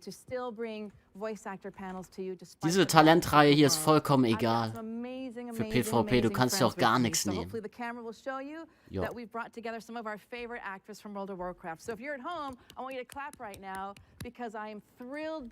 Pause machen, gibt noch vieles zu entdecken. Was gibt's denn zu entdecken? Because I haven't seen my people in so long. I just was overwhelmed with tears and joy. And I think for all of us, we haven't seen each other in a year. Was geht jetzt hier hier ab? ab? We've all been heavily COVID tested. We've been following protocols so we could be here today to bring this love and this joy to you. Welcome to the World of Warcraft voice actor panel. We're calling this Voices of the Afterlife so we can really dive into Shadowlands and share the great work we've done. So yay for us. Mach mal. Thank you for joining me. Thank you for joining us. I think we're going to have a great time. So I think we'll just start with some introductions to show you all my great friends that are here. I want to bite them and chew them and hold them so bad. So I might have done an illegal hug. I don't know. Maybe. I'm not going to admit to it. But I'm just going to start. I've got my wonderful, delicious, amazing friend, Max Middleman. He plays Arelon in the gorgeous Ardenweald piece and in game. So Max, these are our tribe. This is Max. Hi, everyone. Yes. Hi. Next to Max, I've got the one and only Sire Denathrius, also known as Ray Oh, das Chase. Graf Ray Chase. This is our Denathrius. tribe. Ray Chase Ray. heißt er. Hi, guys. One of my favorite women on the whole planet, and I so deeply mean that. My sister. The fabulous Deborah Wilson, who plays Draka. Yeah. So everybody. Hey, fam. Yeah. Hey, fam. Hey, World of Warcraft fam. Oh my God, it's my girl. I love her. We So have sieht the also fabulous. Draka We couldn't. aus. Steve and I talked. We couldn't have a Interessant. panel about the afterlife without our Loa of Death, Bwansamdi, Alex Desert. So Oh, das there he is. Bwansamdi. Alex, tribe, Alex. How you doing, tribe? Yes. Good to see you again. Again. And of course, we couldn't talk Bwansamdi ist eigentlich so der There's Coolste. no way we could do Shadowlands Wo ist without our eigentlich? Der fabulous, sollte uns mal most helfen. beloved, our king, our Anduin Wrynn, also known as Josh Keaton. Josh, Thank you very much. it's our people. Oh, da ist What's up, people? Anduin. Yes. Good to see everybody. And then none of this would be possible without our fearless leader, our lead narrative designer, who I also like to call Cuddles. He likes it when I call him Cuddles. This is Steve Denuser, lead narrative designer. Steve, it's our people, of course. Hey, everybody. It's Yeah. awesome to be here with you. Yes, let's just clap for ourselves since there's nobody here. Fam. Yeah, all of you. I know. Yes. You know, it's weird. BlizzCon, and Steve and I always talk about this. BlizzCon to me is better than Christmas. It's really for all of us. Alter, event, sieht better die than eine Christmas, and it felt fertig so aus. weird. I don't know Ah how ja, you guys were, but solche it felt Jobs really sind halt auch weird anstrengend, to not ne? be there Muss with man you. sagen. So we're really gonna Ist nicht hang out ohne and chat sowas. and just talk life, talk game, and talk about everything we've been through in the last year. Because even though we couldn't be with you in Anaheim, we want to be with you here in spirit. So that's what we're gonna do today. And hopefully the camera's getting our. What do you guys think about the set? Right? It's ridiculous. Okay. Awesome. Can I move in? I know. Awesome. Well, I told them, like, now, just so you guys can get this on camera, every year the voice actor stage better look like this or I'm not doing it. I'm just saying. So yeah, welcome. I love you. I'm so happy to be here. I want to talk to Steve first, because Steve and I talked a little bit. You know, this is the first game that Blizzard did in the pandemic, right? I mean, I think March 13th, we got the call that we were all going to work from home. There's the call now. Yes. We're going to work from home, and thus we had to figure out, we have to make Shadowlands happen from home. I think at that point we had very little content recorded. And so we did. So Steve, Was bin I auch wanna talk to you bei because I haven't MS, da seen you. wirst We've only talked a little bit ausgesaugt. in sessions. It's the first time I've seen Hab ich Cuddles. nicht ganz verstanden. So Cuddles, what was it Aber ich like glaub, du having meinst to make irgendeinen this Job. game and write this game about the afterlife and these crazy heavy topics during a pandemic? I mean, for you personally, this is tough. Well, it was tough, and it was a really scary time at first because when this Was started happening, we didn't know if we could have voices. We didn't know if we could pull it off even. And we had Wann very frank spielst du mal wieder conversations deinen like, is Krieger? this going to be a silent expansion? Erstmal nicht. Or very minimal? And we talked about like, well, could we, go back later after things are normal and record it then and put the stuff in? And we over the past few expansions especially, voice acting has we've taken it to new levels, and it's become such an important part of the game. Ja, and da there's habt been ihr so recht. many Das ist echt memorable schick geworden, so performances. das Voice Acting. And at the end of the day, we Dass die ganzen decided we had to Charaktere find a way ihre to eigenen find a way to make it Stimmen work. haben und so. And Das war früher thanks nicht so. to our amazing sound team, our amazing engineers. Yep, Devil Opa bei We Microsoft. somehow pulled it together, and once again, executed at a really high level, and all the new actors who came in who've never been in WoW before to have to bring everybody in and say, hey, you know, this is this afterlife that we're going to be laying out there for our fans. It was a huge undertaking, but just super proud of the way that everyone came together and showed such commitment to this. Yeah. We knew we wanted to do the right thing for the game, and it was amazing. Yeah, we really did have a talk at a certain point. I remember having a conversation either with you or WoW leadership, I forget, but maybe we have to ship this game with no VO because we didn't know. But before we even go into that, I mean, I know for myself I felt this way. To have to be creative when I was feeling down and blue and having to deliver and create was very difficult. So before we even get into the game, I want to know how all of you are doing. You know, 2020 was hard, and from that I want to segue into what it's like to create under a pandemic from your closet at home, by yourself, and you're scared about the world melting down. Stört euch das, wenn ihr nicht so viel vom Spiel seht, oder wollt ihr mehr vom Spiel sehen? Summer almost broke me. I had some dark days, and I'm just wondering how you got through it. How you doing? How's everybody? I'm doing okay. You got the wild COVID hair. Yeah, I got the wild COVID hair. I've gained a few pounds. More to cuddle. A lot of junk food. A lot of food delivery and picking up stuff and eating whatever. But yeah, I mean, I have two young kids. They're both in school, so they've been doing their Zoom classrooms and. Naja, Lauf ist so eine graue Sache, musst halt spuren, wenn der große Vaterruf muss da sein. One for recording VO for me, so there's like 3 Zoom sessions going pretty much all day long. But otherwise, it hasn't been too bad. I mean, I've always been kind of an introvert anyway, so like just being at home has been okay. I do really miss, like I actually didn't really realize until today how much I missed the human contact, because I saw Max and I was like, what's up, man? And I saw Alex, and I saw Deborah, and I just met Ray, and it just, that's when you really start to realize how much you miss that human connection when you have a little taste of it, and yeah, so I mean that's how it's been for me, but funnily enough, I got back into World of Warcraft during the pandemic. Good to hear. So I started playing BFA again, and I started doing old content, and then now playing Shadowlands. So that's kind of been a cool social thing for me to do, just to go and feel like I'm getting out somewhere and questing, doing things with other people, and that's been kind of nice for my sanity. Yeah, so World of Warcraft saved you. That's what I'm hearing. Yeah, absolutely. I feel like half the reason I do voiceover is because oh my God, I'm there's the creative part of it, but there's also the being able to see people. So that's really been tough for me, even though it's been nice that I get to continue to record from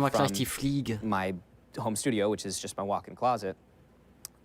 It's still, I still am missing such a huge component, which is going in and having that interaction. And as much of an introvert as I am, like Josh, I realize ja, mehr vom Stream. Ja, was denn jetzt? Gerne mehr vom Game. Just how much I miss getting to see people face to face. Ich pack's dann auch wieder. Mach weiter so. Yo, danke dir fürs kurze Reinschauen. Schönen Abend noch, gute Nacht. Your vision and sort of come together collaboratively when we're all in the same room. But yeah, and you know, I miss that. But Netflix has been nice. And Netflix delivery. is nice. Yes. And Schitt's Creek. Yes, and great show. Queen's Gambit. Yes, yes.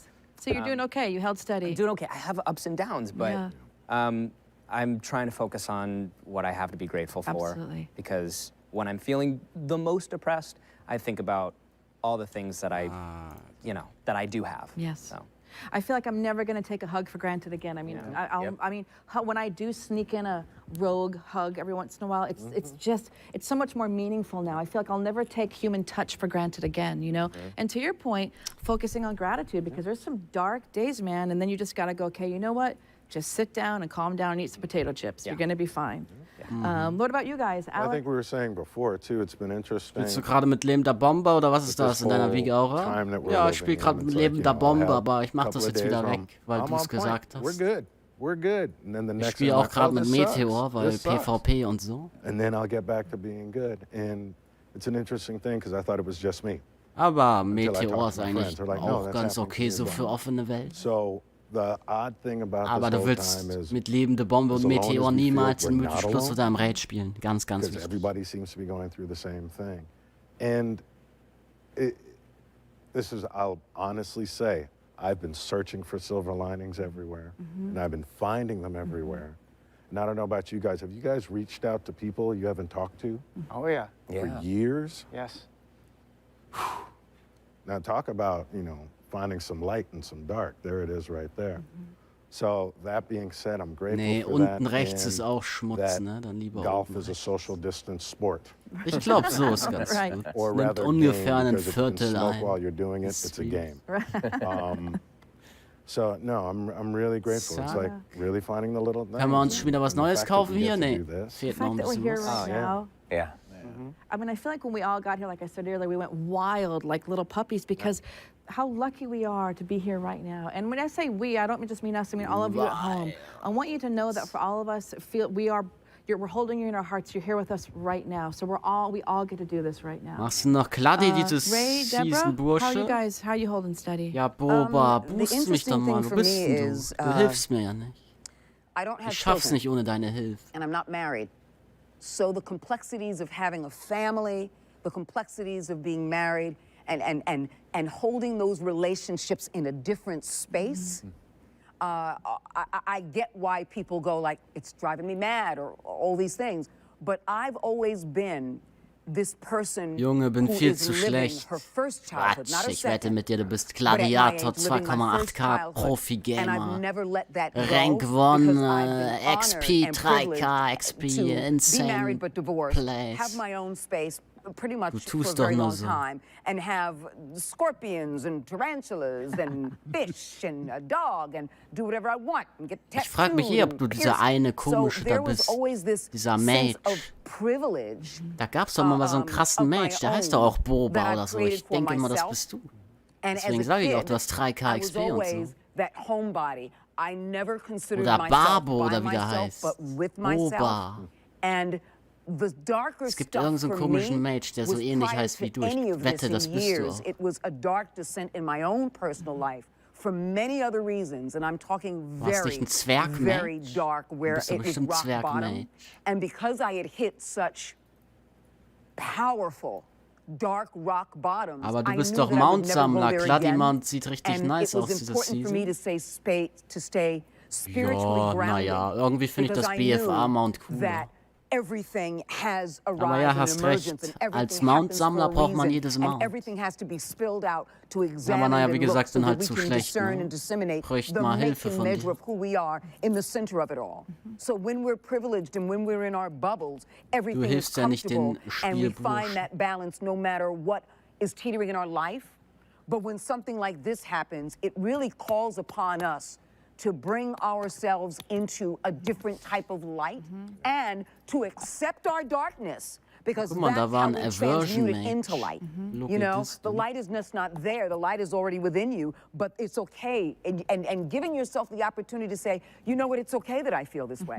It's okay that I'm going through this. I'm fine with this because I'm going to Genau, use this ist to okay, transmute sie it ist into krass. something else. And it took me a long time to do that prior to any of this, in such a dark descent in my life, that I was prepared.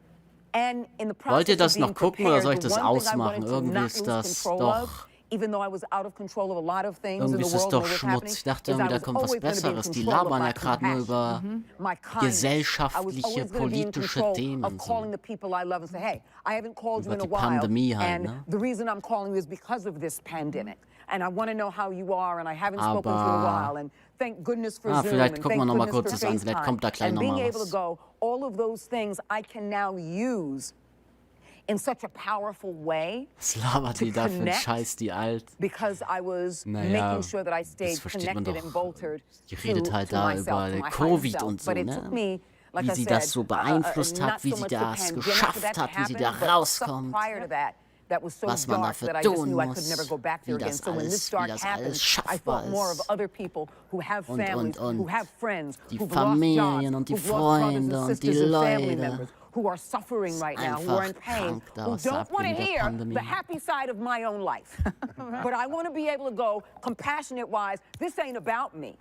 This is about you Schaue sharing lieber dir where zu you als im are, Stream. so I Naja, can ich mache step halt into gerade your auch nichts shoes and Spannendes, ask ne? you, Ich how can farm I gerade serve den you even Schlund from a ab. distance? Deswegen denke ich mir, kann ich das auch nebenbei laufen lassen. What can we share so that you can talk about und vielleicht kommt ja dann noch gleich was Spannendes. everything you need to that's going in your personal life so that you go, I feel better. Now let's talk about the fun for a moment and let's get back to telling each other how much we love each other. Yeah, and genau, amen. lass uns das mal sagen, dass wir uns this sounds like a joke. It's not. There's times, I don't know if I've told you, I'll have a bad day, and I'm not kidding. I go, what would Deborah do right now? I'm not even kidding. I'm not, because I feel like it's easy to go to this kind of dark place, but you are such a bastion of light and power in this world, and that's a great example of it. And I really mean that, because you see things differently in a way that reminds us how to be human. So I think that one of the benefits of this pandemic is slowing us down and connecting us in ways that we've in some ways we forgot how to macht be den connected. We're Schmutz so aus. distracted with this and that, and now it's Aber wir slowed us gucken, down wir warten to noch mal stay kurz. Ich connected. glaube, da kommt noch mal gleich ein bisschen mehr was für WoW. Absolutely. I know. Ich glaube, da kommt noch gleich was zu WoW. Das war kurz halt, weil es eine Ausnahmesituation aktuell halt ist, ne? Okay, jetzt gehen wir auch noch in Black Lives Matter rein. Let's go. To really experience and express their authentic self without the fear of violence. How and living, and this is the 21st century we're talking about, where people are still being killed for a belief system. And for who they truly are to live their authentic selves. And because of that, there are so many viruses that we have to look at in ourselves that we go, what am I doing in the center of this? Who am I in the center of this? What am I contributing to the center? All these things to ask ourselves. It's a hard act to follow, Steve and Ray. I'm sorry, but I mean, what else can you say? I played a lot of video games this year. Ich glaube, klar, die BFA Season 4 war schwerer als gerade diese Season noch nicht. Mach aus, labern nur über Politik. Ich glaube, gleich kommt noch was über WoW. Das ist gerade nur wieder, ne? Die übertreiben gerade wieder ein bisschen. So how have you survived all this? Are you doing all right? We had an odd thing. We got married. We had a very poorly... Congratulations. We had a very poorly timed wedding. It was March 21st of last year. And it was originally like a 50-person wedding, and then the week before it was, we can't gather in groups of more than 20. It's now a 20-person wedding, and then it was, 5, and then at the very end, it was in our backyard, and 2 people showed up. Just her parents. But so special. It was really, it ended up being special, and we got the cake all to ourselves.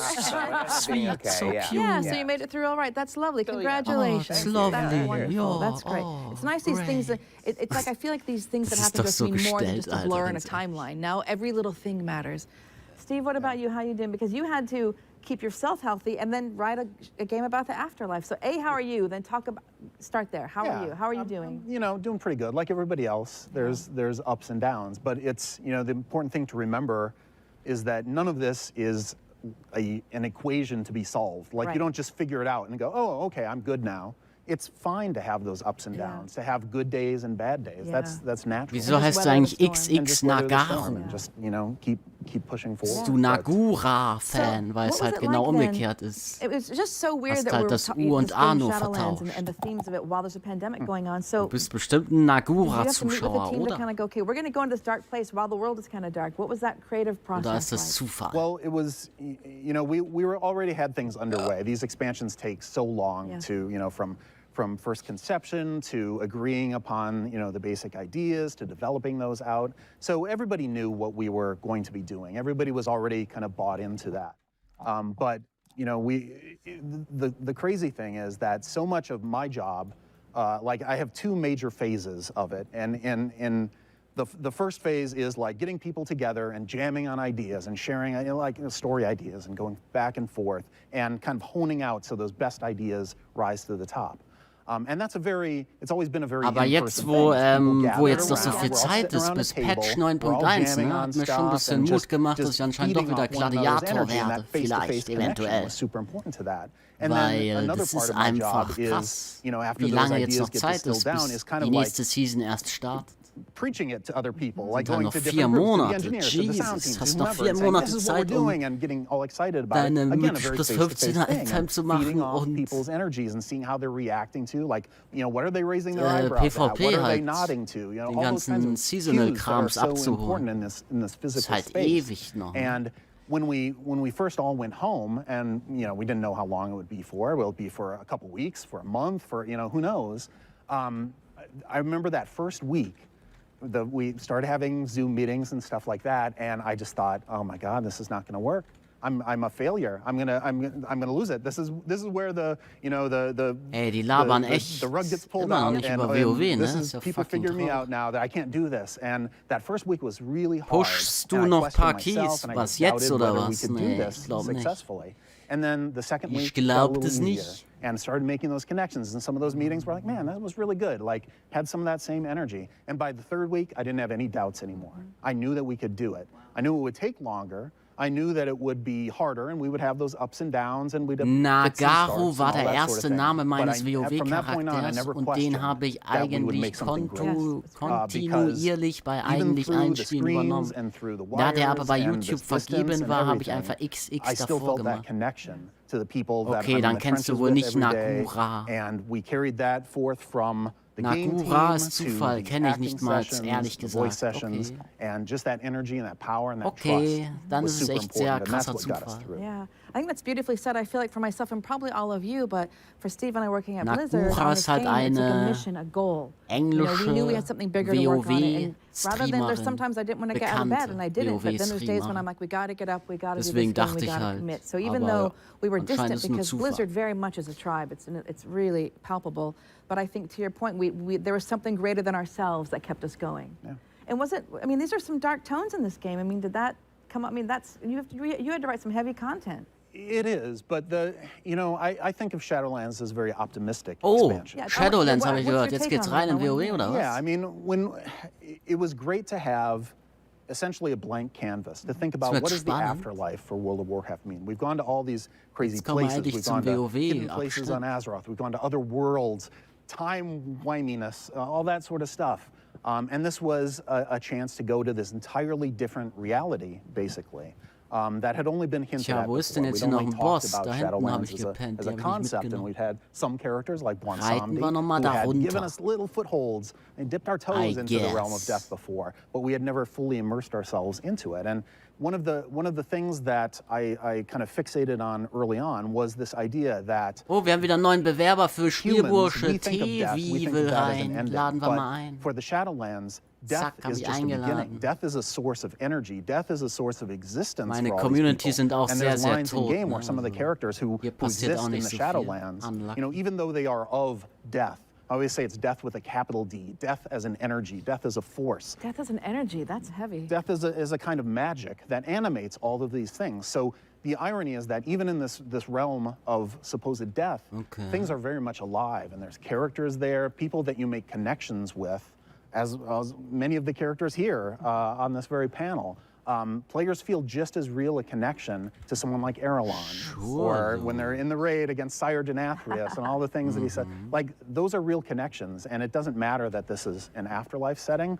It's still World of Warcraft, and at the end of the day, that's what people come back to and are drawn to. Absolutely. And I really want to talk about all the work that our Immer actors noch did, but I nur want you to talk WoW, about ist one nichts thing you were anderes. talking about before the Krass. cameras rolled, and that was, we were saying Josh is a big WoW player, in case you guys don't know. I mean, you can talk WoW probably more than Steve. He's after my job. We all know. Totally. Well, we don't really need you anymore. He's got better hair, Yeah, so I know.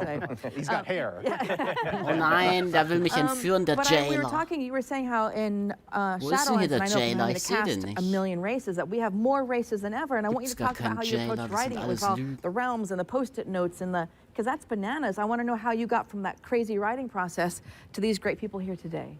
Yeah, well, it is, creating this is no one person's job, first of all. To make that clear. Hau rein, Digga, bin noch mal Speak for schlafen. tremendous Jo, people. gute Nacht. Yes. Danke fürs We have Einschalten. tremendous designers and artists and engineers and just a Und, whole wie team gesagt, that lives and gute Nacht, breathes süße this Träume world und and this so, ne? story. So everything I do is a collaboration. I don't do anything on my own. Erholsamen So Schlaf we lift wünsche each ich other up, Ihnen. and when people have good days, they help everyone, and when they have bad days, then they lean on other people, and that's super important. But for my part of it, I'm always Okay, I'm done to with focus the on the big Schlund picture and like what for does Shadowlands today. mean, and what are the themes that we're going to Hat be nicht exploring gereicht. as we're telling these stories. Ey, And ich bräuchte so noch I 70 literally Stygia. mapped Krieg out ich this die noch corkboard irgendwoher? that once we had settled on what Da our hinten ist doch noch realms would einer. be, the Aber ich bin die realms of ganze Zeit im death, Kampf. Revendreth and Mit was bin ich im Ardenweald Kampf? and Bastion and Maldraxxus and the Maw. I started making little notes about what Der are troppt aber auch what nicht words are 70 Stygia associated da with these unten. places. Nee. So places like Revendreth. That was about pride, but also about redemption and sin and arrogance, but also finding a path to pay for those sins. Maldraxxus was about struggle. It was about chaos. It was about rising up a ladder to prove yourself. There are good qualities in that as well. And so it was about finding all of those themes for all these different places. And then I could look at that and see how those a theme in Bastion connected to a theme in Maldraxxus. And then that's a great fodder for a quest designer. You go in and say, oh, I can build a line that takes me from this place to this place. And then now I have characters that have something in common that they can interact. So places that on the surface look very different from one another actually have a lot of threads connecting them. And I think that's one of the hallmarks of WoW, is that kind of storytelling where there's so many threads that are connecting characters and connecting points in time and connecting places. It just makes it feel like a lived-in world, and we wanted that for the Shadowlands as well. I was teasing Steve saying that he probably looked like a serial killer with his little, no, it's the cops who do that with the boards, and the thread and the yarn and mapping it all, with crazy scribbles over the wall. I wish I could see a picture of your house during Shadowlands, just of all these crazy notes and things. Yeah. Okay, so Revendreth was sin and purging. Maldraxxus was kind of survival. Ardenweald?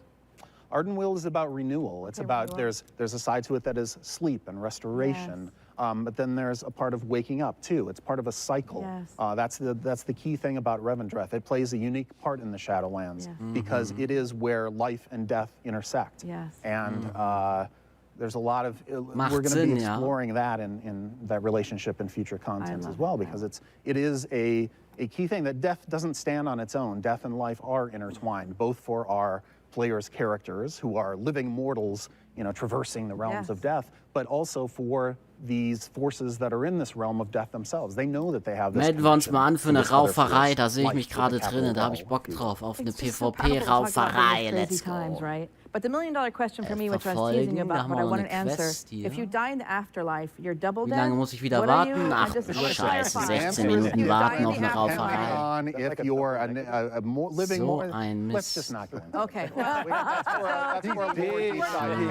you work on that for me? I need you to work on that for me. I'm happy to answer it. I love how you yo, I'm dead in the afterlife. Does that mean I'm double dead? Double dead. If you want the real answer, it's our player characters, like, as Josh knows well, when they die, something nudges them back to life, some force, some tether, some connection.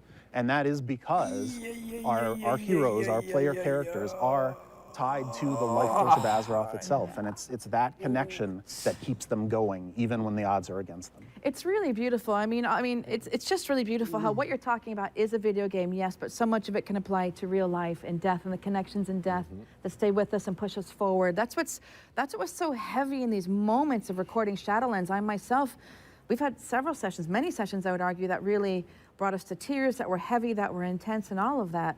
So I think that's a great segue. I'm going to kind of go around for our fans at home. I'm going to talk to each actor about their roles. We've got some great footage of everything they did, because we really did have some magical moments, many magical moments in the recording of Shadowlands, I would say. And one of the first that I can recall is my beautiful Erelon in the Ardenweald piece. I mean, I got to tell you, our cinematic director, Mark Messengers, that was his piece, and I told you this, Mark had to leave Max's session when we recorded for Ardenweald because he was crying so much he had to walk out of the booth. Because even when I watch it now, I've directed you in that piece, and I've seen the piece, and it still gets me. Yeah. So I remember that day like it was yesterday. Let's watch some footage of it first so we can remind everybody. Then I want to talk to you about it because it's just delight. It's just poetry. Great. So we're going to see Erelon in the Ardenweald piece. One last time. Ui, was kommt da jetzt? Ach so, das kennen wir schon. You will not be forgotten. Der Stream hat einen Black Screen, ja sorry. Jetzt nicht mehr.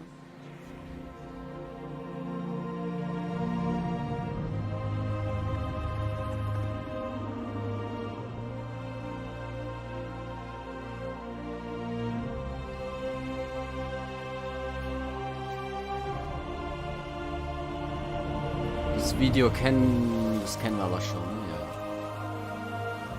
ja. Das ist alt. Hunt for you, my queen. Oder? For Ardenweald, and for the souls we can yet save. I swear it.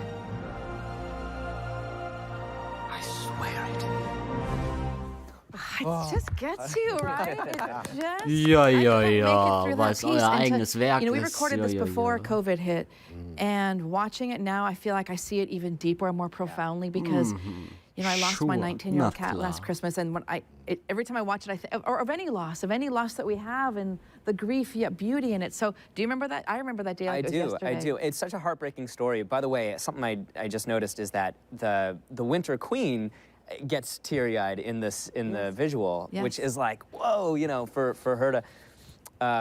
My mom actually, when she watched this, she never cries at animated stuff, right? But she called me and she was like, I just watched your. I was like, yes. But it's a heartbreaking thing that he has to go through. Yes. He's sworn this oath to protect his grove, these souls, and he's given a choice where he can continue to protect the one soul that's left, or he can serve the greater good. He can sacrifice this soul for the greater good, and he chooses the greater good. And it's just it's a Sophie's choice. It's just so heartbreaking. Yes. But I remember going into that session, I was in a weird creative Ihr müsst bei dieser Weltquest immer durch die goldenen Ringe fliegen, dann gibt's doppelte Punkte.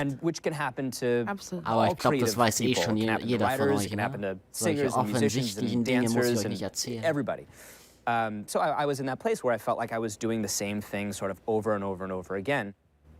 And rarely do you get to work on something that is so filled with this. It's so well written, it's got so much for you to grasp as an actor. The lore is there's so much there. And I remember leaving that session feeling the complete opposite going into it. I felt so fulfilled, and I told you, it was such an honor to be able to do that. And you only get to really do this kind of thing with video games, I feel like, for voice acting. Or it's rare that you get to do it with other forms of voice acting. So I was just so thrilled. Ich finde es krass, wie man hier nie einen Schurken findet, der 2,1 KCR hat. Like I said, that I'm able to feel this way is because the writing is so good. Like I can go in and, I don't know about you guys, when you're creating a character, when you're auditioning for a character, I latch on to like adjectives because it's the easiest thing to use. So for Erlon, that's he's loyal, he's dedicated, he's compassionate, he's strong-willed, and all these things create like one layer of a character. But having the writing be so rich, when you get to the session, you learn these other things about the world and the character and how he relates and these threads that connect. It adds a whole nother layer, and I think that's what you need if you want a character to be compelling. Ich kenne auch Layers. It's just such a joy as an actor to be able to work on. Da gibt's die Layers. And I remember talking to you in the kitchen that day because we got a lot of auditions in for Erlon, and yours was just, if we had used your audition for the piece, it would have been perfect. And we talked about your preparation, like you put work, maybe like you're saying the adjectives. So what, for a character like Erlon, how did you prepare to audition? Because your audition was perfect. Do you remember what you did? Thank you. It's with an audition, it's tough. There was an image in the audition. I remember it said something like, a picture is so helpful. To see a picture, I don't even think it was finished. Right, it wasn't correct. the real thing. But it's very helpful to have a picture and sort of the adjectives together. There was a little backstory, so I could latch onto that as well. But you're taking big swings. So, you know, I don't really have the answers when I'm in the audition, so I took some swings, and luckily, it was great. Yeah, it worked. And for me, I think Erlon, and Steve, what do you think? I feel like with Erlon, there's such a juxtaposition of raw vulnerability and delicacy, but yet power and strength and courage. So for me, Erlon's one of my favorites because he does balance out those two things. Is that how you perceive Erlon? I mean, he's just such a magnificent First try, easy. Komm, mach mal die Paragon-Herausforderung. Die habe ich ja schon geschafft. Ne? Wieso soll ich die nochmal machen, wenn man die schon hat? Da gibt es ja auch einen Erfolg. Habe ich schon direkt damals gemacht. Das erste, was ich gemacht habe, am 27.11. direkt geschafft. Wann war das nochmal? Wann kam nochmal Shadowlands raus? Am 23.? Nee, am 27. oder? And so, yeah, those were the things that were super important Ich about finde, die Erlon. sollten mehr davon einführen. Das fand ich echt cool. Das hat echt Spaß gemacht. War auch eine Challenge. Also First Try habe ich das natürlich nicht geschafft. Weiß nicht, so nach 10 Versuchen habe ich es dann geschafft. Aber ja, solche Sachen mag ich echt sehr. And that was the thing. It was Erlon needed to be Ich hoffe, da kommen noch mehr von solchen Spielchen. That you could tell he cared about what he did. And so Wir haben ja auch gesagt, der neue Raid, Sanctum of Domination, oder wie es heißt. Soll sowas eventuell drin haben, so kleine Minigames, Jump and Runs, das fände ich echt ganz I'm in the room cool. from like the first script and going over the notes and everything and storyboards to like early animatic to, you know, the art pieces coming in, temp voiceover and all that kind of stuff. Every time I cried with that, like every time I could see it. And then when the final performance came in and the music came in, I freaking lost it, man, because it was just so perfectly done. It just brought everything Warte mal, together. Renntag in den Bollwerken ist die da? Nee, die ist so selten da, aber bald habe ich den Erfolg auch. Schließ die Welt fest. Renntag in den Bollwerken 10-mal ab. 7-mal habe ich sie bisher abgeschlossen. Ich habe sie auch bestimmt schon mal verfehlt, also wo ich nicht online war. Come through so powerfully, and it did. So I love you so much. Erlon was such a beautiful piece, and I treasure it, that session so much. It's one of my favorite things that I've ever done. Yes, it's wonderful. Well, great. Well, so happy to have you here. Thank you. So of course that leads us to Sire Denathrius, and I love that I Seit wann said spielst I du look for eigentlich actors who WoW? connect to their Seit character. Classic? So clearly, Aber mit Pausen. So richtig spiele ich WoW Pure evil. seit Ende Mist of Pandaria. Seitdem spiele ich auch mein Mage. Yeah, very great hair, great hair. Also eigentlich eher anfangen Warlords of Draenor. Mit Warlords of Draenor bin ich richtig durchgestartet. I could just all of your pieces I could watch over and over, but Denathrius, bin what ich a nasty reingegangen. person to love. Yes, absolutely. So let's watch the lovely Revendreth piece. Let's watch that. Da habe ich hier die Spitzenreiter-Erfolge mir geschnappt. Sieht man ja hier. Und davor habe ich nichts. Of Revendreth. Oh, Revendreth. It is with optimism that I address you today. Alte Videos. Let's go. Times. Firstly, I assure you that our holy mission to help the most violent and wicked souls atone for their sins is and always will be our utmost priority. Schaut euch dieses wunderschöne Video. Effective. Our judgment keen but fair. We Venthyr remain committed to bringing eventual Ui, Rauferei, Casino Royale, rein da. It is through your faithful work that even the most evil. Ich erinnere mich noch an die Zeit, wo man die Game Cards face-to-face kaufen musste. Ich habe auch, ja, habe ich auch gemacht. God, it's so good. Habe ich auch gemacht, tatsächlich. Wow. Just the juxtaposition of what I know, and I'm like, that Bin voice is auch in coming den out of Laden my gegangen und person. habe Game Cards gekauft. That is my natural speaking voice. Yeah, if I were you, I would talk like that all the damn time at the drive-thru. You name it. Dann das Teil aufmachen, Code schnell raussuchen und der Rest, da lag sonst nochmal Schmutz drin und eine Testversion, was keinen interessiert hat. Oder? Drank the tea. So talk to us about. I want to know, ich habe sogar noch hier so Karten rumliegen, in der Hoffnung, dass sie irgendwann mal wieder funktionieren, aber die funktionieren ja eh nie wieder, aber wäre irgendwie witzig, wenn man so 10 Jahre alte Gamecard funktioniert plötzlich wieder. I'm really glad, I'm very thankful to you, Steve, for letting me say Revendreth a lot, because it has 2 R's that I can roll. Revendreth all the time. It's so nice. It's so good. And I'm glad Max didn't snipe my story, but we both did our sessions the same week, and we called each other noch circa eine halbe Stunde. To check in because we were always talking with each other, and we both said at the same time, I had the best session I ever had. And it was, and both of us just said, yeah, it was these for Warcraft. It was incredible.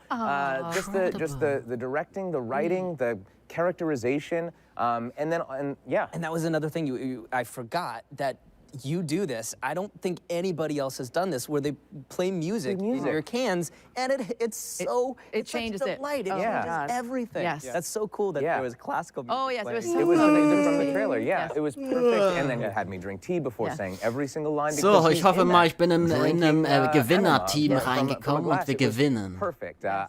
I first met you at Was a wollte ich nochmal casting machen? workshop Scheiß drauf. 7 years That's ago. hard And to I believe. kein I remember you Gemüse saying that you always were Ich looking werde for creative einfach ways reingehen of in die getting Mitte und performers versuche, to dass do wir their da job. das übernehmen hier in der Mitte. Being able to work on this with all of the cool bells and whistles, Da haben wir schon mal einen losten Schurken.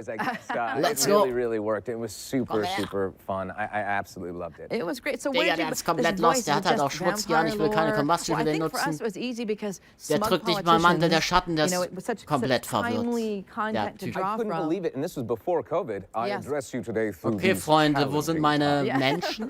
Hello. It was crazy that so much of real world stuff was reflected in this. It's crazy. The big lie, saying the thing that accusing somebody else of doing the thing that you are doing, which is all that speech is. Absolutely. Yes, it was very timely and interesting. So where did you was it thinking about politicians? I think we were thinking about World War II propaganda. I forget what was in, like, how do you think you created him? Like, what would you base him on if you had to kind of piece him together? Oh man, I mean, big and blue. Yeah. And der hat Schildkröte gezogen, Blutsauger. I don't know. I think that he loves himself more than Eiskälte-Falle, anything. unlucky, da That's kommt why der he'll nächste put Heiler, himself der will hier Sachen before, reinbringen, haltet ihn you know, auf. he's supposed to be in Nein, charge ich of kann this ihn place. nicht aufhalten. But all he's doing Nur mal is schieben, hat nichts gebracht. farming all of this anima and using it all for Finishen himself. wir den and Lock, his cronies. Eisblocken hier, sonst würden wir I think that's sterben. really what that character is about.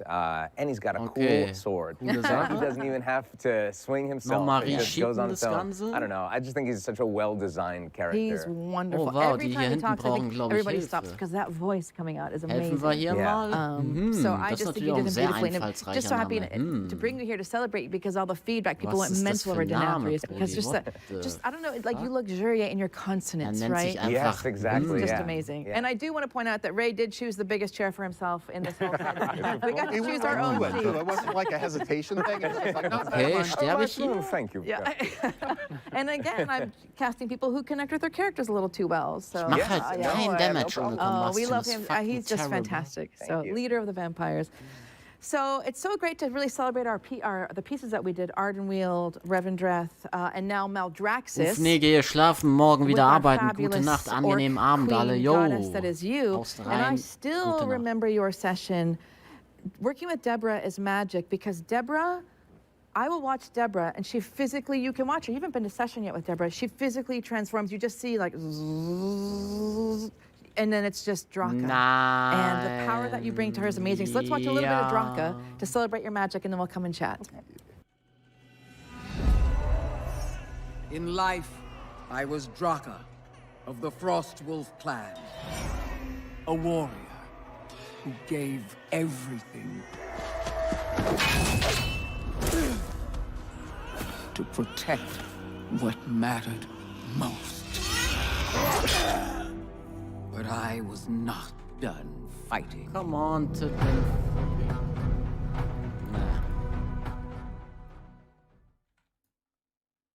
So ein I am Draka, once of the Frostwolf clan.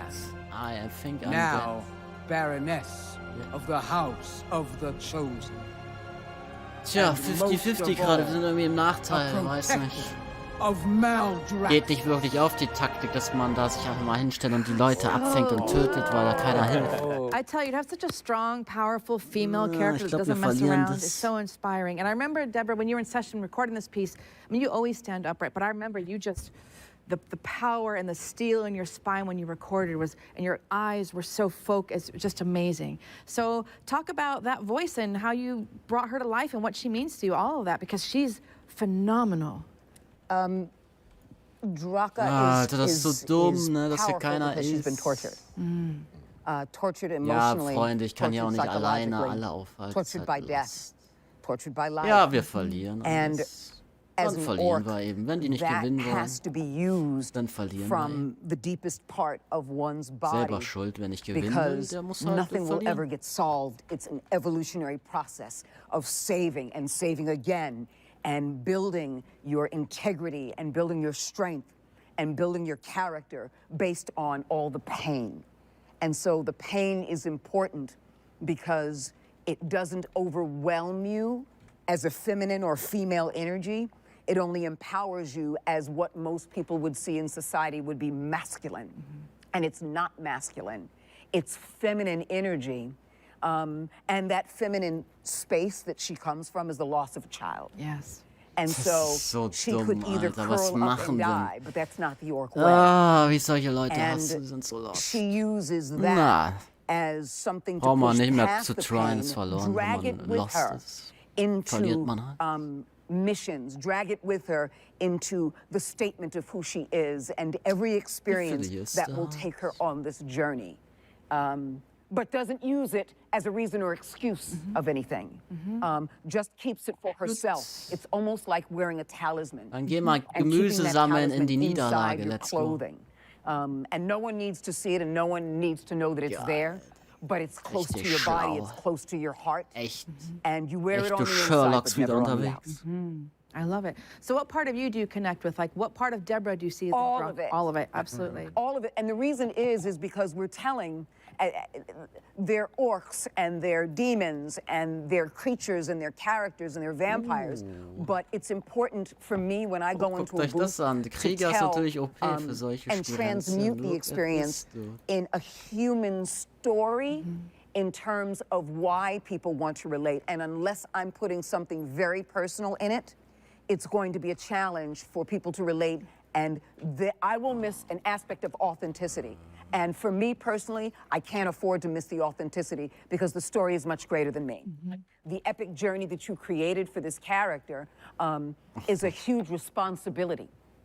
And in taking on that responsibility, the part of the luggage that I bring with me, the part of the stuff that I have to bring with me is my own personal stuff, whether you know where it's coming from or not, or whether it's coming from those spaces that were created ideas and identity to build this being.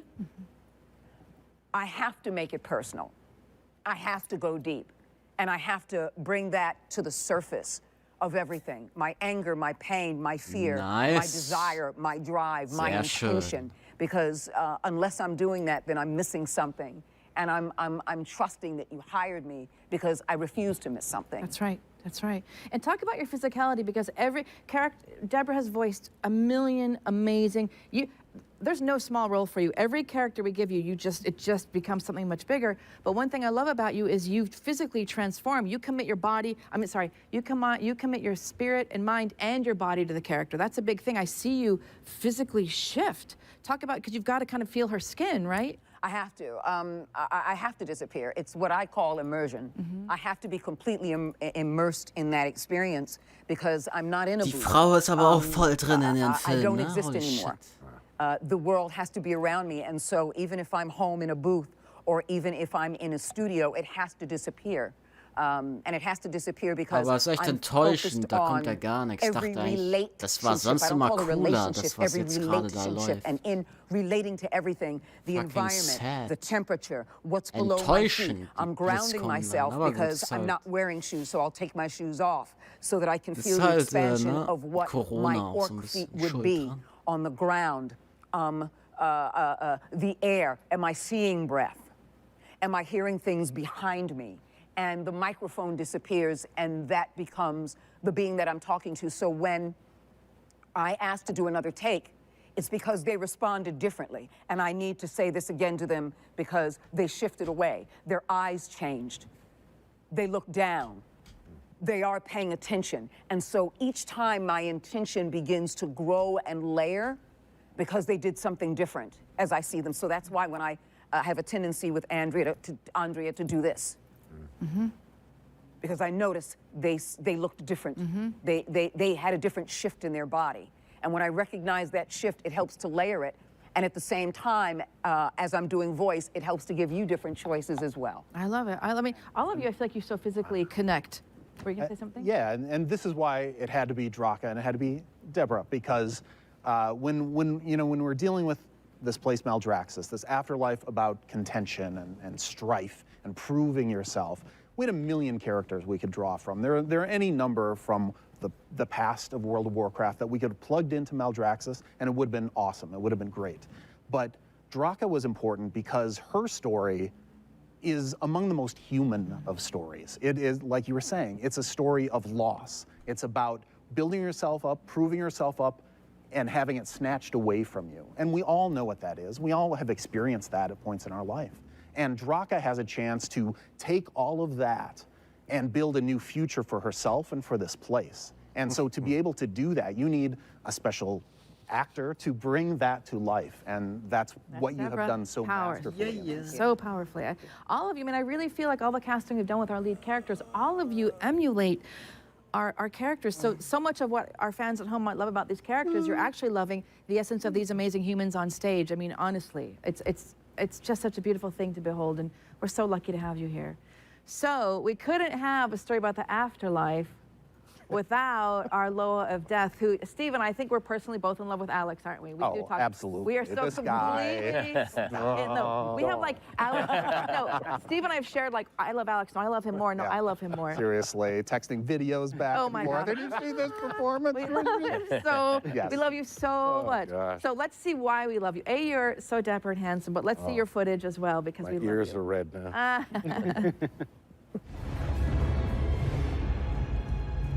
Oh, da ist er, der Bronzamdi. Das ist ein nices Video. This is a surprise. Good, Your Majesty. So, why have you come to see me? Bestes Video aller Zeiten. I need your aid. I see. You want to make a deal with me. Go on, go on. Become my Loa. Grant me the power to recover my kingdom, and I will elevate you above all Loa. Yes, so you get your kingdom back. All very nice. But soon you're tired of old Bwansamdi.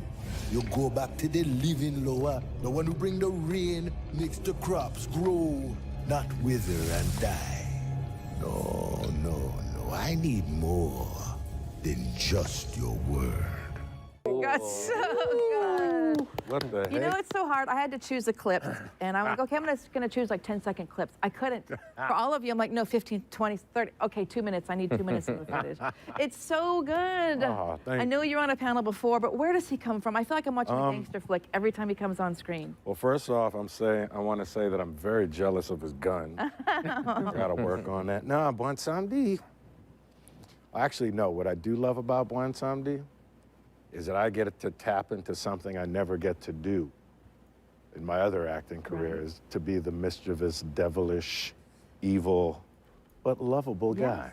To me is fascinating. Initially, I think I got the idea for what I wanted to do from watching an old movie called Rockers, this old Jamaican movie. And there's some old Rastas in there. And the way everything Das ist auf jeden Fall ein cooler Dude. Cooler Mann. And then somehow when we got in the booth, we started playing with it and made him lighter and darker at the same time. And I don't know how we caught it, but it was that thing where you go, there it is, let's go. And really, I say this in all sincerity, this is one of the joys of my life, is when I get to play.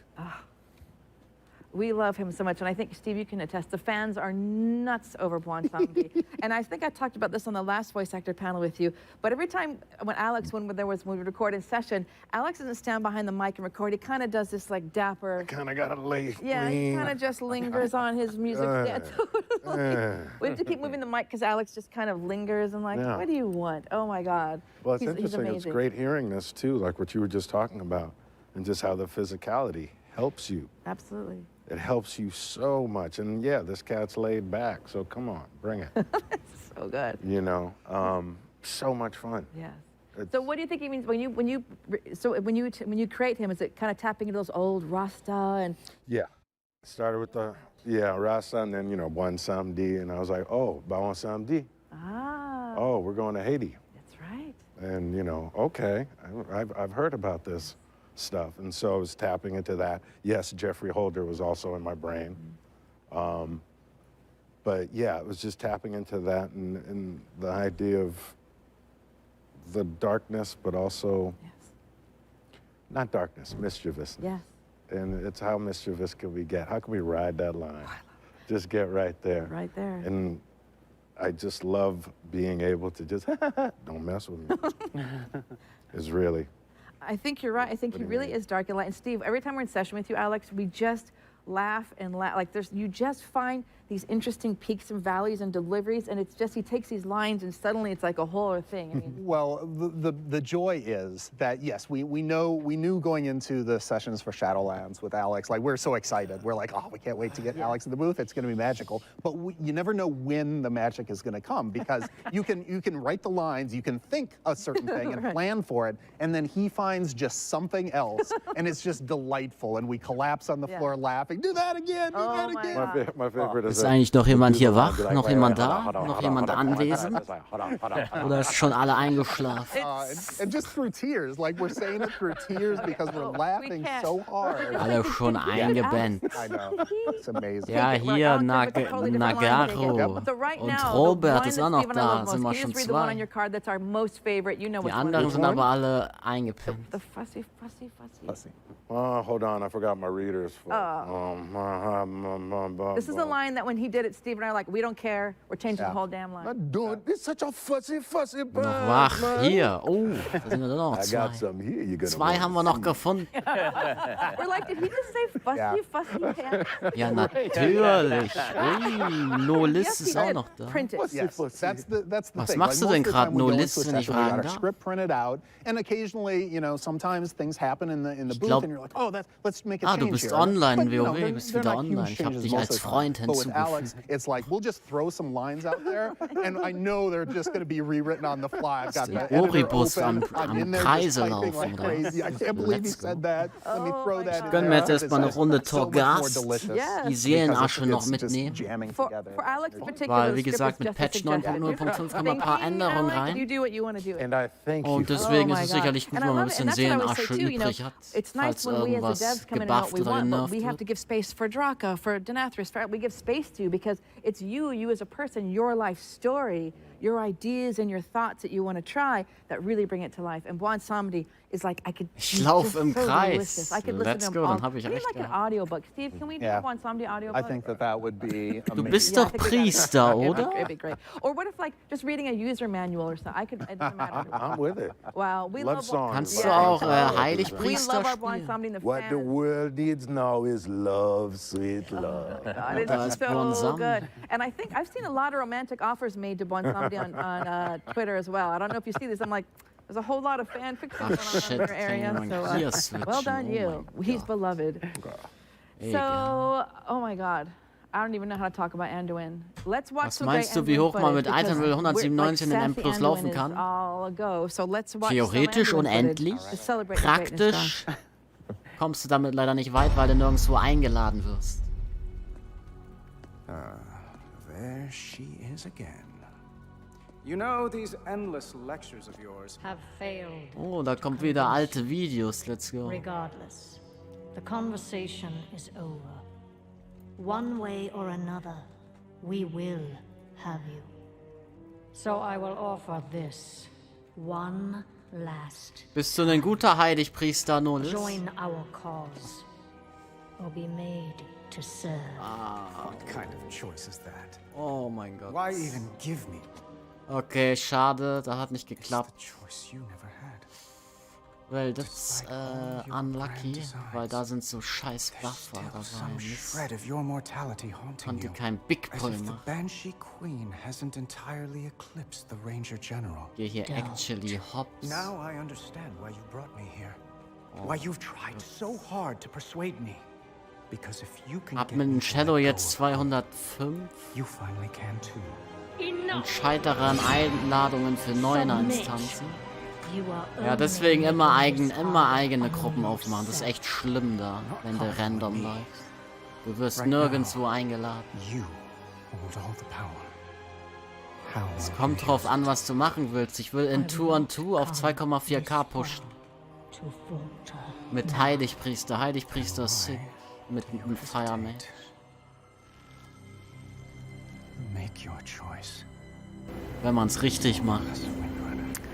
Kind of cut that. There's no cut point in there. Oh, so good. Yeah. You're all hangry in that video. Yeah. Pissy, and what's going on? I mean, he's been in the maw for all this I time, and he's, know. you know, having to listen to Sylvanas wax poetic about everything. Warst du schon mal auf 2,4K we were talking before the in cameras went der live Arena? about how he's just, we get to see Anduin, you know, he started off very formal and articulate, and now he's just like, I'm over it. I'm over you, I'm over this, let's tangle. So what's your take on him now? Well, I mean, he's been through a lot. Yeah. He started out as the little kid that was in Stormwind and got thrown into being a king. I mean, losing his father in a horrible way and now being expected by everybody to in Arena habe ich rule noch and lead the nicht Horde alliance gespielt, mein and Lieber. he's still Mist, das just a hört sich kid. schon mal nicht so And he's überzeugend having to an. figure all this stuff out, and he's been through a lot of bad things. I mean, he's seen the home of his friends, the elves, completely burned to the ground by Sylvanas. He's had his own military strategies and Jo, vor KP 5 campaigns Jahren fail Mist of and Pandaria, have to, glaub. you know, see more and more of his countrymen schade. die.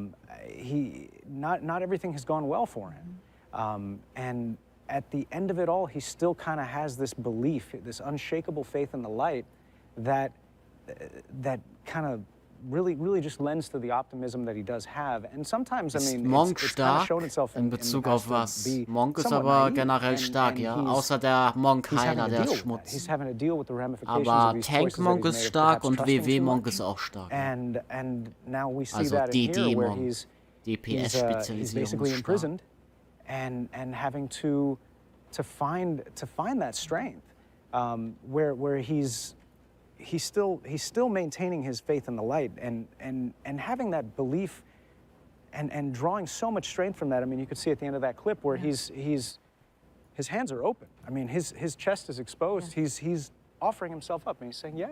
Meinte He's DD, ja, basically ja, telling DD Sylvanas, ist "You're gonna sehr step to me, stark then let's see you do aktuell. it. DD Monk. Bring it. Yeah. You know, Fast schon zu stark. I mean, over the last Gehe couple so of langsam mal expansions, schlafen. Ich he's wünsche gone from allen eine Anduin to ruhige und Manduin. angenehme Nacht. Yeah. Jo, I mean, danke we fürs really see it Vorbeischauen und right gute there, Nacht. where Rudi. he's just done with her ish. Absolutely. Even in the beginning. Absolutely. In the beginning where he's just like, My favorite's when he's just like, oh, Jesus, you again. there she is again. So for you, what part of Josh do you think is an Anduin? Like, Geht where do you nur think noch the two 14 cross Minuten, over? oder? Well, I grew up as a child actor. Right. I had very strict parents. I wasn't even allowed to watch like PG-13 movies. Like I was very sheltered. And so That's that, unlucky. I would say that. I mean, Anduin also grew up in a very sheltered life. And then when I finally got out on my own, when I finally kind of, you know, cut the umbilical cord and moved out of the house and tried to have my own life, like life was there and the world was there and I was vastly unprepared for it.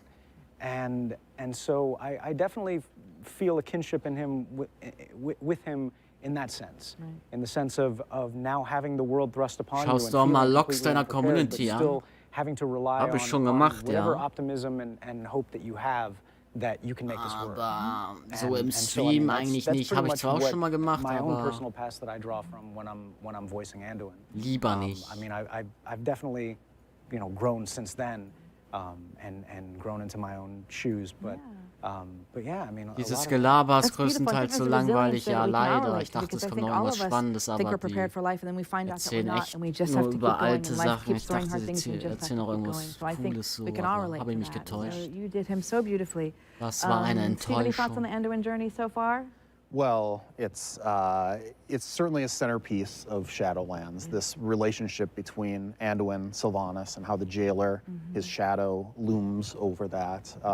It's been a lot of fun. The cinematic that you chose is it's definitely one of my favorite cinematics we've ever done.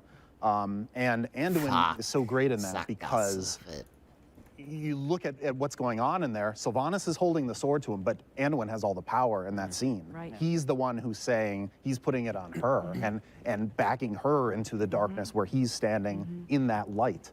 These are all very deliberate. We've talked through this cinematic. Again, you know, I work on these with Auch so lots of different unsympathische folks, Schmutzleute. but Taryn Gregory Oh, and Christy Golden Too and I far, worked bro, very too closely far. on this one in particular. And that was just that theme, that juxtaposition of power and who's got it in that scene was den just so Von crucial and Samdi so fand ich fun. eigentlich ganz And sympathisch. you and Patty just War delivered okay. that so beautifully. It was amazing. Well, I just love you all, and for all of you at home, I mean, I feel like you're all sitting here with your shoes off, drinking tea with us, but all these actors, I mean, I feel like we have like about an hour today, and it's just not enough. I want more time because there's so much to talk about, you know, our life stories, how they come to it, and the craft and all that. Maybe someday at BlizzCon, if we can all force them to give me a 5-hour panel or an 8-hour panel, I think that would be great, because I can feel it. There's just, I feel like a sleepover. Yeah, there you go. BlizzCon slumber party. BlizzCon slumber party. Yeah. Oh my God. I've been living in pajamas all year. Let's do it. A BlizzCon slumber party with like Snuggies and snacks would be great. Well, we've got a little bit of time left. What I want to do now is I want all of us to be, everybody's got cards with some of their lines on it. So I want you to go around. We're going to read your lines. And then we're going to be bananas. Okay, jetzt kommt ja noch ein bisschen was Witziges, maybe. So just read a couple lines to start, and then we're going to switch it up, and then we're going to give some words of love to everybody before we go, and then we're just going to peace out. Okay. All right. I don't know. Deborah, go. Any line? Or any line. Just choose whatever you want to do. Couple, like 3 or 4 lines. I am Draka, once of the Frost Wolf clan, now Baroness of the House of the Chosen, and most of all, protector of Maldraxxus. Okay, Dude, komm Step forward, runter. mortal, and raise your rune blade. The House of the Chosen stands with you. I just want Deborah to read. The rest of you I don't care about right now. It's going to be Deborah. Wonderful. I'm really paying attention because I don't know if I have to play her next. Die nimmt auf jeden Fall ihren Job ernst. Die ist voll You drin. just said it. Let's hear you. Let's hear lovely Sergeant Athreus. It's funny how sassy he is. I yes. love him. Restrain yourself, Ramonia. This is Revan. Oh, krasse Stimme. We do not butcher, we... Ja, das ist der gute Graf Denatrus, also im How Englischen. exhaustingly predictable. But then I suppose failure comes naturally to your kind. Krass, wie sich das an? Defy Revendreth. I am Revendreth. We get paid to do this. This is bananas. This is bananas. You pay me to do this. Sorry, I pay you to do this. I love it. We're so lucky. Erlon, let's hear it. Sure. I shall protect these souls through their winter. I shall see them reborn in their spring. No matter what trial I face, I swear it, my queen. Sure, dude. I swear it. Anyone who threatens my grove is my enemy. For Ardenweald. I love it so much. Wow. All right. I will not become an instrument of death. Everyone suffers, da ist Sylvanas, Anduin. but destroying everything will not take away the pain. Do you expect me to believe that all this time, you've been fighting for justice? Look around you at what and who you've joined. What makes you believe you're not just a weapon to achieve his ends? I thought you believed in free will, Sylvanas. God, I do this all day. Oh my God. Wow. All right, Bonsamdi. Hey, well, you say Ice Queen, it's been a long time. Digga. But this tree looking good. Er ist halt der Beste, Yeah, I ne? like what you Meiner done Meinung with nach. the players. You better watch your tongue, little thing. Want somebody the boss man now. Another day, another deal. The best part is watching your faces because your faces change. Okay, give me your cards. I want to mix them up. Give me your cards. Sweet mother. Give me your cards. Oh, boy. What are you doing? And we're gonna, give me your cards. All I got is one. Give me your cards. That's all I do. Okay, you got it. I cannot do that actually. What if I get the same one? Okay, don't tell me if you pick the same one. Can Okay. you just read Here we everyone go. else's Okay, here we go. character? I think that would be great. Bester Mann, dieser Don't tell anybody what you got. Okay. Typi. Oh no! Ist das nicht der von The Walking Dead? Ich weiß nicht, ich guck kein Walking Dead, bin kein Walking Dead Fan. No, as the character you just heard. Oh no. Aber kann durchaus sein, ich habe schon viele Game of I'll let Thrones actor's Typen choice. gesehen Actor's choice. heute. Bei Blizzard. All right. Okay. Who wants to go first? Who's ready? Actors? I'll go. Oh Okay, shit, ist go wieder ahead. schwarz. Here's the character Anduin Wrynn, Warcraft, originated by Josh Keaton, but now it's played by me. I will not become an instrument of death. That's pretty damn good. Everyone suffers, Sylvanas. but destroying everything will not take away the pain. I thought you believed in free will, Sylvanas. Good job. That was pretty good. That was very good. Maybe Denathrius is a long-lost brother. Yeah, you know. Spoiler. Oh, sorry. Who's ready next? Okay, Alex. I am Draka, once of the Frostwolf clan, now Baroness of the House of the Chosen, and most of all, a protector of Maldraxxus. But then, the House of the Chosen stands with you. For cricket, for Akari! Yes. All right, who's next? Josh? I guess it's me. I got Sire Denathrius. Yeah. All right. Let's hear it. How fortunate you are to witness the splendor of what is about to unfold. Every precious drop of anima, so painstakingly wrung from the tortured souls of lesser beings, now paves the path for the banished one to reclaim what was his. Defy Revendreth. I am Revendreth. Oh, good. I think we should respect the whole No. cast. Well, that means... Let's hear it. I was so hoping I didn't what you got. Look, don't mess it up now, Max. You better be perfect. What I love is that it's the way the accent is. It's written in for me. I'm sure it's gonna sound very authentic.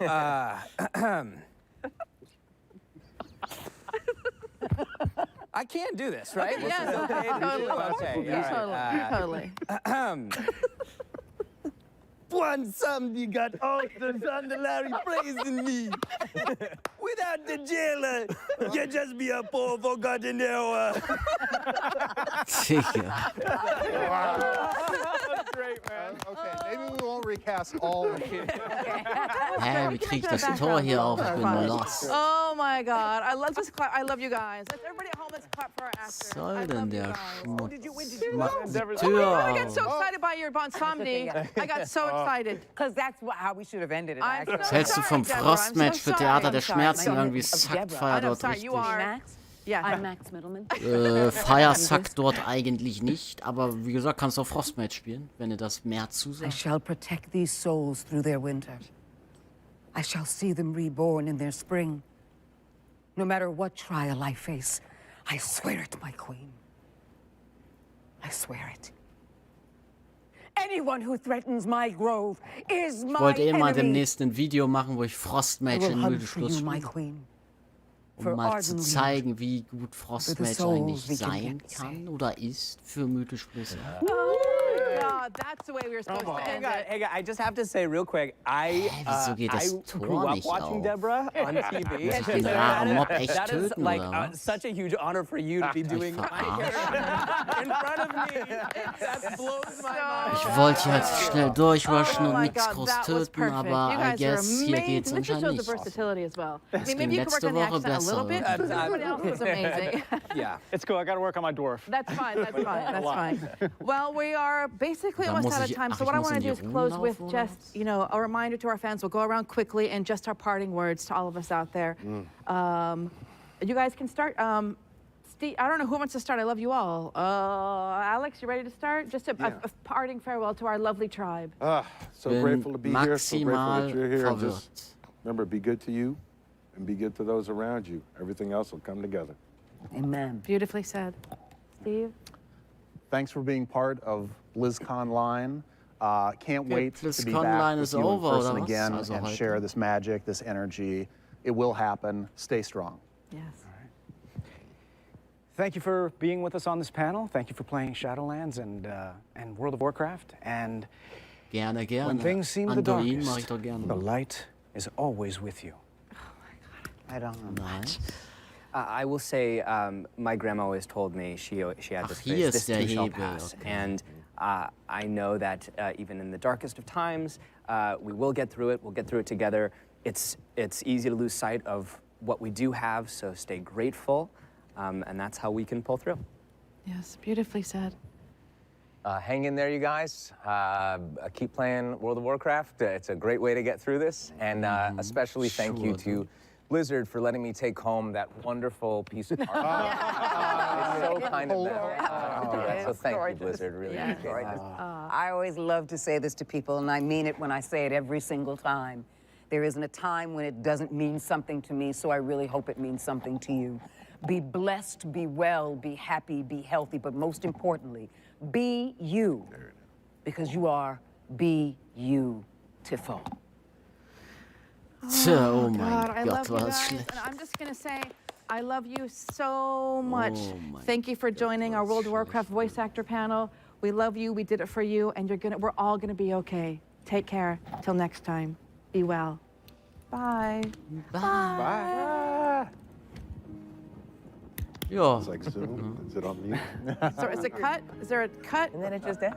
Yeah, is there, can we get like Das some? war's. No, it's like a news broadcast. We have to talk. Morgen geht's dann weiter, 21 Uhr, Fragerunde, I totally. I guess. Hands together.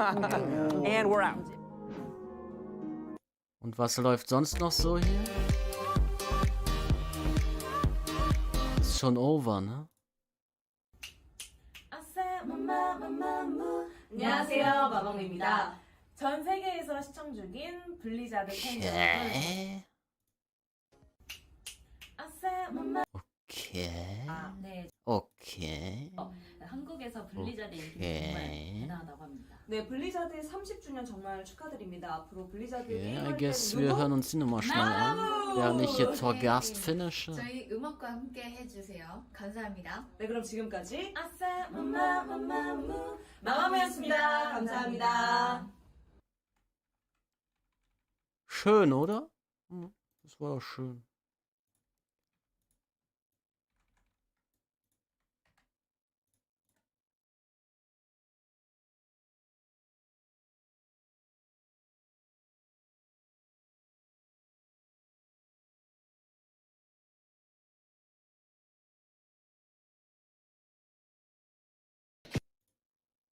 Reicht. Schluss für heute.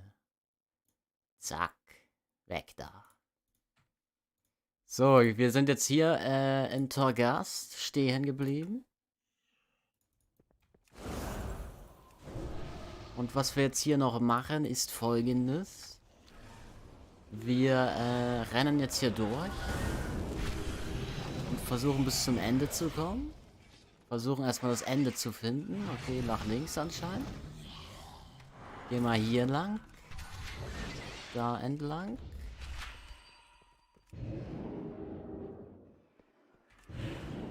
Und da hinten ist das Ende. Okay.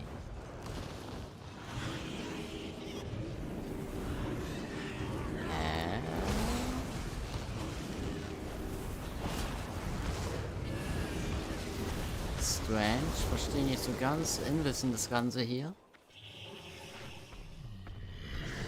Okay, die Ratte sieht mich leider. Ziehen jetzt hier BL. Okay, leider. Oh. Riesenprobleme. Wir haben noch keine Combustion dran. Ich dachte, Combustion wäre schon fertig. Das ist natürlich schlecht. Oh. Das ist gut. Spiegelbilder gehen jetzt hier trotzdem rein. Meteor, kicken das. Zack, zack, zack. Jetzt aber schnell Würstchen weg. Das ist gut, ja, sehr schön gemacht. Einwandfrei, ein Träumchen. Und dann töten wir den noch schnell, hoffentlich. Oh, perfekt. Ist irgendwie gestorben, weiß ich nicht. Nehmen hier an der Stelle das.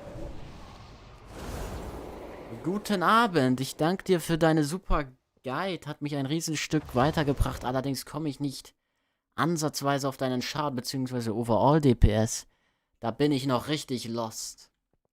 Ja, das kommt einfach mit der Übung und mit der Zeit.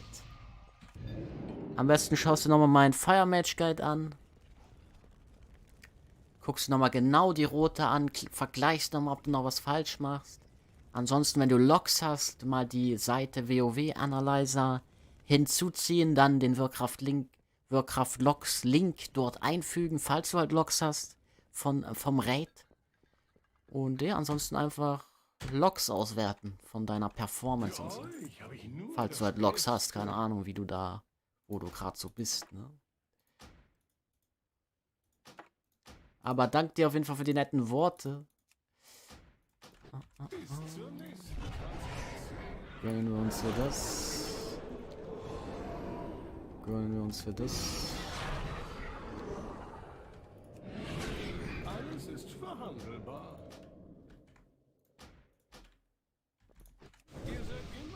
Gibt es da vielleicht eine Möglichkeit, noch an Tipps zu kommen? Denn nur am Flimmern kann es nicht liegen. Wie meinst du an Flimmern? Hast du Flimmern nicht geskillt, oder was? Also Flimmern solltest du schon skillen oder nehmen als Talent. Ganz wichtig.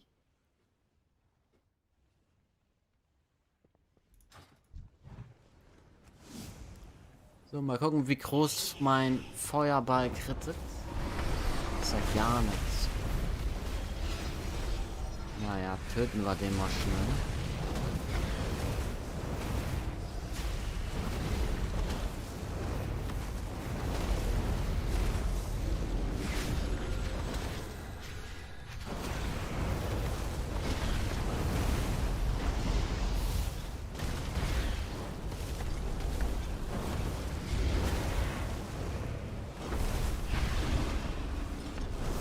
Schöner Kick hier an der Stelle, easy. Nicht immer, lebe lieber ein bisschen länger. Also eigentlich lebst du auch so mal ein bisschen länger, außer du spielst vielleicht jetzt mythisch plus 20, wovon ich nicht ausgehe. Du solltest immer Flimmern nehmen, das ist schon wichtig.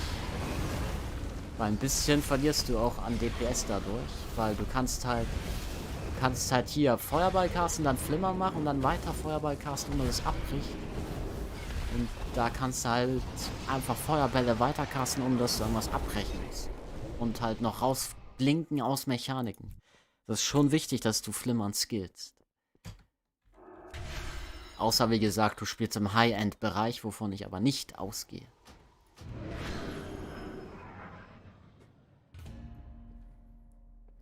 So, 570 Seelenasche gab's. Das ist eine coole Sache.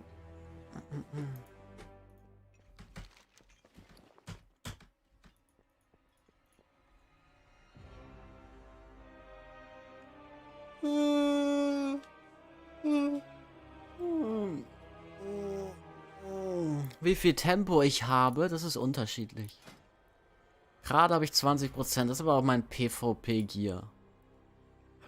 Wenn ich jetzt mein Gear anziehe für Mythisch Plus, habe ich plötzlich 27% Tempo.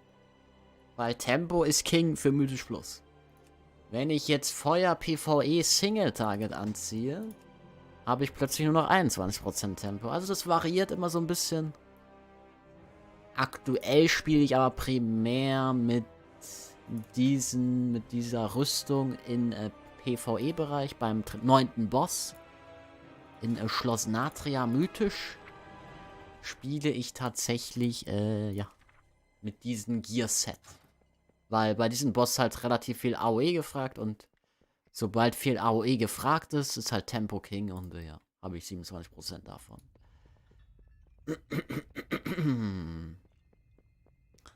So viel zu der Thematik. Habt ihr sonst noch irgendwelche Fragen? Sonst gehe ich jetzt offline, I guess. Ich bin nämlich fertig für heute. BlizzConline ist auch zu Ende. Und ja, falls noch irgendwelche Fragen sind zum Feuermagier, ich beantworte sie gerne. Ist vollkommen korrekt, ja. Hast du das mit den Logs Add-on eventuell erwähnt? Falls ja, schaue ich dann nochmal die Wiederholung an. Falls nicht, hättest du da einen Tipp für. Danke für den Stream. Gerne, gerne. Damit du halt deine Logs anschauen kannst, musst du halt mir mal deinen Charakternamen nennen, beziehungsweise kannst ja selber, ich kann ja mal die Seite linken, wo man sich so seine Logs anschauen kann. Warcraft Logs ist es zum einen, da kann man sich seine Logs anschauen, vorausgesetzt man hat welche. Und dann gibt es noch eine weitere Seite, und zwar WoW-Analysierer quasi. Und diese Seite WoW-Analysierer analysiert quasi dann diese Logs von Warcraft Logs und gibt dir dann eine schnelle Overview, was du falsch gemacht hast in diesen Log. Meintest du nicht, Crit sollte man ignorieren und Tempo, Mastery und Versa gehen? Ja, meinte ich. Aber ein bisschen Crit schadet auch nicht, vor allem für Single-Target schadet Crit nicht. Man muss halt bedenken, mit diesem Legendary gewinnt Crit ein bisschen an Wert dazu, wenn man das trägt. Und das tragen wir ja aktuell alle. Aber ja, wie du vielleicht siehst, ich habe jetzt nicht so mega viel krass Crit. Gut, das Trinket, die hat halt Crit drauf, aber es geht hier nicht wirklich um den Crit, sondern es geht um diesen Effekt. Weil das einfach unser bestes Trinket ist für einen Feuermagier. Und dass da halt 100 Crit drauf ist, ist halt so, nimmt man halt mit. Es geht, wie gesagt, nur um diesen On-Use-Effekt. Daher kommt halt relativ viel Crit in Anführungszeichen. Hier ist Tempo drauf, 100 Tempo. Dann haben wir hier, wie man hier sehen kann, Tempo Mastery und Tempo Vielseitigkeit. Also hier gibt es nichts mit Crit. Hier haben wir Vielseitigkeit Mastery.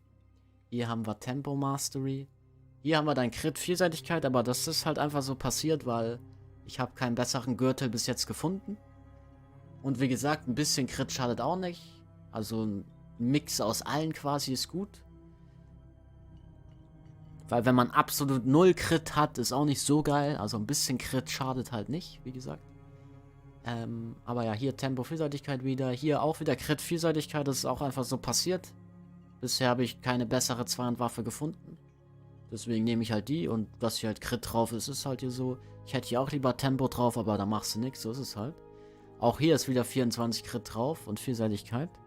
Aber das sind halt unsere Biss-Armschienen, deswegen ist das auch so. Auch hier war auch wieder Crit drauf. Ja. Ist auch so passiert. Bisher habe ich noch keine bessere Brust gefunden. Deswegen trage ich halt die. Liegt jetzt nicht unbedingt daran, weil hier Crit drauf ist, aber ja. Dann hier Tempo-Vielseitigkeit, dann hier Crit-Tempo, gleiches Spiel, hier Tempo Mastery. Und ja, wie man sehen kann, ich habe überall einen Mix, aber ich versuche schon darauf zu achten, dass überall Tempo drauf ist. Kann man nicht immer schaffen, aber ich denke, mein Nolis hat 20 € gegönnt. Danke für den Stream.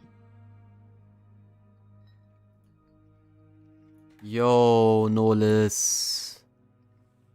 Schon wieder hier mit 20 € dabei. Vielen, vielen Dank für diesen krassen Support. Du hast schon viel zu viel supportet, aber was soll ich dazu noch sagen, außer Danke. Es ist einfach krank, wie krass du mich supportest. Ja, danke dir, gerne, gerne. Habe ich jetzt alles beantwortet? Sind noch irgendwelche Fragen offen? Okay, hab da irgendwie Pech mit Stats, hab über 30% Crit und nur 10% Tempo, Mastery und Vielseitigkeit, echt? Wie, du hast nur 10% Tempo, das ist ja viel zu wenig. Do Primo 3 hat 4 € gegönnt, merci, gute Nacht.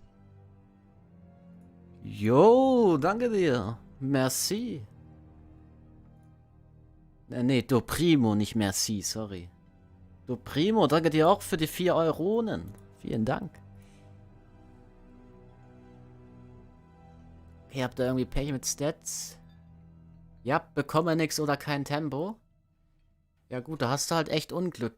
Was ich dir halt empfehlen kann, ist immer schön die mythisch 14er zu laufen, damit du immer schön in der Schatzkammer 226er Item angeboten kriegst. Am besten so viel mythisch plus wie möglich laufen.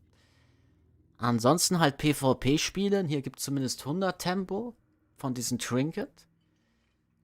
Und den Rest ist einfach Zufall. Muss man einfach so anpassen, je nachdem. Man muss halt arbeiten mit dem, was man bekommt, ne? Man kann nicht immer so spezifisch was farmen. Solltest auf jeden Fall auch Schloss Natria natürlich laufen. Und ja. Alles halt spielen, was so geht.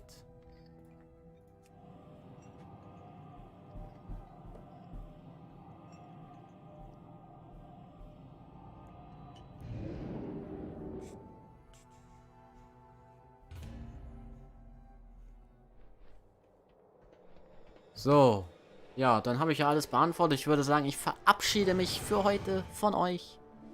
das war doch eigentlich ein ganz entspannter Stream. Ich hoffe, ich habe nicht zu sehr bei der BlizzConline dazwischen gelabert.